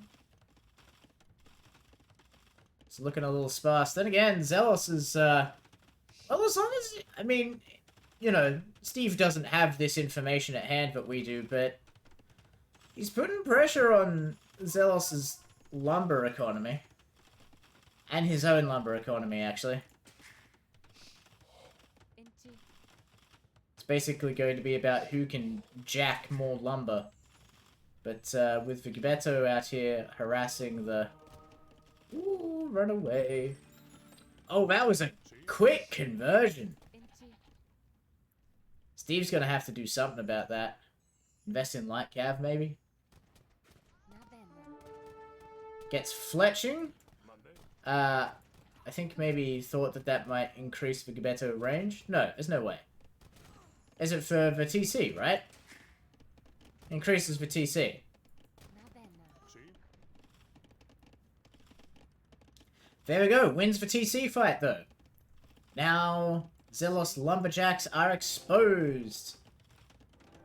And have real estate to throw down a building. But, seeing the writing on the wall, Steve calls GG, and Zelos takes the first game. Very interesting. So, didn't get a lot of aggressive play out of the Conquistadors, really. It was more, you know... Whoop, did that wrong. It's a bit of backwards and forwards, giving Steve the old runaround, trying to keep those Gibetto down. I mean, Steve was doing pretty good, but just needed to work on that food economy. You know, wasn't able to keep producing vills. Like, look at that, 30 minutes idle TC time. Just wasn't able to keep producing vills and Gibetto. You know, like, I don't know. Presto. I don't know. It's a bit rough for both of them, but a bit messy. But Zelos was able to keep cool and just keep the eco pumping, you know, keep the TCs producing. Was able to overcome their opponent that way. So excellent job there from Zelos. It's a tough break there for Steve, who now face Zelos as the Koreans in the blue. Here on Arabia with the Britons. Britons is a good, solid civ. Those longbowmen can be quite scary. Anticlimactic considering the last game. Oh god, if they were all like the last game, I'd die.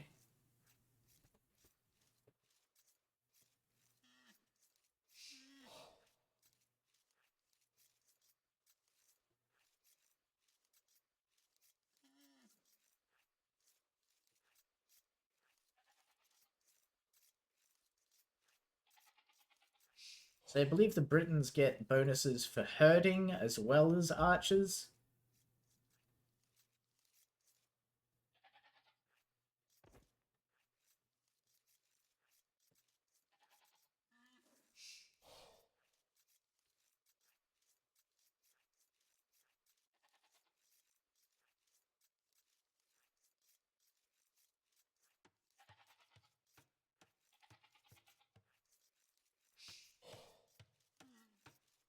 Blind's going down.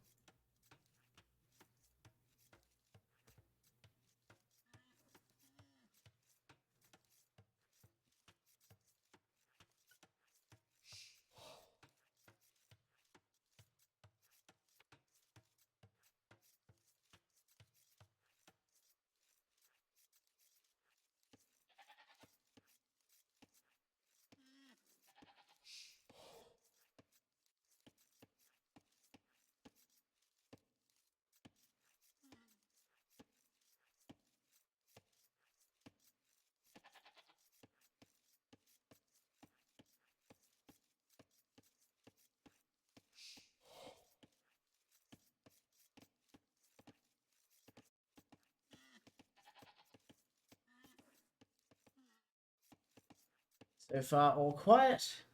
Yay? Gathering a rhino.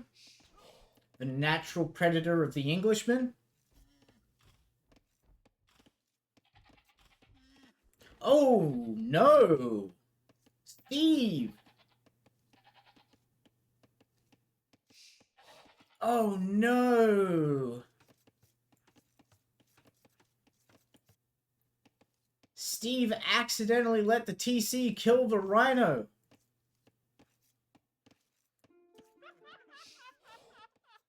Calls for GG, it's all over. Oh no. So for those of you who don't know, when you kill so you look at a rhino, it's got 400 food, right? So if you kill it with a vil, it drops dead and you can get 400 food out of it. If you kill it with any military unit or military building like the TC, it does not leave behind food. It simply dies and dissipates. So Steve just, unfortunately, robbed himself 400 food. That is a very anticlimactic way for that to end. But I guess it just wasn't Steve's game.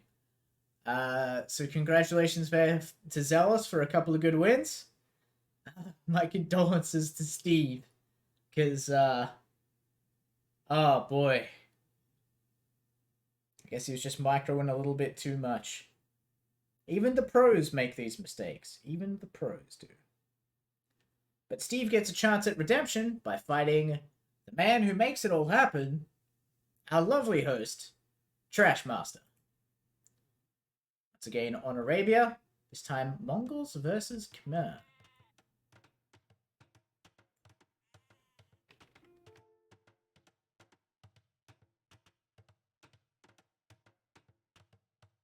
What is this? This is Arabia, buddy.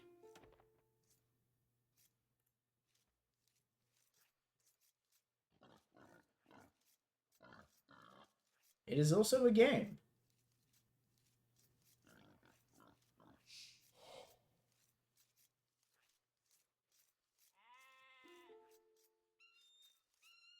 I was my whole life tired of building a racks. Me too.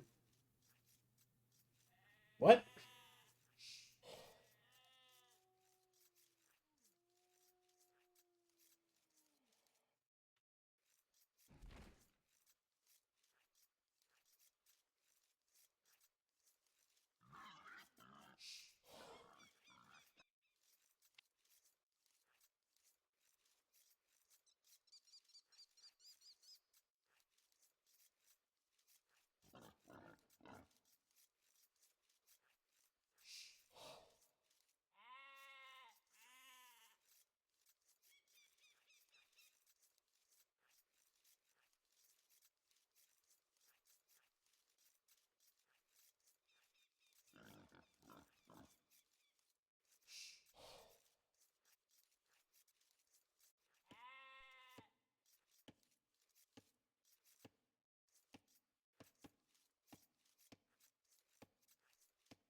Oh, you're right.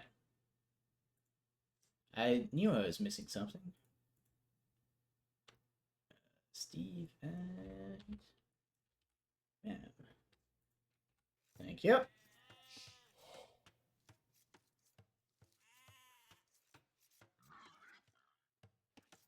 Meanwhile, all is quiet on the Western Front. Everyone's just kind of settling in. Steve is drawing in the boar. So the idea is to let the TC weaken the boar, or rhino in the other case, and then finish it off with the vills. Not to let the TC finish the boar.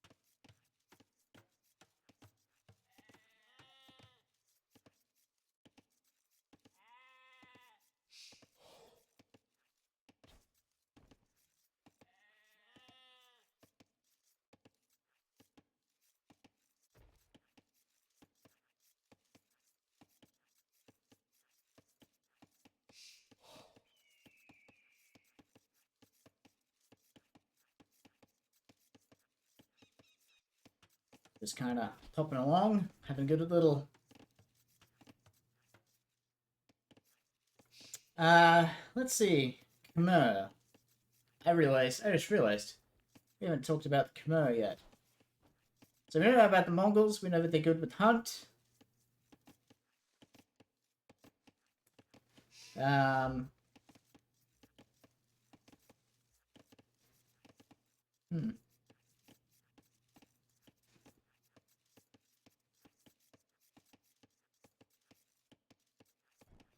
So the Khmer... Now, the one thing I know about the Khmer that I find incredibly interesting, that I've seen someone use to great effect in this tournament, in fact, is that the Khmer do not require buildings to age up. So to go from Dark Age to Feudal Age, as Steve and Trashmaster are both doing, you need 2 Dark Age buildings. Lumberyard, a mill. Sorry, it's looking at Khmer, so not Khmer. Lumberyard, mill, maybe a barracks. Any 2 buildings will do. As the Khmer, as you can see, we've only got the lumberyard, but still we age up. Because, yeah. That's just how it rolls for them.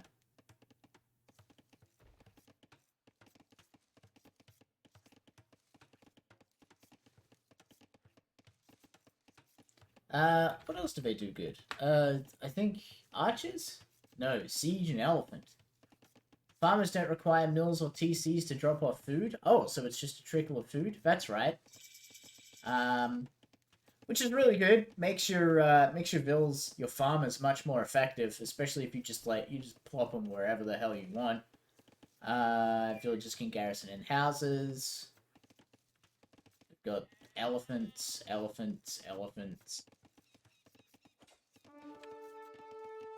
Yeah, so interesting aging up deal. There we go. Age 2 now for Steve in the feudal age as well. Trashmaster, of course, having picked up a horse collar and double bit axe, because Trashmaster knows the value of an economic upgrade.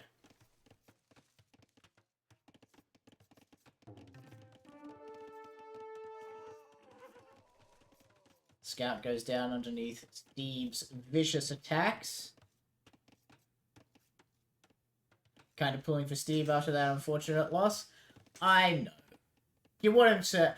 you at least want the poor lad to have a good game, you know what I mean?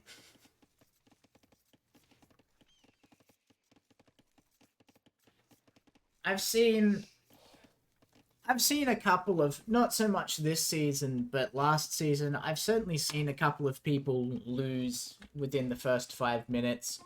You know, whether they throw in the towel then or not, is a completely different story. But I've seen some people sabotage some pretty good runs too. Like, it's always tragic. And, you know, no one should be forced to play out a game that they don't want to see to the end, because obviously that's just heartbreaking. And if you're 400 food behind at this level, right? Like, if your Rhino is just gone, for no reason as well. Like, it's not like your opponent had to invest resources in taking it from you. Oh, Steve and Trashmaster have nice little scouting parties run into each other. That's interesting.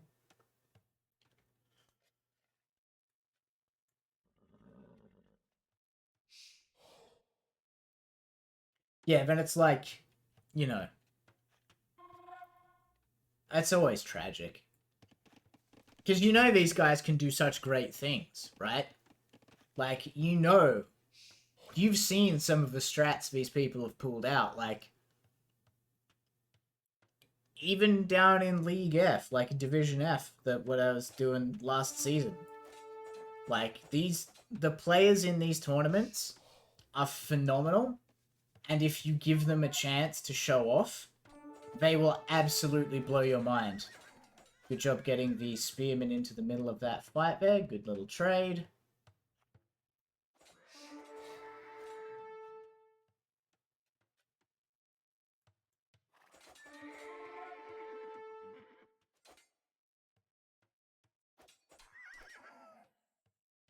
Steve doing a very good job of fighting retreat, and Trashmaster taking the fight, getting a good couple of kills. Managing to get rid of the Spearman, which is good. Good for Steve.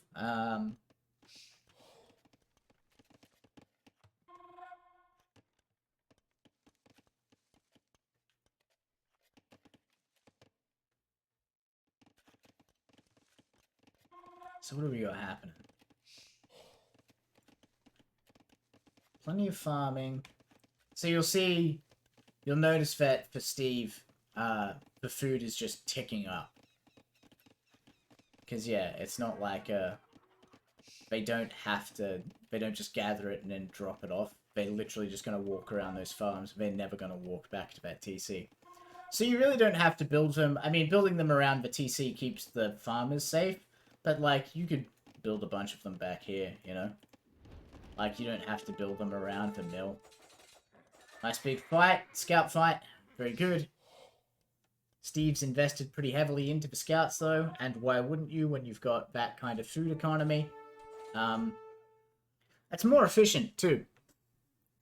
So, like, there is a brief pause in your gather rate as the Vils walk from one spot to the next on the farm. It's like a 3x3 grid, and they walk to random squares or whatever.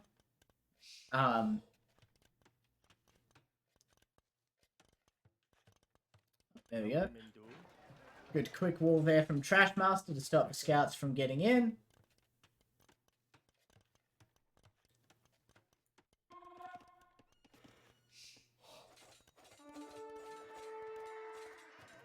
There we go. Steve cleans up the Trashmaster scouts, but here comes the Spearman. He's probably going to get a couple of kills if he lands for right hits. No. Alright. Still, we got some very weak. And Castle Age coming in for Trashmaster. Very good. It's going to jump straight up to those knights. Start showing these scouts who's boss. Yeah, so obviously there's a bit of downtime as they walk from square to square, but like... So you have to walk square to square to square, and then go back and touch the building, and then walk back out, right? You skip that step. That's where the majority of your time, of your collection time goes. That's why wheelbarrow is so important. Because it speeds up your villagers, speeds up their movement. So when they do that, right, it takes less time. You know? But yes, the Khmer, you just... I mean, obviously, wheelbarrow will speed up that little movement that they do, but, like, you're already leagues ahead of everyone else. in terms of how much food per second you get. And also the fact that it's a trickle means you don't have to wait. You don't have to wait for someone to drop off. Like, if you're one food short, you just wait a second and you get a food like that. Whereas, like, if you're one food short as a Mongol, you'd have to wait for someone to finish. You'd either have to micro and manually drop off, or you'd have to wait for someone to drop off themselves. Here we go, we got camel riders coming in. Okay. I see you there, Trash Master. I like that. I like the camel rider. I'm here for the camel riders. Steve is a little bit slow on the castle age, but that's fine. He's been investing more of his food into scouts. The camel riders are going to give the scouts a run for their money. Both in terms of physical speed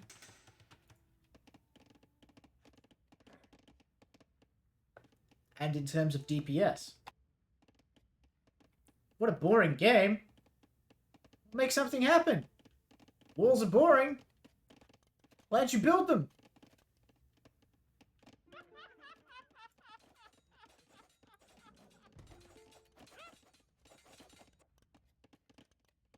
If you don't like walls, Steve, make something happen, bro. You don't be shit talking people.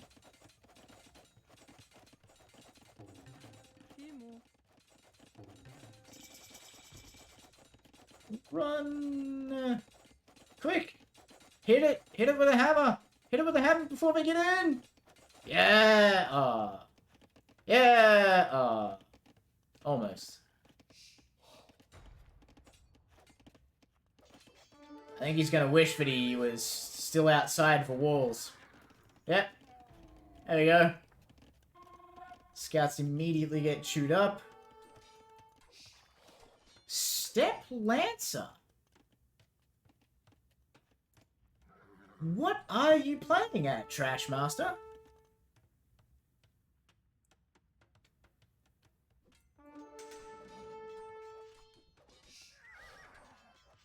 Interesting. My read is that Step Lancers have always been a little bit underwhelming. They are a gold unit, but they kind of fight like a trash unit. You know, they fight very similar. I would use a Step Lancer to do the same things I would use a Scout for. Except the Step Lancer costs gold. And that's like, not tubular. But, I don't know. I guess Trash Master knows something I don't, because, So the reason to use Step Lancers is you'll see that, if I manage to click on one, you'll see that a Step Lancer actually has a range of one tile. To, you know, simulate the lance, the extra reach that they've got. So the bonus that you get from Step Lancers is when you've got a big blob like this, fighting a big blob of melee units, like, there's only so much physical space you can occupy around, like, a monk and stab him with, you know, until you run out of space, right? And then, like, all of your other melee units just have to sit and wait until it's their turn to fight, right?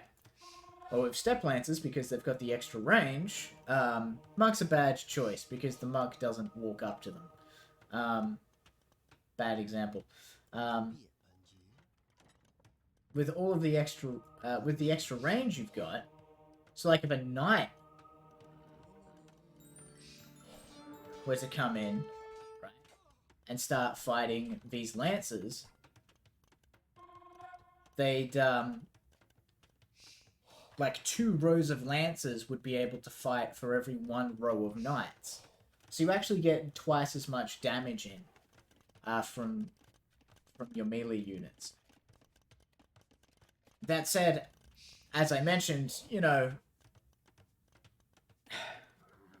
I don't know. My read is they've always been kind of underwhelming, which is tragic because I love the unit. I think step lancers are cool. I want to use step lancers. But, yeah. Steve, of course, has a big horde of battle elephants coming up. Which, I don't know. I don't know about battle elephants. I don't know if camels get bonus damage against battle elephants. I don't know. Wolfie is fighting. Got the mangonel riding up. Run away, mangonel! No! No! There you go. Alright, one elephant converted. And the lancers go in. There we go.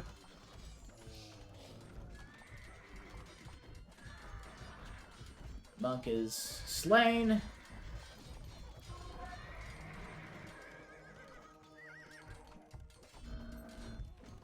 And another elephant converted.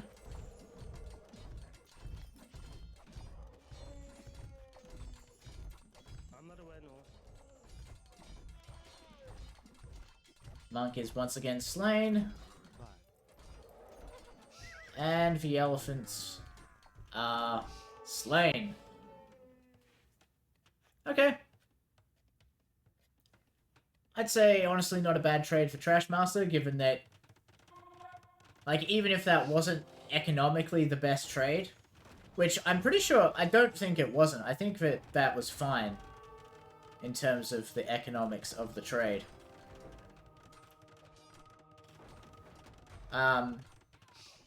But even if that wasn't the case...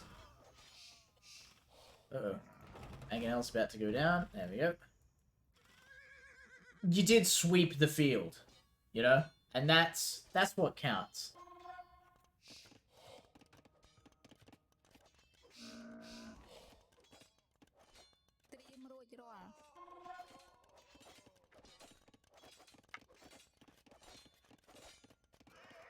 Steve's farm is being stabbed by a scout. Guess Steve should have built more walls.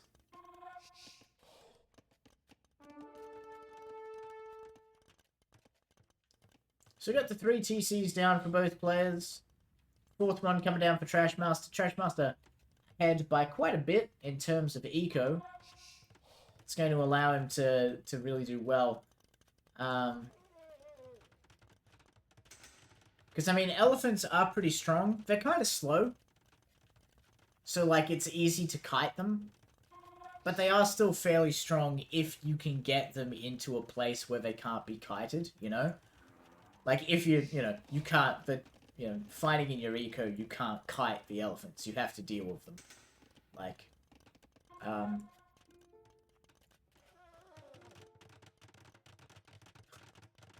you know why. You know what you did, Steve.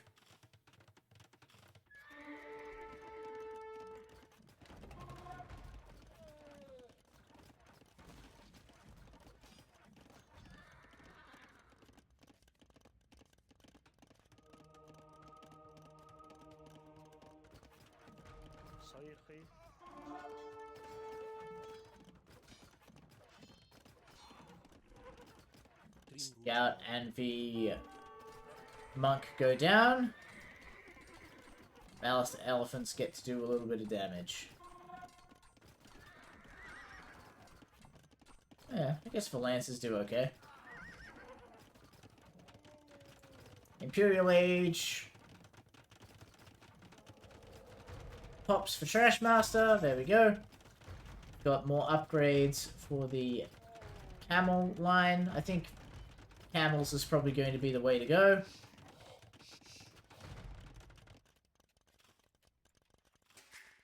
The castle is slowly sieging down that TC. 4th TC pops up for Steve. Imperial Age comes in for him as well. Is still quite a ways behind in terms of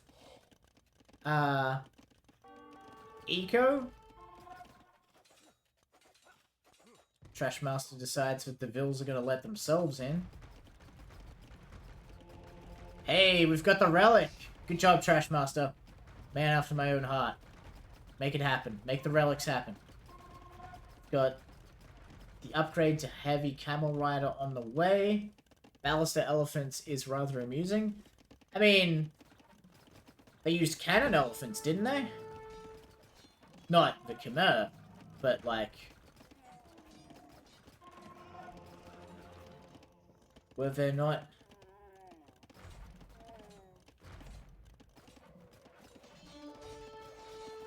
Alright, the camel's going in.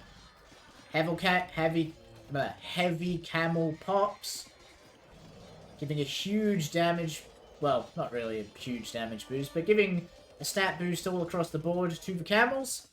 And allowing them to clean up Steve's horde of siege elephants. Ballister elephants. I forgot that siege elephant is an actual unit in the game. Didn't want to be confusing. It's a different kind of elephant. This man has not yet realized that the TC is crumbled to dust and is continuing to mine diligently. These lads going to look for something a little bit cheeky, I think. Like maybe a place to put a castle. Excellent vision from Trashmaster. Like, fantastic. Let's let himself in once again. Trashmaster's castle was so close to being complete. And yet it was denied. That's right, the trebuchet's coming out, the battering ram's coming out, the heavy camel rider's coming out, the capped ram's coming out. Everything's coming out. Steve is looking a little bit light in terms of military. No. Oh. No to the gold mine, I see.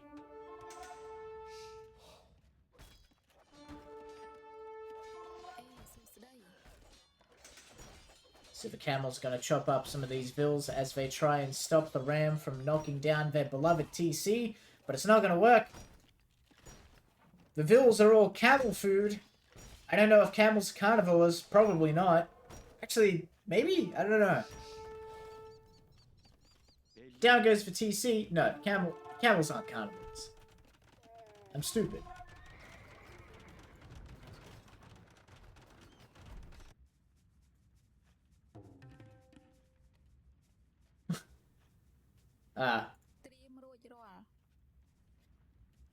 Trashmaster gracefully allowing Steve to borrow a cup of stone from a neighbor.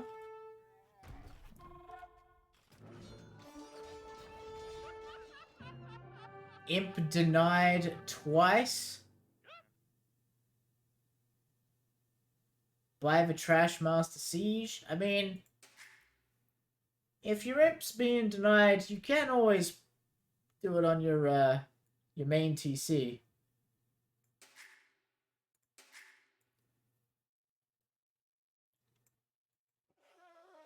I didn't realize that was the TC researching imp. Pardon me. That was silly of me. But good job there from Trashmaster. Leading heavily into the camels to get the victory out of that. But did a good job.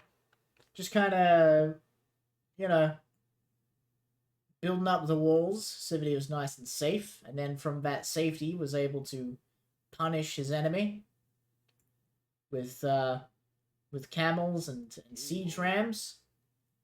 Yeah, the Ballister Elephants, not really much to write home about, I don't think. I think they've always... I don't know. I don't know how I feel about them. They're cool. And, like, if you can get a good mass of them, they're good. But I feel like they're too slow. 0.8 movement speed? I don't think there's anything in the game that can't outrun them. Siege Ram. Siege Ram can't outrun them. But, like, you know, anything else is just gonna, like, any infantry is just gonna walk around you. So we give the win there to Trash Master, and we move on to game 2. Let's see if Steve can pull it out.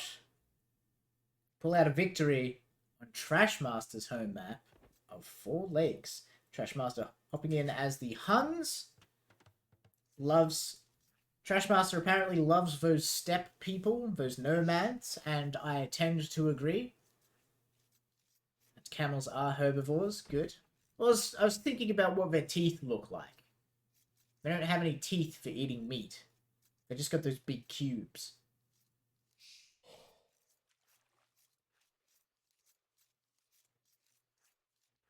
Yes. Trashmaster favoring the Huns, the nomad steppe people with their cavalry archers, their long history of being nomadic raiders. I happen to agree with him that these are the greatest civs on account of all the raiding you can do. Come here for the teeth analysis. Hell yeah.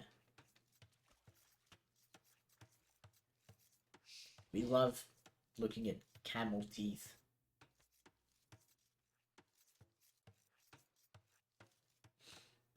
And of course, Steve has the Malians. Now we know a bit about the Malians. We saw them previously. You've got your Gabetto. You've got your better gold mines. You got some good stuff going on for the Malians. Strong all-around civ. Good pick. Piggy goes down.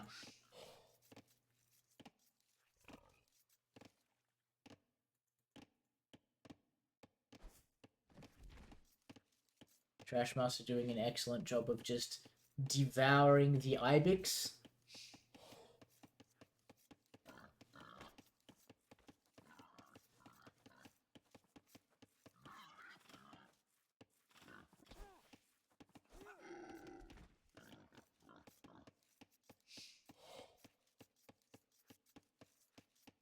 Love that for us. Now, of course, the Huns have a set of carnivorous and herbivorous teeth.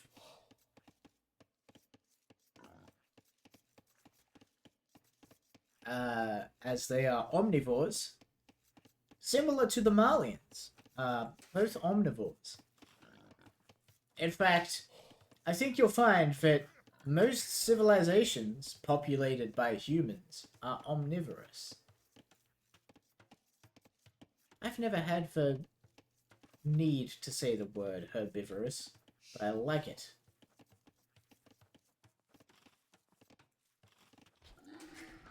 Second piggy goes down. Everyone's happy, everyone's tummies are full, everyone's partying. Like it's 69-420. So the Ibex getting shoved in by the scout there. Because the Khan is hungry, and of course we have a little fishing thing going on here. Good stuff from both players.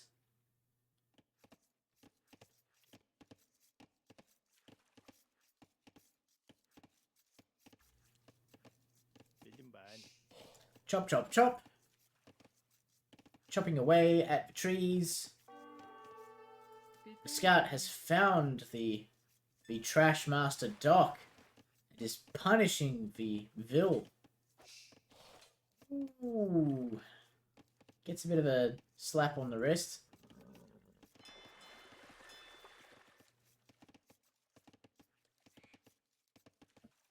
The important thing is the dockyard is working.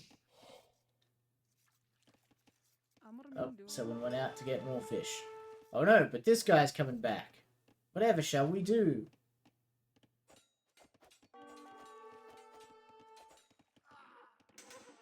Prison rules. That lady stabs him to death. The end. Feudal Age click up from both players at about the same time. Trashmaster's going to be about 10 seconds ahead of Steve.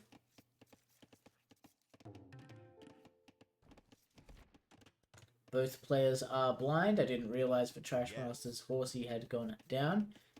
but that seems to be the case. Those players are blind. And it's all Sean's fault. Shouldn't have done that, Sean. Timo. You shouldn't have done that. Who knows what devious device Sean used to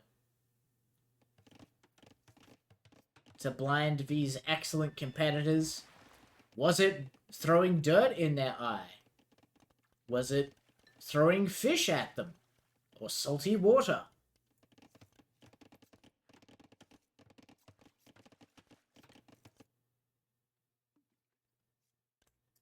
Zeker.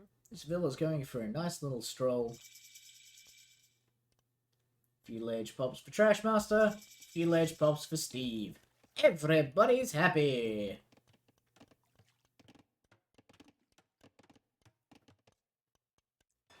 And the standard of living across the map increases. Now, is Steve going to notice? Oh my god, Steve's not going to notice. Steve's not going to notice. Ain't no way. Steve's gonna notice. So close.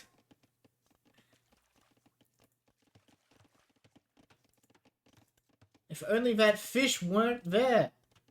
And now Trashmaster notices that Steve has noticed.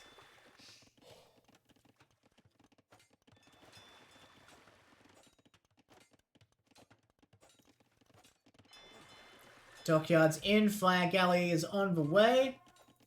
No response so far from the Steve. Except for to stab... Oh, demolition rafts. Okay. That's a good response. It'll at least kill this guy. And really, isn't that what life's all about? Smiting this villager in particular?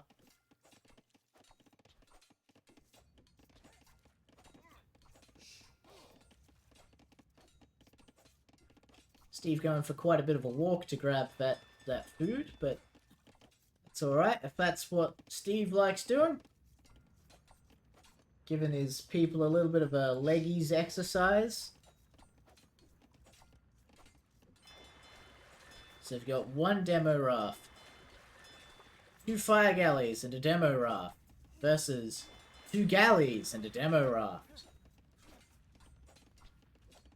Oh no! There's an archer. Chica. Run, Vil, run! And he's dead.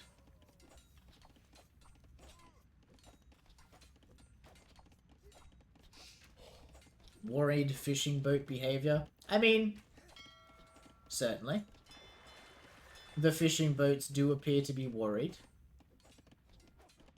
I would be if the enemy's dock was right next to my fishing spot.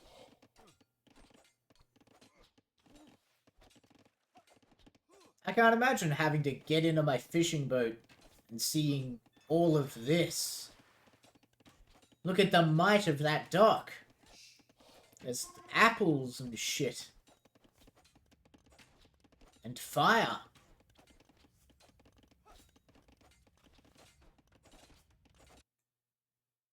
Wow, Trashmaster has docked every single lake. Okay. And Steve, running into PopCap issues, needs to make sure that he PopCaps up.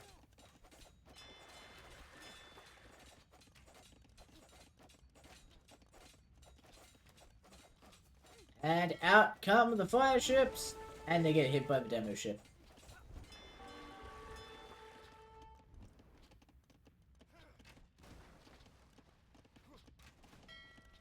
Ooh, good defense from Steve.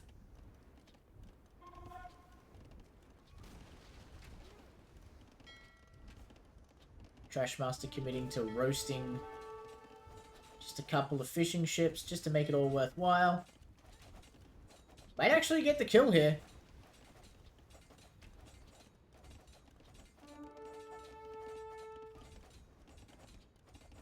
That galley is not long for this world. There it goes. Alright, Castle Age coming in for Steve, though. Aging up ahead of Trash Master.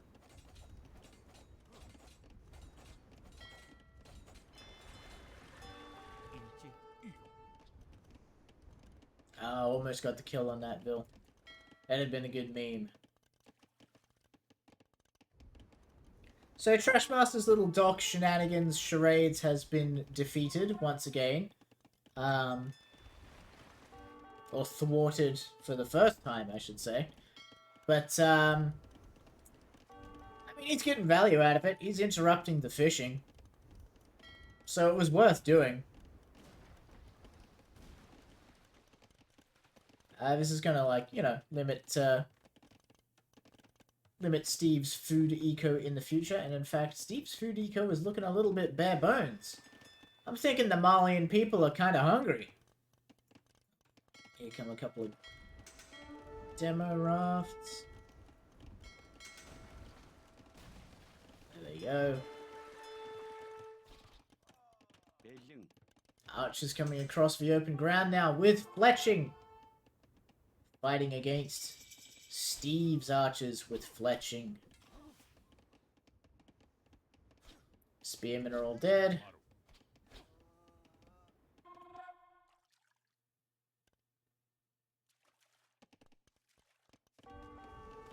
Lovely, lovely.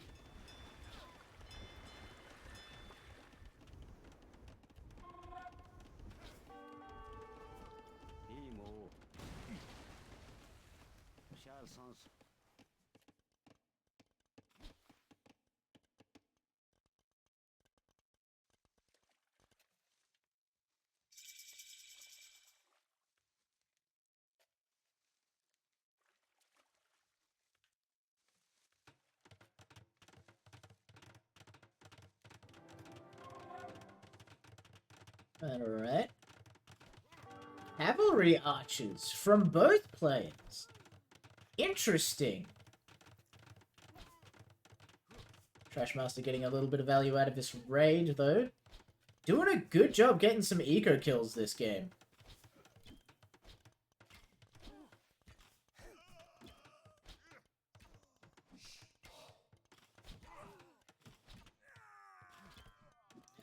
Missed that last shot. Trashmaster going for the Catan strategy of dominating the ports. He is. He is? Man, it's been ages since I've played Catan. I'm gonna call up some people and make them play Catan with me. But like Giga Catan. The biggest Catan. It's on a real map. We take risk and turn it into Catan.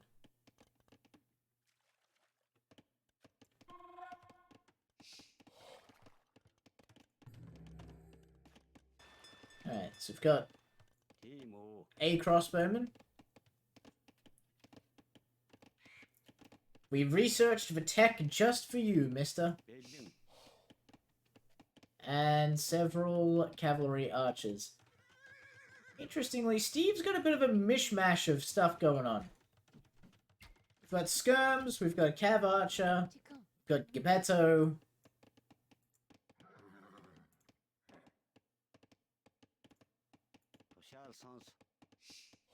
It's certainly interesting.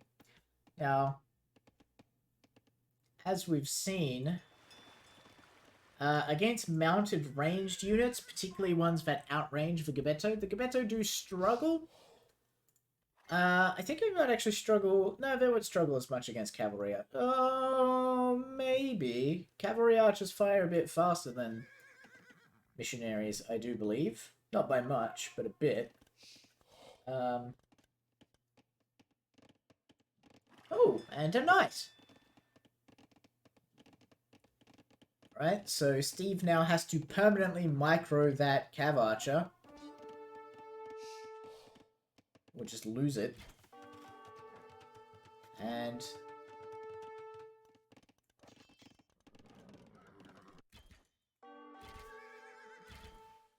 that'll be a nice little tax on Steve's micro, while Trashmaster just wreaks havoc and finds out what the exchange rate for arrows is at the Steve market by shooting them through the windows at the patrons.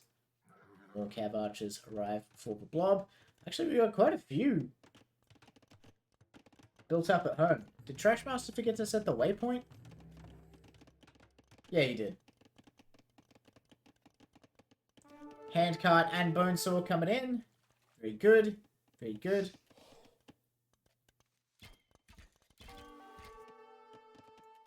Gonna be very interested to see Trashmaster realize that he's got like twice as many cav archers as he thinks he does.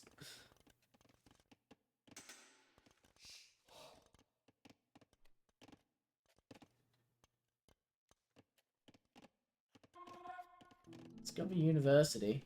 Getting ballistics, good. That's going to help tremendously. As does Bodkin Arrow and Padded Archer Armor. Don't know what the Solitary Crossbowman is going to add to the raiding party, but you know what? I'll allow it.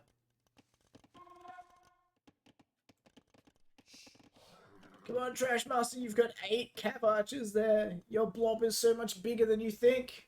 It's like a third of all of your military units.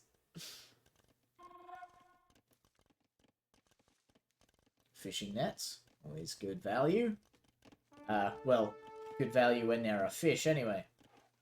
Probably wouldn't be great value if you built it on a map with no water. Picking up a few Vil kills there. Very nice. The Eco KD is strongly in Trashmaster's favor. And indeed, the Eco... even excluding the fishing ships, Trashmaster still has more eco than Steve does, including Steve's fishing ships. Steve is in quite a bit of trouble. The Gabetto are here. They're going to start causing some havoc. Maybe that will force Trashmaster to realize that there are some cav. There they go.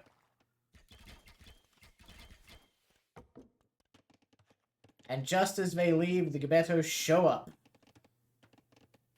And walk right through the gap. That's not good.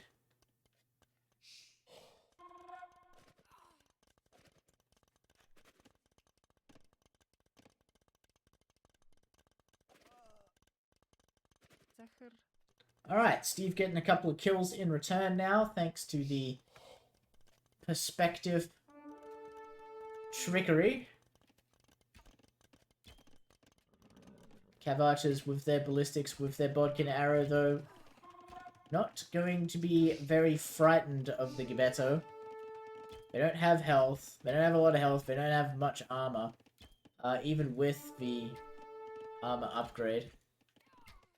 Imperial Age coming in for Trashmaster. Alright. The blob of cavalry archers has cleaned up the Gabetto. It is ready. Ready to make some waves. Ready to make some pain. Ready to invade Spain? Maybe. We'll find out after these messages. Brought to you by the Huns.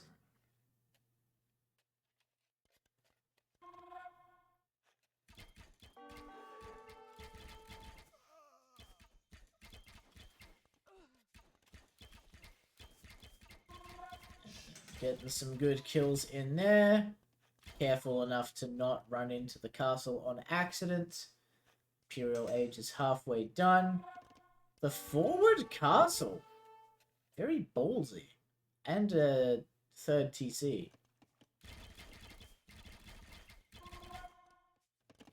Trashmaster himself sitting on 2 TCs. But again, has such a comfortable lead in the eco that I don't fancy... I really don't fancy Steve's chances. I mean, this castle could make all the difference. Or it might not.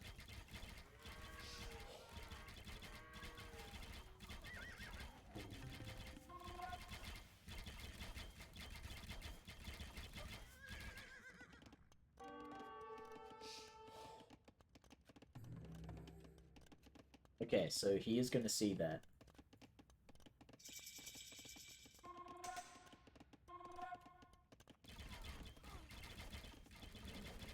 Oh, the Gabetto is stepping up. Getting some good kills in there. Because the blob wasn't all together, but... There it goes. Does he notice the castle going down on his face?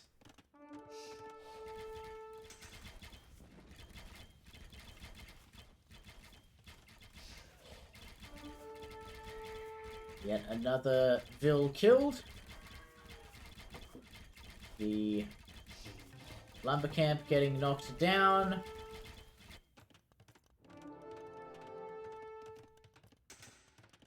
Takes 3 Vils quite a while to build a castle, so there really is still time for Trashmaster to notice that and to stop it from happening.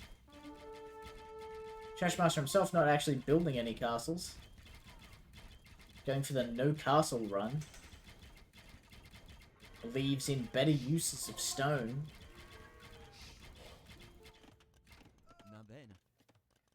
There we go.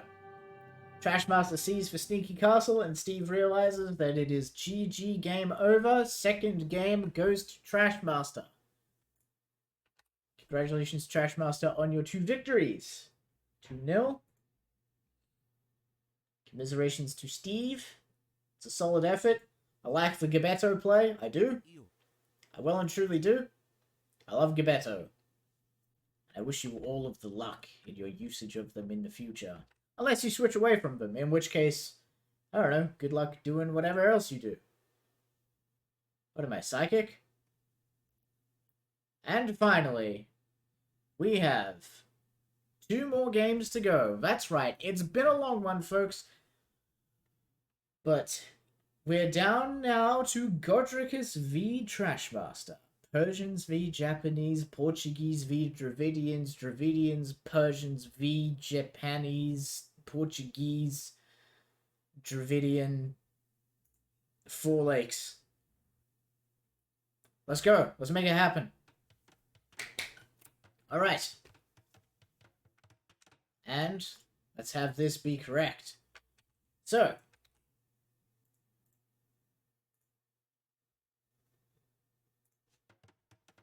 Godric is popping on out.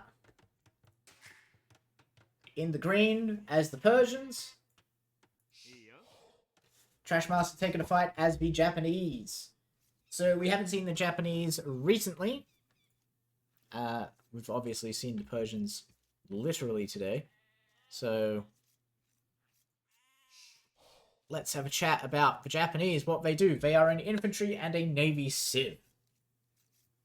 Well, not really a navy civ, but their fishing ships do have 2 times hit points, and they work a little bit faster as you age up. So, you know, fishing, there's a map with fish, like, say, maybe a map with 4 lakes with a bunch of fish in them. I don't know what one might call such a map, but that would be a good place to play as for Japanese. Their infantry also have 33% extra attack speed. Not really useful, given that the militia line is fairly niche, does not have a lot of use, does not see a lot of play. Does apply to the halberdiers though, so if you're fighting, you know, against a lot of knights, they will attack slightly faster, and that means they'll also do their bonus damage more frequently than other halberdiers. So, you know, you've got that going for it. The trebuchets, you've got the Kataparuto technology, so the trebuchet fires faster, packs up faster, and a Yasama to make towers shoot a little bit faster. You also have the unique unit, the Samurai, which does not see a lot of play because it is a unique unit that is good against other unique units. Does not do well against archers, and given that archers are part of the meta, you don't see a lot of them. It's usually archers and knights. Archers and knights, archers and knights. If you have something that interacts with archers and knights in some way, then you go on. If you do not interact with archers or knights, what am I getting you for? My health? Because I'm happy to see samurai? Yes, actually, that's the only reason to buy them, because you're happy to see them. And it's a good enough reason for me, let me tell you. And it might just be a good enough reason for Trashmaster. Probably not, though. At this level of play, he's probably not going to go for Samurai, unless he's really memeing. Trashmaster, if you're out there, if you're listening, and you're taking requests, I'd love to see some Samurai play. Maybe. I mean, you know what? Did use step lances, so there's something to it.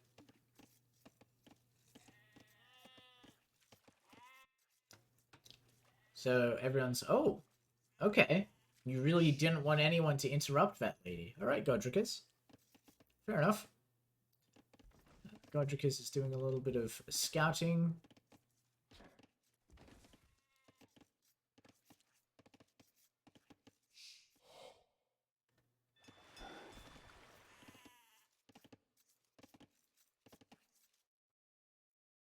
Actually have the sudden urge to play Age of Empires 4.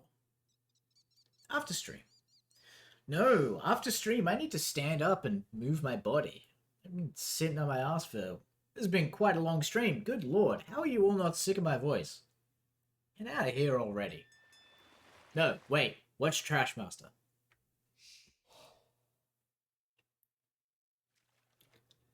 So, we've got fairly good houses going down. We got lots of chopping going on, feeding the lumber camps. Piggy is once again being devoured by the ravenous horde of peasants who demand food before they'll do anything. Ugh. Bloody peasants. I tell you what, back in my day, you didn't feed peasants. Peasants fed you. Grapes. On like out of a bowl. You got to lie down. You know, like Roman times. My day was Roman times. Oh god, no.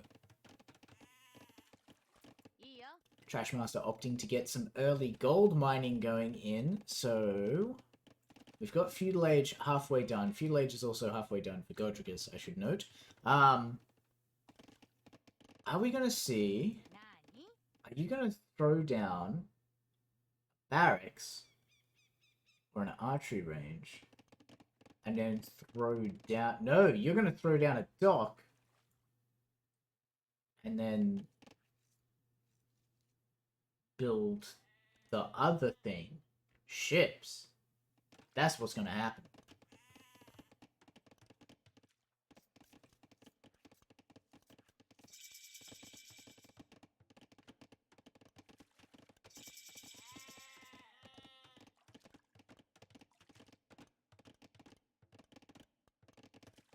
Alright.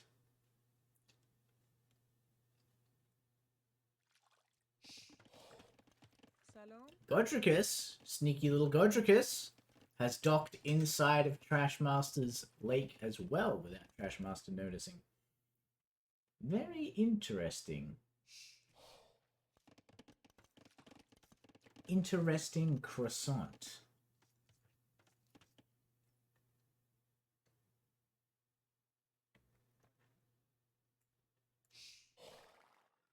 Ooh.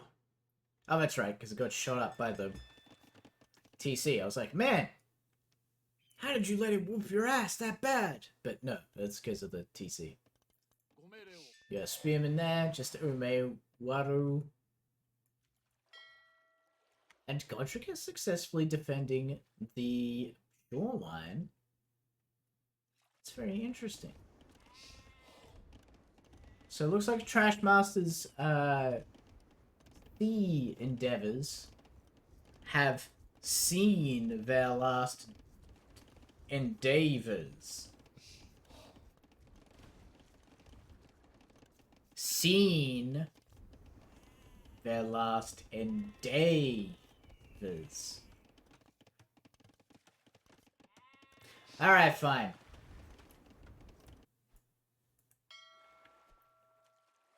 Trashmaster, in perhaps a show of solidarity with the Godricus scout, standing there and copping a few arrows to the face.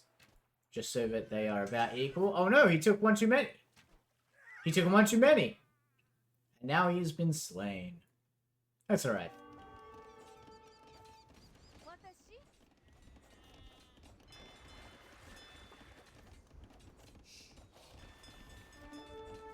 Interesting that we've got a demolition raft coming out now for Trash Master. Looking to get all of these fire ships nice and bunched up. And whammy kablammy! One goes down. Two goes down. And we've got some archers to keep these peasants away from the shoreline.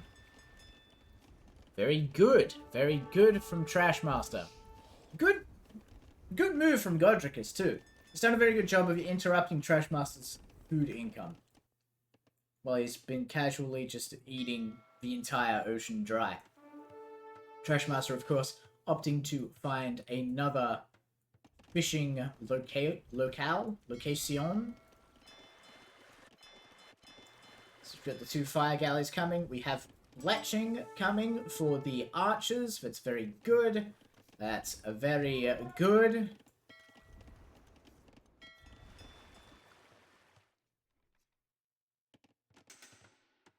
Fletching pops for Godricus as well as Trash Master.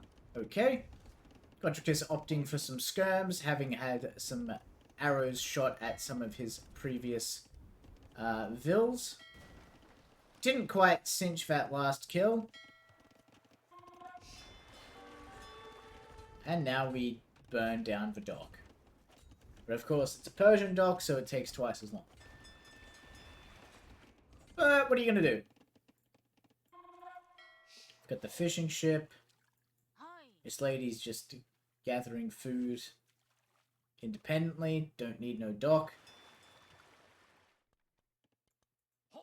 And forward come the little raiding party. That spearman is about to eat more shit than the last person in the human centipede. There it goes. Ooh, zigzags. Nice.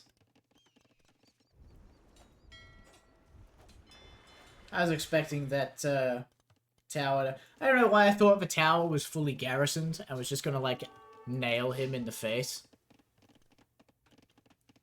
But I did think that.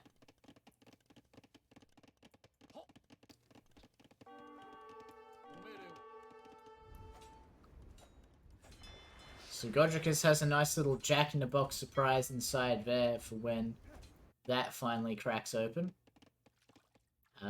Trash Master trying to run away from these skirms. Doesn't really have an answer for them yet.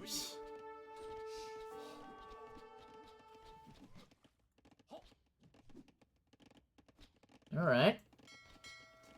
Godric is getting some good damage in.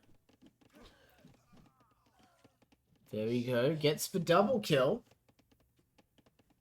However, Trash Master was able to slay a Vil. So make of that what you will. Good, we've got more Navy fighting. Man, Godricus really not content to let Trash Master have any food. Says, this is my lake. I'm the fish man. I'm the fish master. Trash Master regrouping, building a scout to deal with these four dinguses. But it is too late, for they have winged his archers. And they disintegrate to the great beyond. Castle Edge coming in for both players now. Trash Master getting the double bit axe and horse collar upgrade.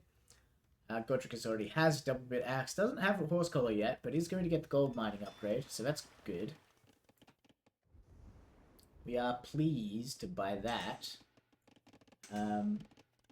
Has a nice little house wall going along here. Very good. Trash Master is making sure nice and secure.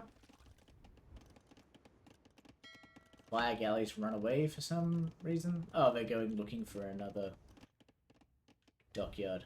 Interesting. That lady's going to be in for quite a surprise. And Godricus hits for Castle Age with Trashmaster a full 20 seconds behind. It's not heaps, but it won't make him happy. I'm never happy when my opponent gets to the Castle Age before me. I'm never happy. I'm never happy. Oh no, that's sad. Wait, quick, say something funny. Hot enough for ya? Got him. Alright. Godricus does a good job of clearing out the docks. Looks like he's secured 3 of the 4 lakes, which is a solid effort. And it's really going to be of benefit to him later.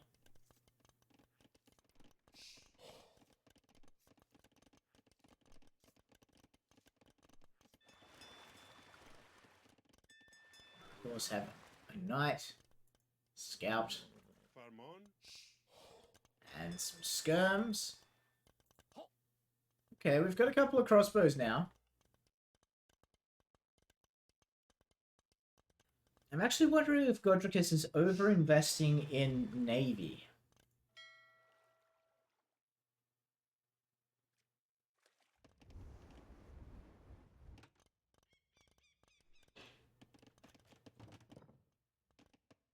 That is always the risky run. We have Wheelbarrow coming in. Crossbowmen take a couple of shots at the locals, who are displeased by such developments that they spawn 2 more knights to smite their interlopers. There we go. That's the word. Got a nice little ball of crossbowmen here. 10's not bad. Probably not enough to take on... maybe. Maybe you could take on 3 knights.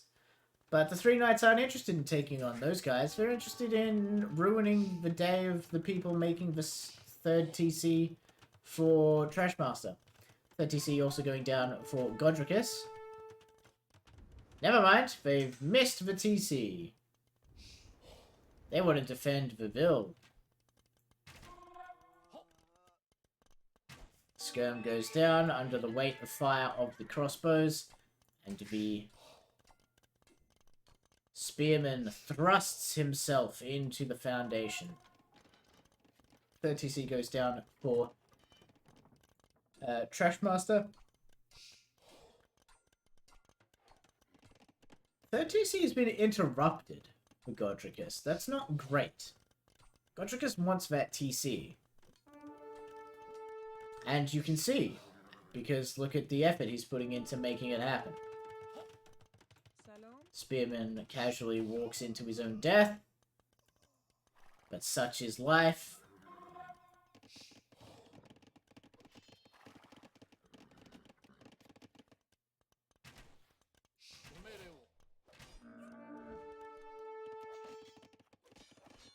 Such is life, of course. Famous last words of Ned Kelly.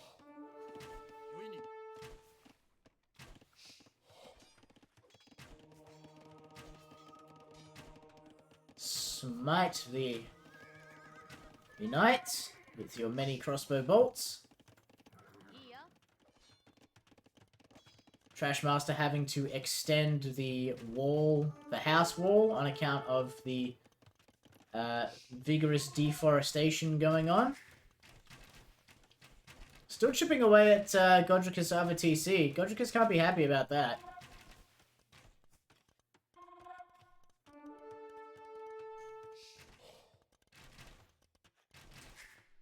Oh, and here comes the Mangonel.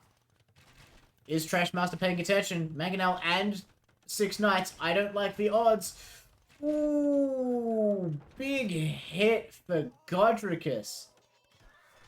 Smites the ever-loving piss out of those crossbowmen. But the crossbowmen are smiting back. Not enough, but they are smiting back. Scout finds his way through the tree line and into the enemy's trees. And Trashmaster has some crossbowmen on defense duty. Where is the... Oh, it's for university. Where's the... No, that ain't it. What the bloody hell?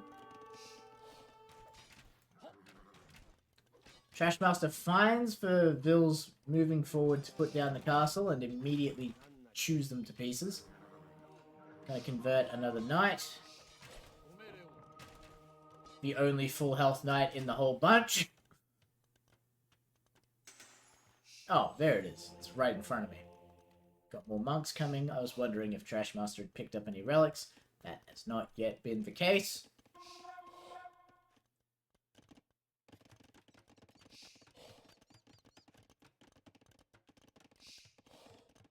Trashmaster finishing up the house wall. Knights coming into the crossbowmen. Don't really have anything to stop them from partying all over their face. Got ballistics. It's a good attack ground from the Mangonel, but missed.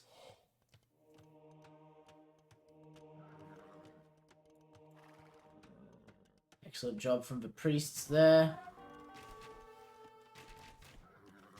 And the knights committing to just smashing the Mangonel. After all, the knights were free, so... might as well get your money's worth out of them.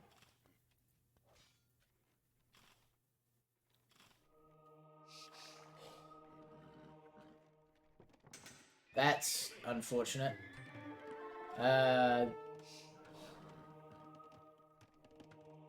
Trashmaster immediately working to remedy the situation.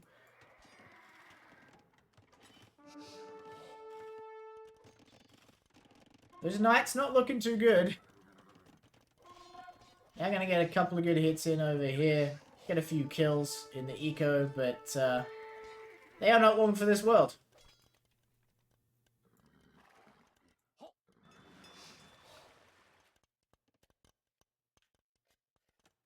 Godricus loves coming out this way. Oh, and the castle goes down. That's not good for Trashmaster. Trashmaster needs these, needs this gold. I suppose he's got this gold, but, like, does he even know it exists? He does.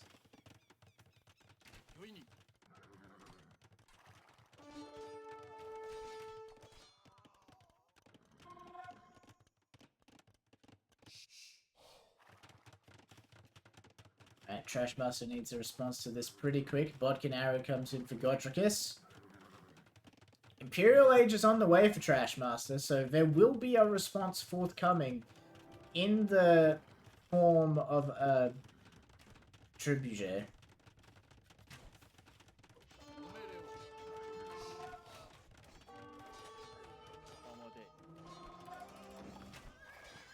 Tries to stop the castle going down, but doesn't quite get it. It's actually going to get chewed up by that castle. Oh, run, little monk. Nope. Was not meant to be. The monk lies dead. And so the Godricus Knights and castle continue to siege.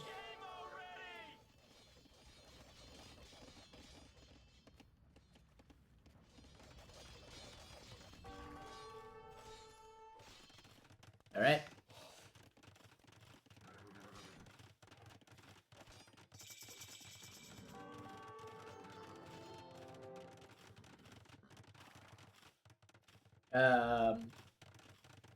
Yes, knights roaming around, doing all sorts of shenanigans. The TC goes down. Castle fire on the gold to hamper Trashmaster's economy significantly. Does know that the gold is out there, though. Is going to build, to try and sneak out some vills to build a Hoosie Doozits TC on the Ting. There is a scout keeping an eye on it. Scout from the very beginning, of course. Not just any scout, the scout.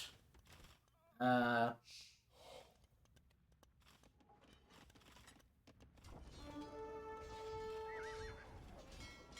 knights fighting the fire ships. Might as well get your money's worth out of them now. Halberdiers looking to smite the evil knights. There you go. With that attack bonus, the attack speed bonus, chew through them absolutely no time flat.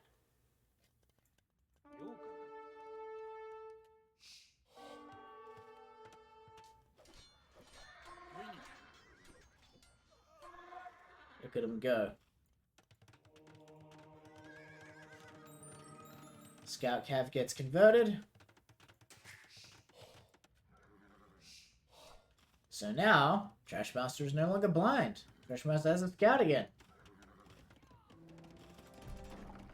And has the trebuchet to siege down his opponent's castle. Unfortunately, has nothing to stop the trebuchet from getting slashed to pieces by the knights. Maybe next time. Trashmaster's main TC being sieged down by the Godricus. Got the scout running around doing shenanigans. That Trashmaster certainly not looking in a good way. Godricus doing a very good job keeping the pressure up. Just kind of looking for an opening, I guess. Constantly probing, constantly pressuring. Just basically making sure that Trashmaster never finds his feet. Which is basically what you want. You know, when you're ahead like this. Just keep pressuring the enemy's TCs.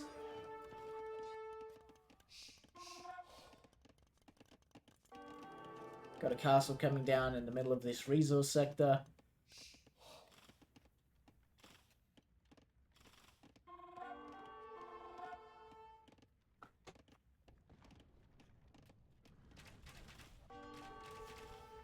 Castle sieges down to TC. Got Bracer coming in for Trashmaster.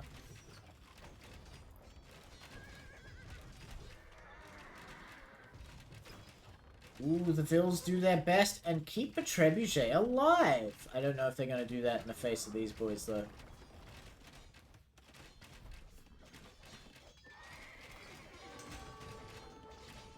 Yeah, there she goes.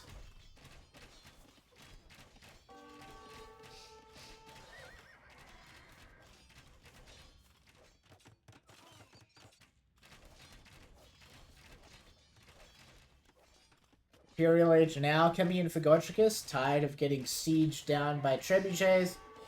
Have a trebuchet pops out for Trashmaster.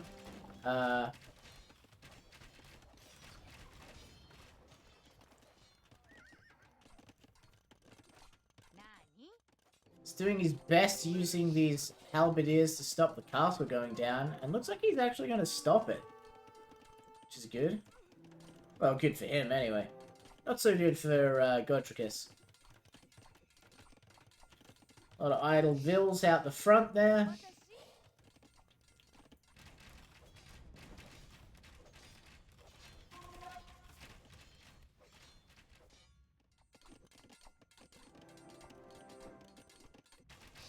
Godricus looking like he's on his way to victory.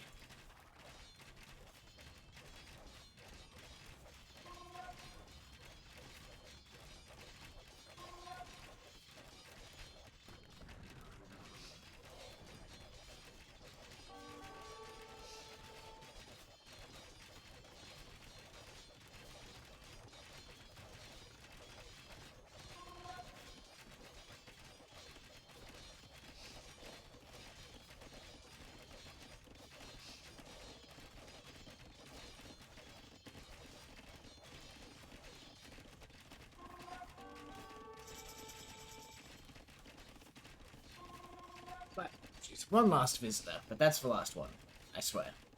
Alright, so, Godricus has pushed his way in through the gates. He's having a good old time, just kind of chewing through Trashmaster's eco. I mean, it's looking pretty much in Godricus' favor. He's got all of the gold, he's got all of the lakes, except for the last one, I suppose.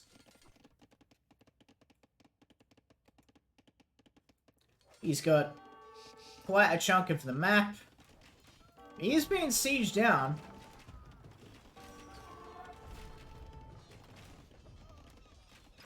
Samurai! Hey! Trashmaster in the past heard me. What the hell? I ask for samurai, we get a samurai.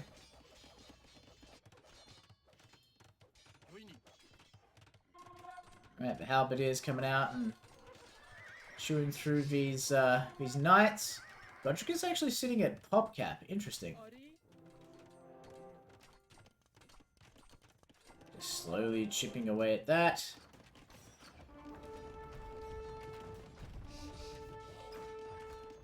We've got a war elephant on the way.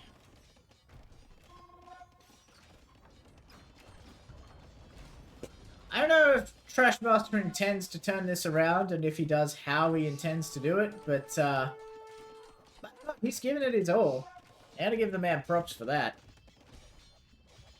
Of course, the Godricus Knights have pretty much completely torched the cradle of Trashmaster's civilization. All things, it's just fire. Fire and ash, burned to the ground. Blacksmith being assaulted by the war elephant. Again, fairly slow. So it doesn't see a lot of use, but, you know, pretty durable, nothing wrong with it. Well, except that it's incredibly slow. Castle goes down. We've got Commanderan, we've got Thumbring, we've got Cavalier, we've got Crop Rotation. Godricus is going all in.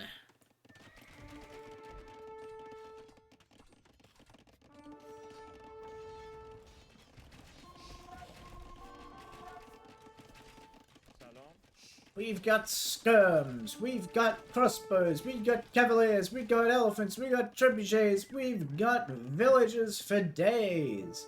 A village full of villages, in fact, you might say. This castle is still being worked on gradually.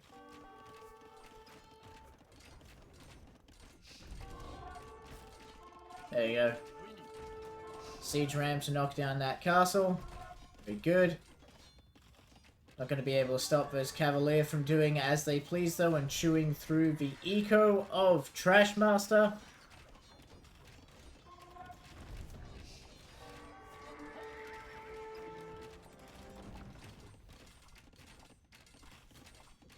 That is an interesting place for you to set up. There we go. That's better.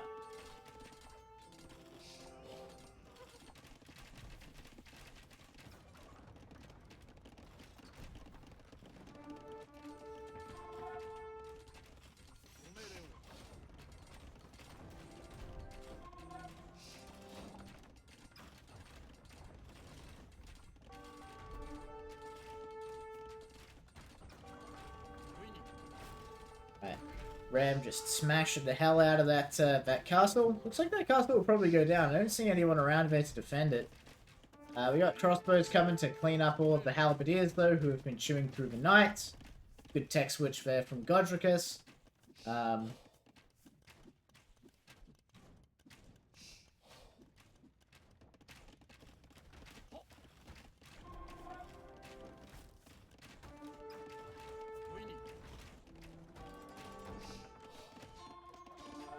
I mean, I don't know what else to say at this point, except, man, Trashmaster does not want to let this one go easily, huh?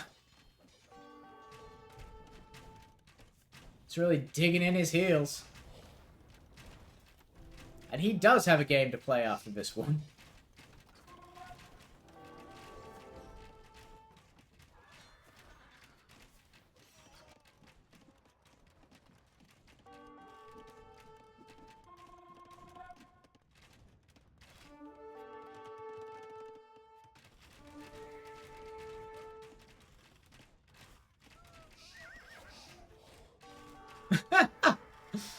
Godric is begging for it to end.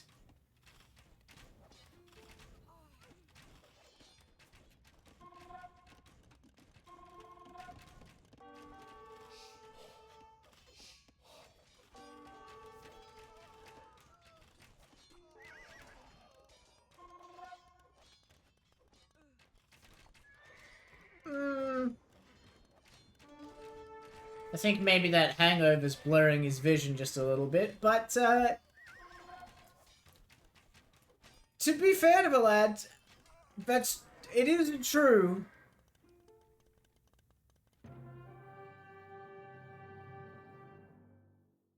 There we go. Upon learning that Godricus is 185 pop, Trashmaster realizes that though he clawed tooth and nail and could have dragged this out for a very long time, he took the L, he took the loss, graciously to allow a small child to be attended to by the Godricus.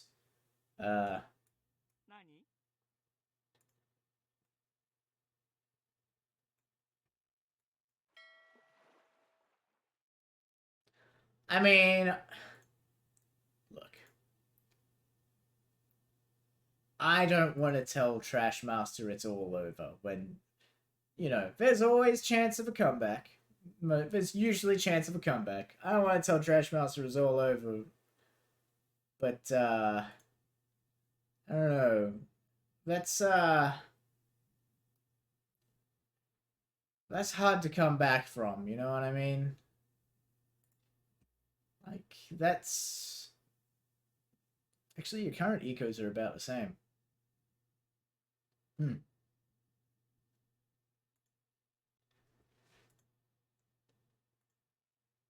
But, Godricus was pretty convincingly winning that game.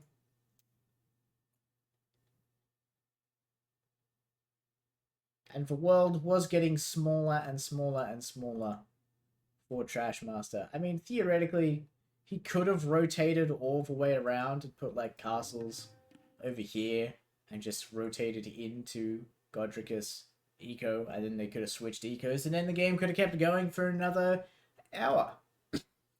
But, no.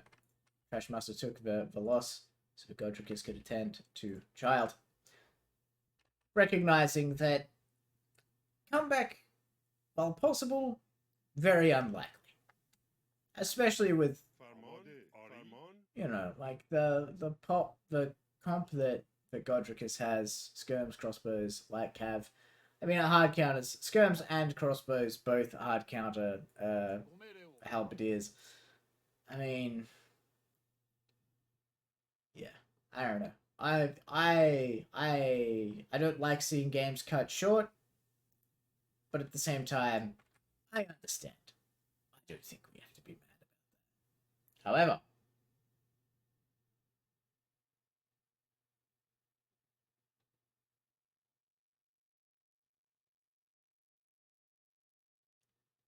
howdy, Aurelianth. Nice to see you. Welcome to the tournament. You're catching me at the very end, the final game. Let's see if it's a good one.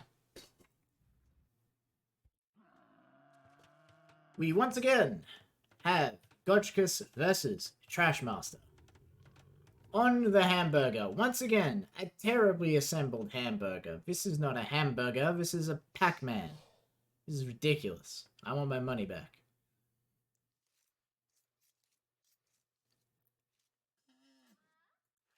Okay, Godricus is still going to go for the early lamb. Let's see if Trashmaster calls him out on it. Trashmaster should theoretically know the rules.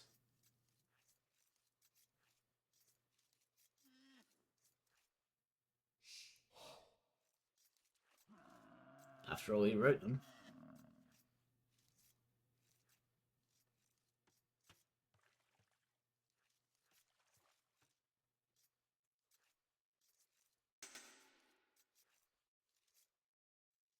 Well, this Trashmaster is just going to do the same. Yes.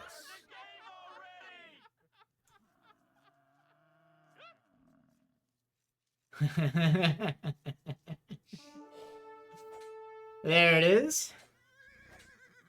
A nice friendly reminder. Godricus being a little bit cheeky. Are you exploring? Are you sure? Are you sure that's what you were doing? Still. Now that he knows, he knows. Scout gets slain by the scout. Hola. And Godricus is going to need to adjust tack.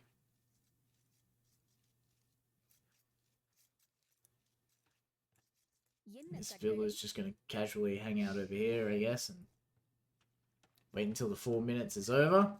Then begin laming away.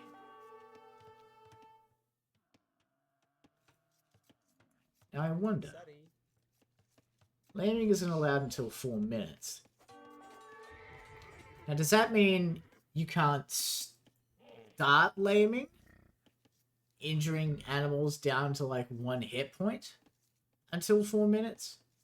Or does that mean...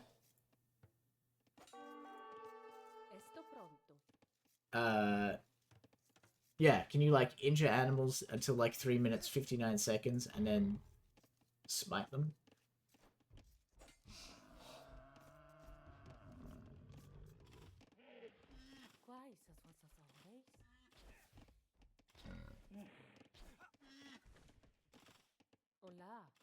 Oh, she's gonna go down? Yes! First Vil kill. Goes to the Trash Master TC. Never thought you'd see that. Except, maybe, sometimes. Like right now.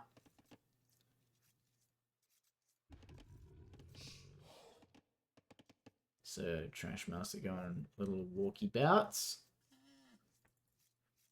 Okay, it doesn't cover the whole coastline. Gonna start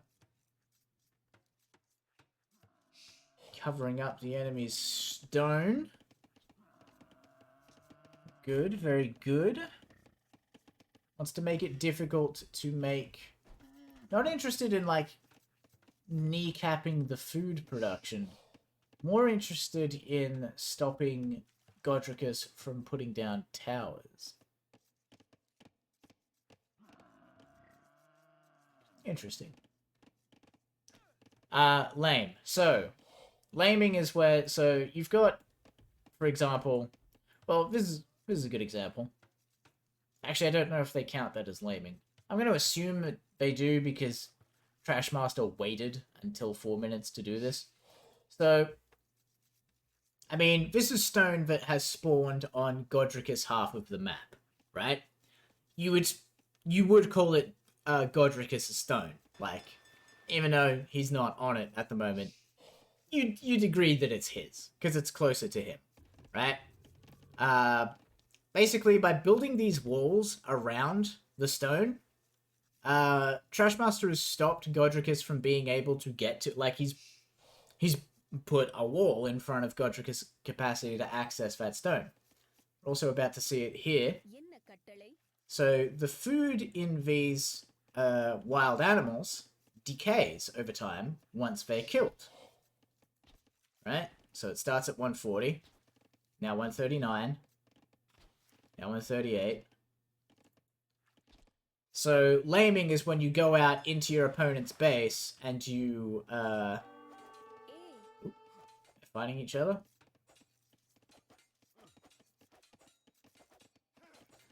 Yeah, you go out into your opponent's base and you... Why did he have to wait, though? Because it's just for tournament rules. Like, with the exception of a couple of maps, the tournament's rules are you have to wait, basically.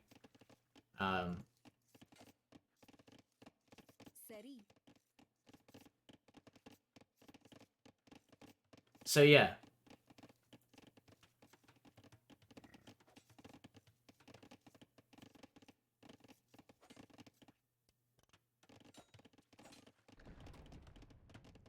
Oh boy, I go directly back to bed.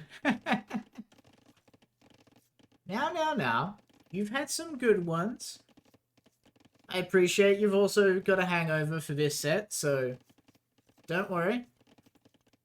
We're all taking it into consideration, my friend. Is it possible to lame before then, or is it an honor thing? So it is, like, mechanically, in the game, you can lame from second 0, right? Like, the game will not stop you. But the rules of the tournament are, you're not allowed to do it. I love the journey that this Vil has gone on, by the way. She's seen things.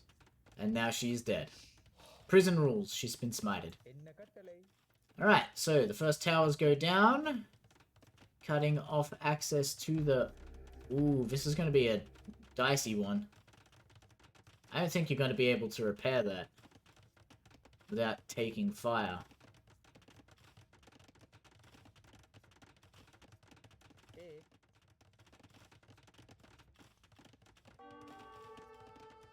Okay. And now the fight for the tree line begins. Here we go. Getting town watch, of course.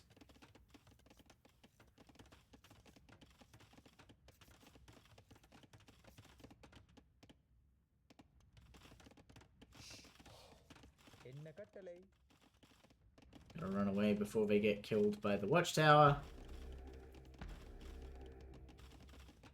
So they can land before the time, but they will be breaking the tournament rules. No, yeah, you're good. You're allowed to... By all means, ask away. That's part of what I'm here for. Yes, that is correct.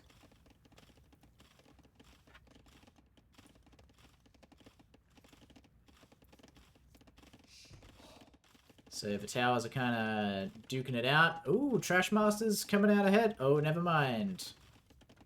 Godricus decided to repair. Trash Master. Taking a couple of shots. Interestingly enough, those might be enough to squeak out a victory. One Vil goes down underneath the tower fire. One enemy Vil goes down underneath the tower fire. Gotta get someone healthy over there to fix that up. Oh no! A third tower! Who could have foreseen? Got a couple of galleys coming out from Trash Master, though. Very good.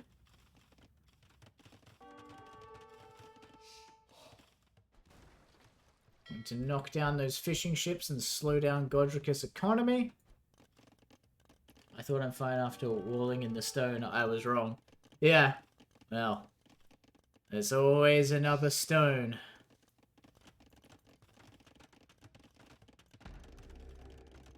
We actually just finished your set against Steve. It was, it's pretty good.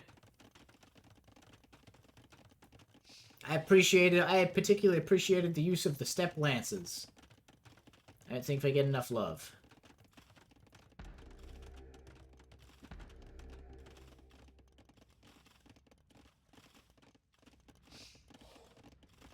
D. Godricus is going ham on that stone.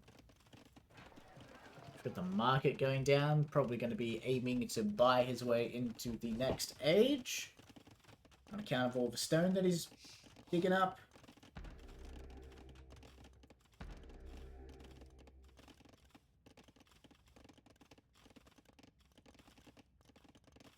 There is quite a bit of idle time. But, you know, that's just hamburger, baby. It gets messy. All of your hamburger filling gets shoved over to one side. The important thing is you have naval dominance. For right this second. Maybe not later.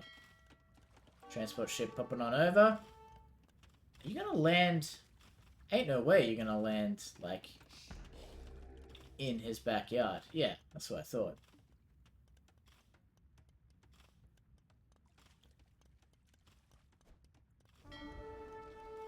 Galley is going to start kiting and fighting the fire ships. Love a messy hamburger. Hello, Sid. Welcome to the party. What about a hamburger full of guard towers that shoot arrows at you when you try to chop wood? Oh, right, that's what the transport was for, of course. To get to the wood line.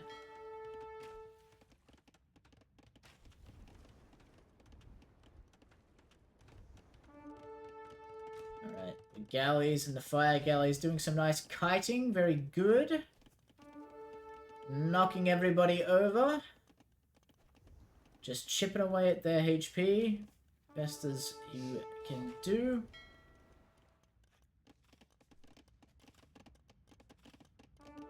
Tower's still being a pain in the ass, but that's what you'd expect. Galleys versus fire galleys. Knock that down. Very good. And now, Trashmaster once again has the seas all to himself once he knocks down what's left of these fire galleys. Market coming down, perhaps to balance your economy as well. Buy some wood as needed. Buy some food to age up.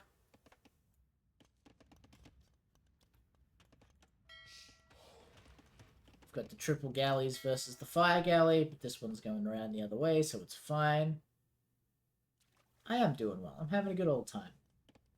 It's been a long one today, but that's what I get for letting things pile up instead of doing them as I get them. I don't know. I don't mind, though. I've kind of enjoyed doing a longer one today.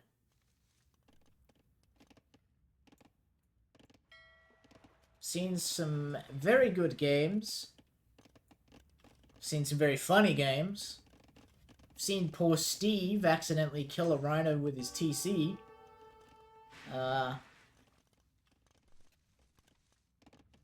There's a lot going on. There's a lot making this happen.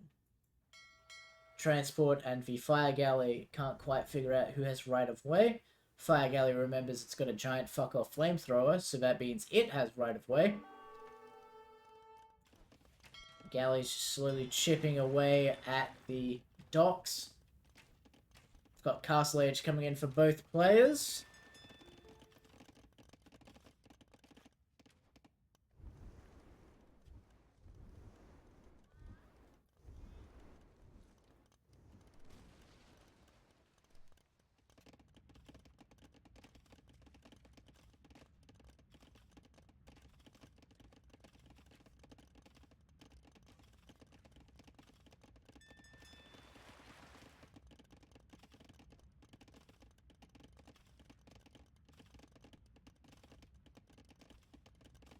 Yeah, the transport goes down.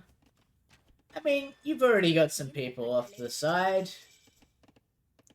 It's fine, you just build a TC out here, right? Right?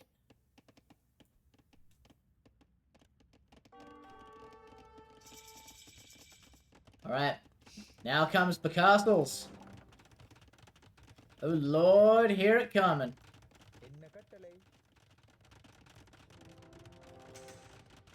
It's a race to get the castle up. But perhaps as a homage to the Japanese from the previous game, Trashmaster decides to build the castle in just one day.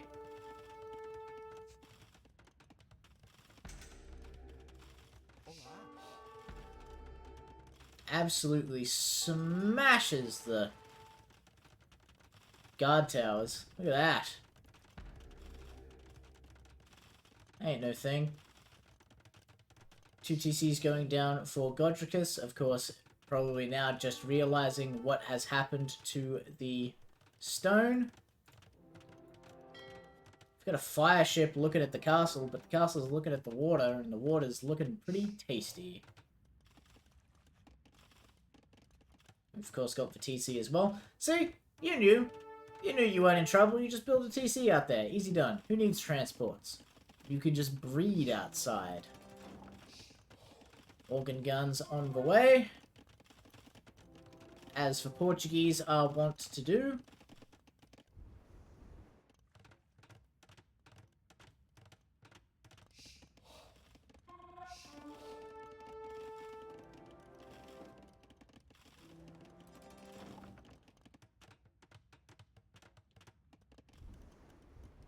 Fire ships are roasting the dock.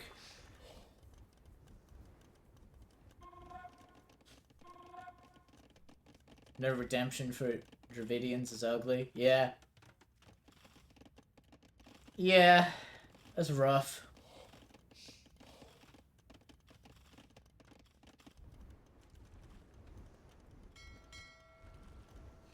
I mean, you gotta make do with what you got, though.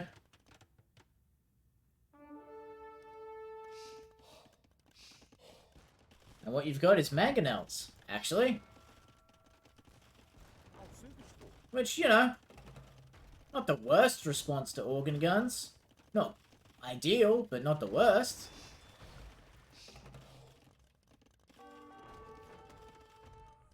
Oh no. They smited him.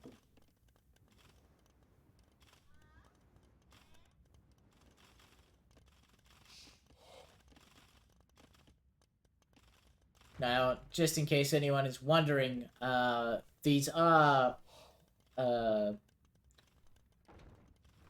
the players don't know which civilization the other player picked.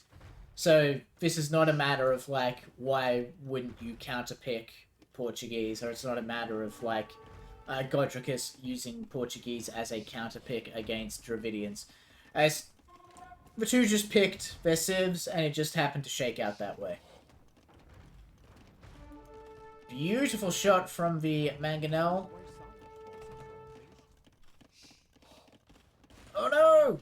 No! So close! I bet a Vil could go up and kill that thing. Probably not that Vil, though. So the organ guns are doing what organ guns do.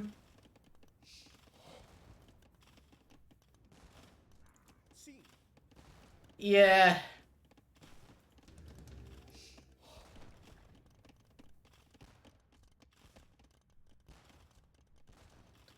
I've never particularly been a fan of organ guns myself, but, you know. It's not like Portuguese are exceptionally strong, you know what I mean?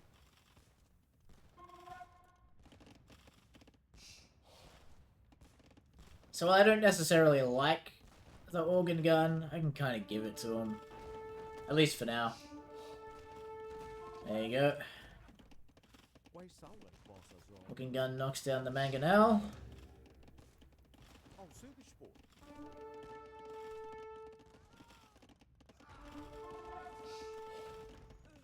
That's a good way to get rid of organ guns. Lure them underneath the castle.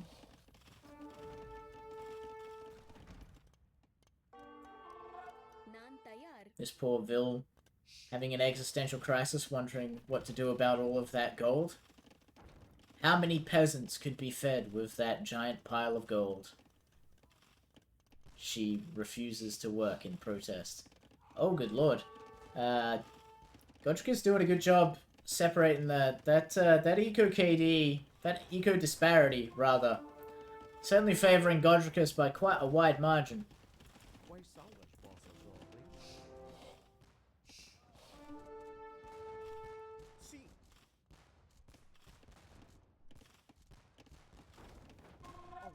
Ooh, excellent shot from the Mangonel. Gets itself a double kill. That's what you want to see. Couple of organ guns getting smashed by rocks.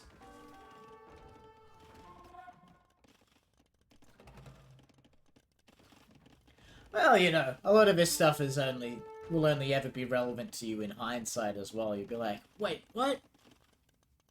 How far behind am I? It's not like the game helpfully gives you a villager counter. But you do have the idle time, so you kind of know.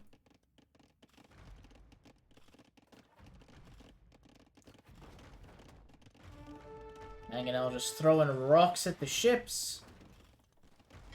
And the man repairing the Mangonel is now dead. You still have the castle to kind of like choke the water, so that's fine. That's pretty good. That's pretty decent.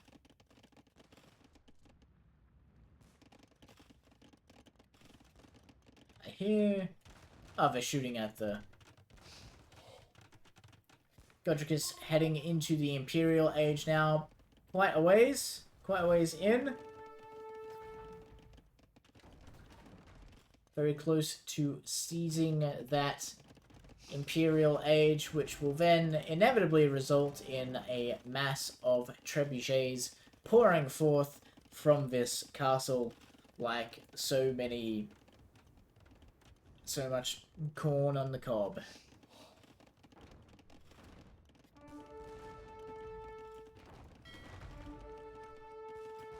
Like an old trading with the war galley, doing a fine job of smiting it. Doesn't quite get the kill though. But, you know, that's fine. Sometimes you settle for almost. Bunch of vills getting chewed up by the castle. Castles continuing to chew each other up, and there's the Imperial Age upgrade coming in for Godricus. And Trashmaster calls the GG. Realizing that, yeah, you are quite a ways away from the Imperial Age. Probably not going to pull that one back. Which is a shame, but it's how it plays out some days. So congratulations to Godricus for those 2 wins, and commiserations to Trashmaster for the losses. It's that's rough, especially going 2-0, and especially this late in the tournament.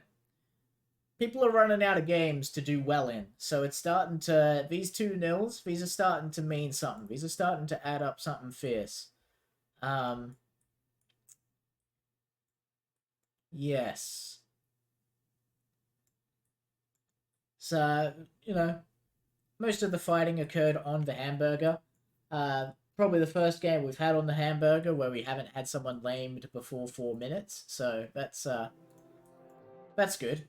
The first castle on Four Lakes was so ugly and I saw it like 10 minutes too late, thanks to Hangover. Oh, yeah. Yeah, you had a rough time. I mean, you could have... I don't know. I am of 2 minds. I think part of me says that it was all over. Part of me says that it was all over, but you were doing a good job of dragging that one out. I think there was a... You know, if not for the baby, I think there was a potential for you to kind of wear Godricus down and just burn him out completely. You know, you were wearing me down. I was almost burned out on that one. It was a solid effort. It was a solid effort. Look, it's been 6 hours. We've covered quite a lot of ground. We've seen quite a lot of things today. We have covered. Let's go back. Let's go back and have a look-see. We have covered the Shasha v Super Monkey and Shasha v Kamasinomol. You know, Shasha's had a rough time against Super Monkey, but you know, pulled out the 1-all on against Kamasinomol. It's very, very, very good play there from Shasha. Steve and Super Monkey. Steve had a bit of a rough time. Actually, I don't think Steve had a bit of... No, Steve did fine against Super Monkey. That was some good gaming.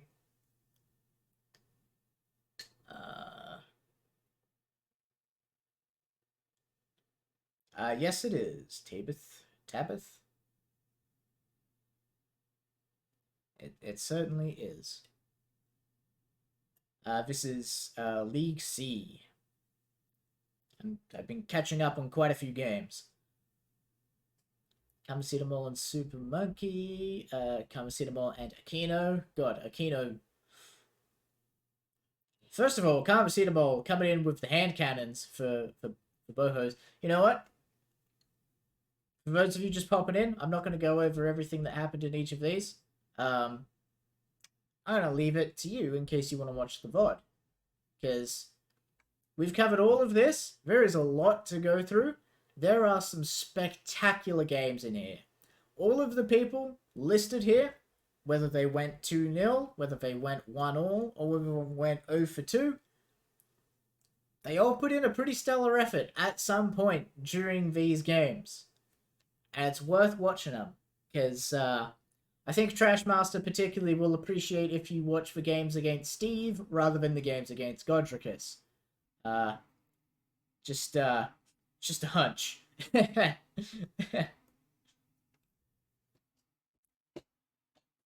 But with that, I have to say, I'm bushed. I'm Dunzo. I'm Dunzo the Clown. I'm outie. I've unless one of you has posted more replays without my knowledge. Gotcha, Chris V. Trashmaster. No, good. All right. We're covered. We're all on it. We're on it like a rocket. We've nailed it. We're all up to date with League C once again.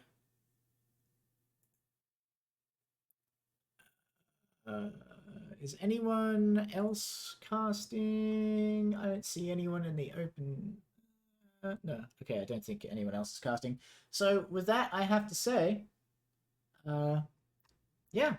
Thank you all for hanging out, lurking, watching from the far off future of 2002. It's my pleasure to cast you, Trashmaster. It's my pleasure to cast the whole series. You guys have been an absolute pleasure. I'm looking forward to the finals. I'm looking forward to seeing how this shakes out. It is my pleasure to be here and do this. I wish you all a good night, and I hope that you'll all be well. I'll catch you in the next one.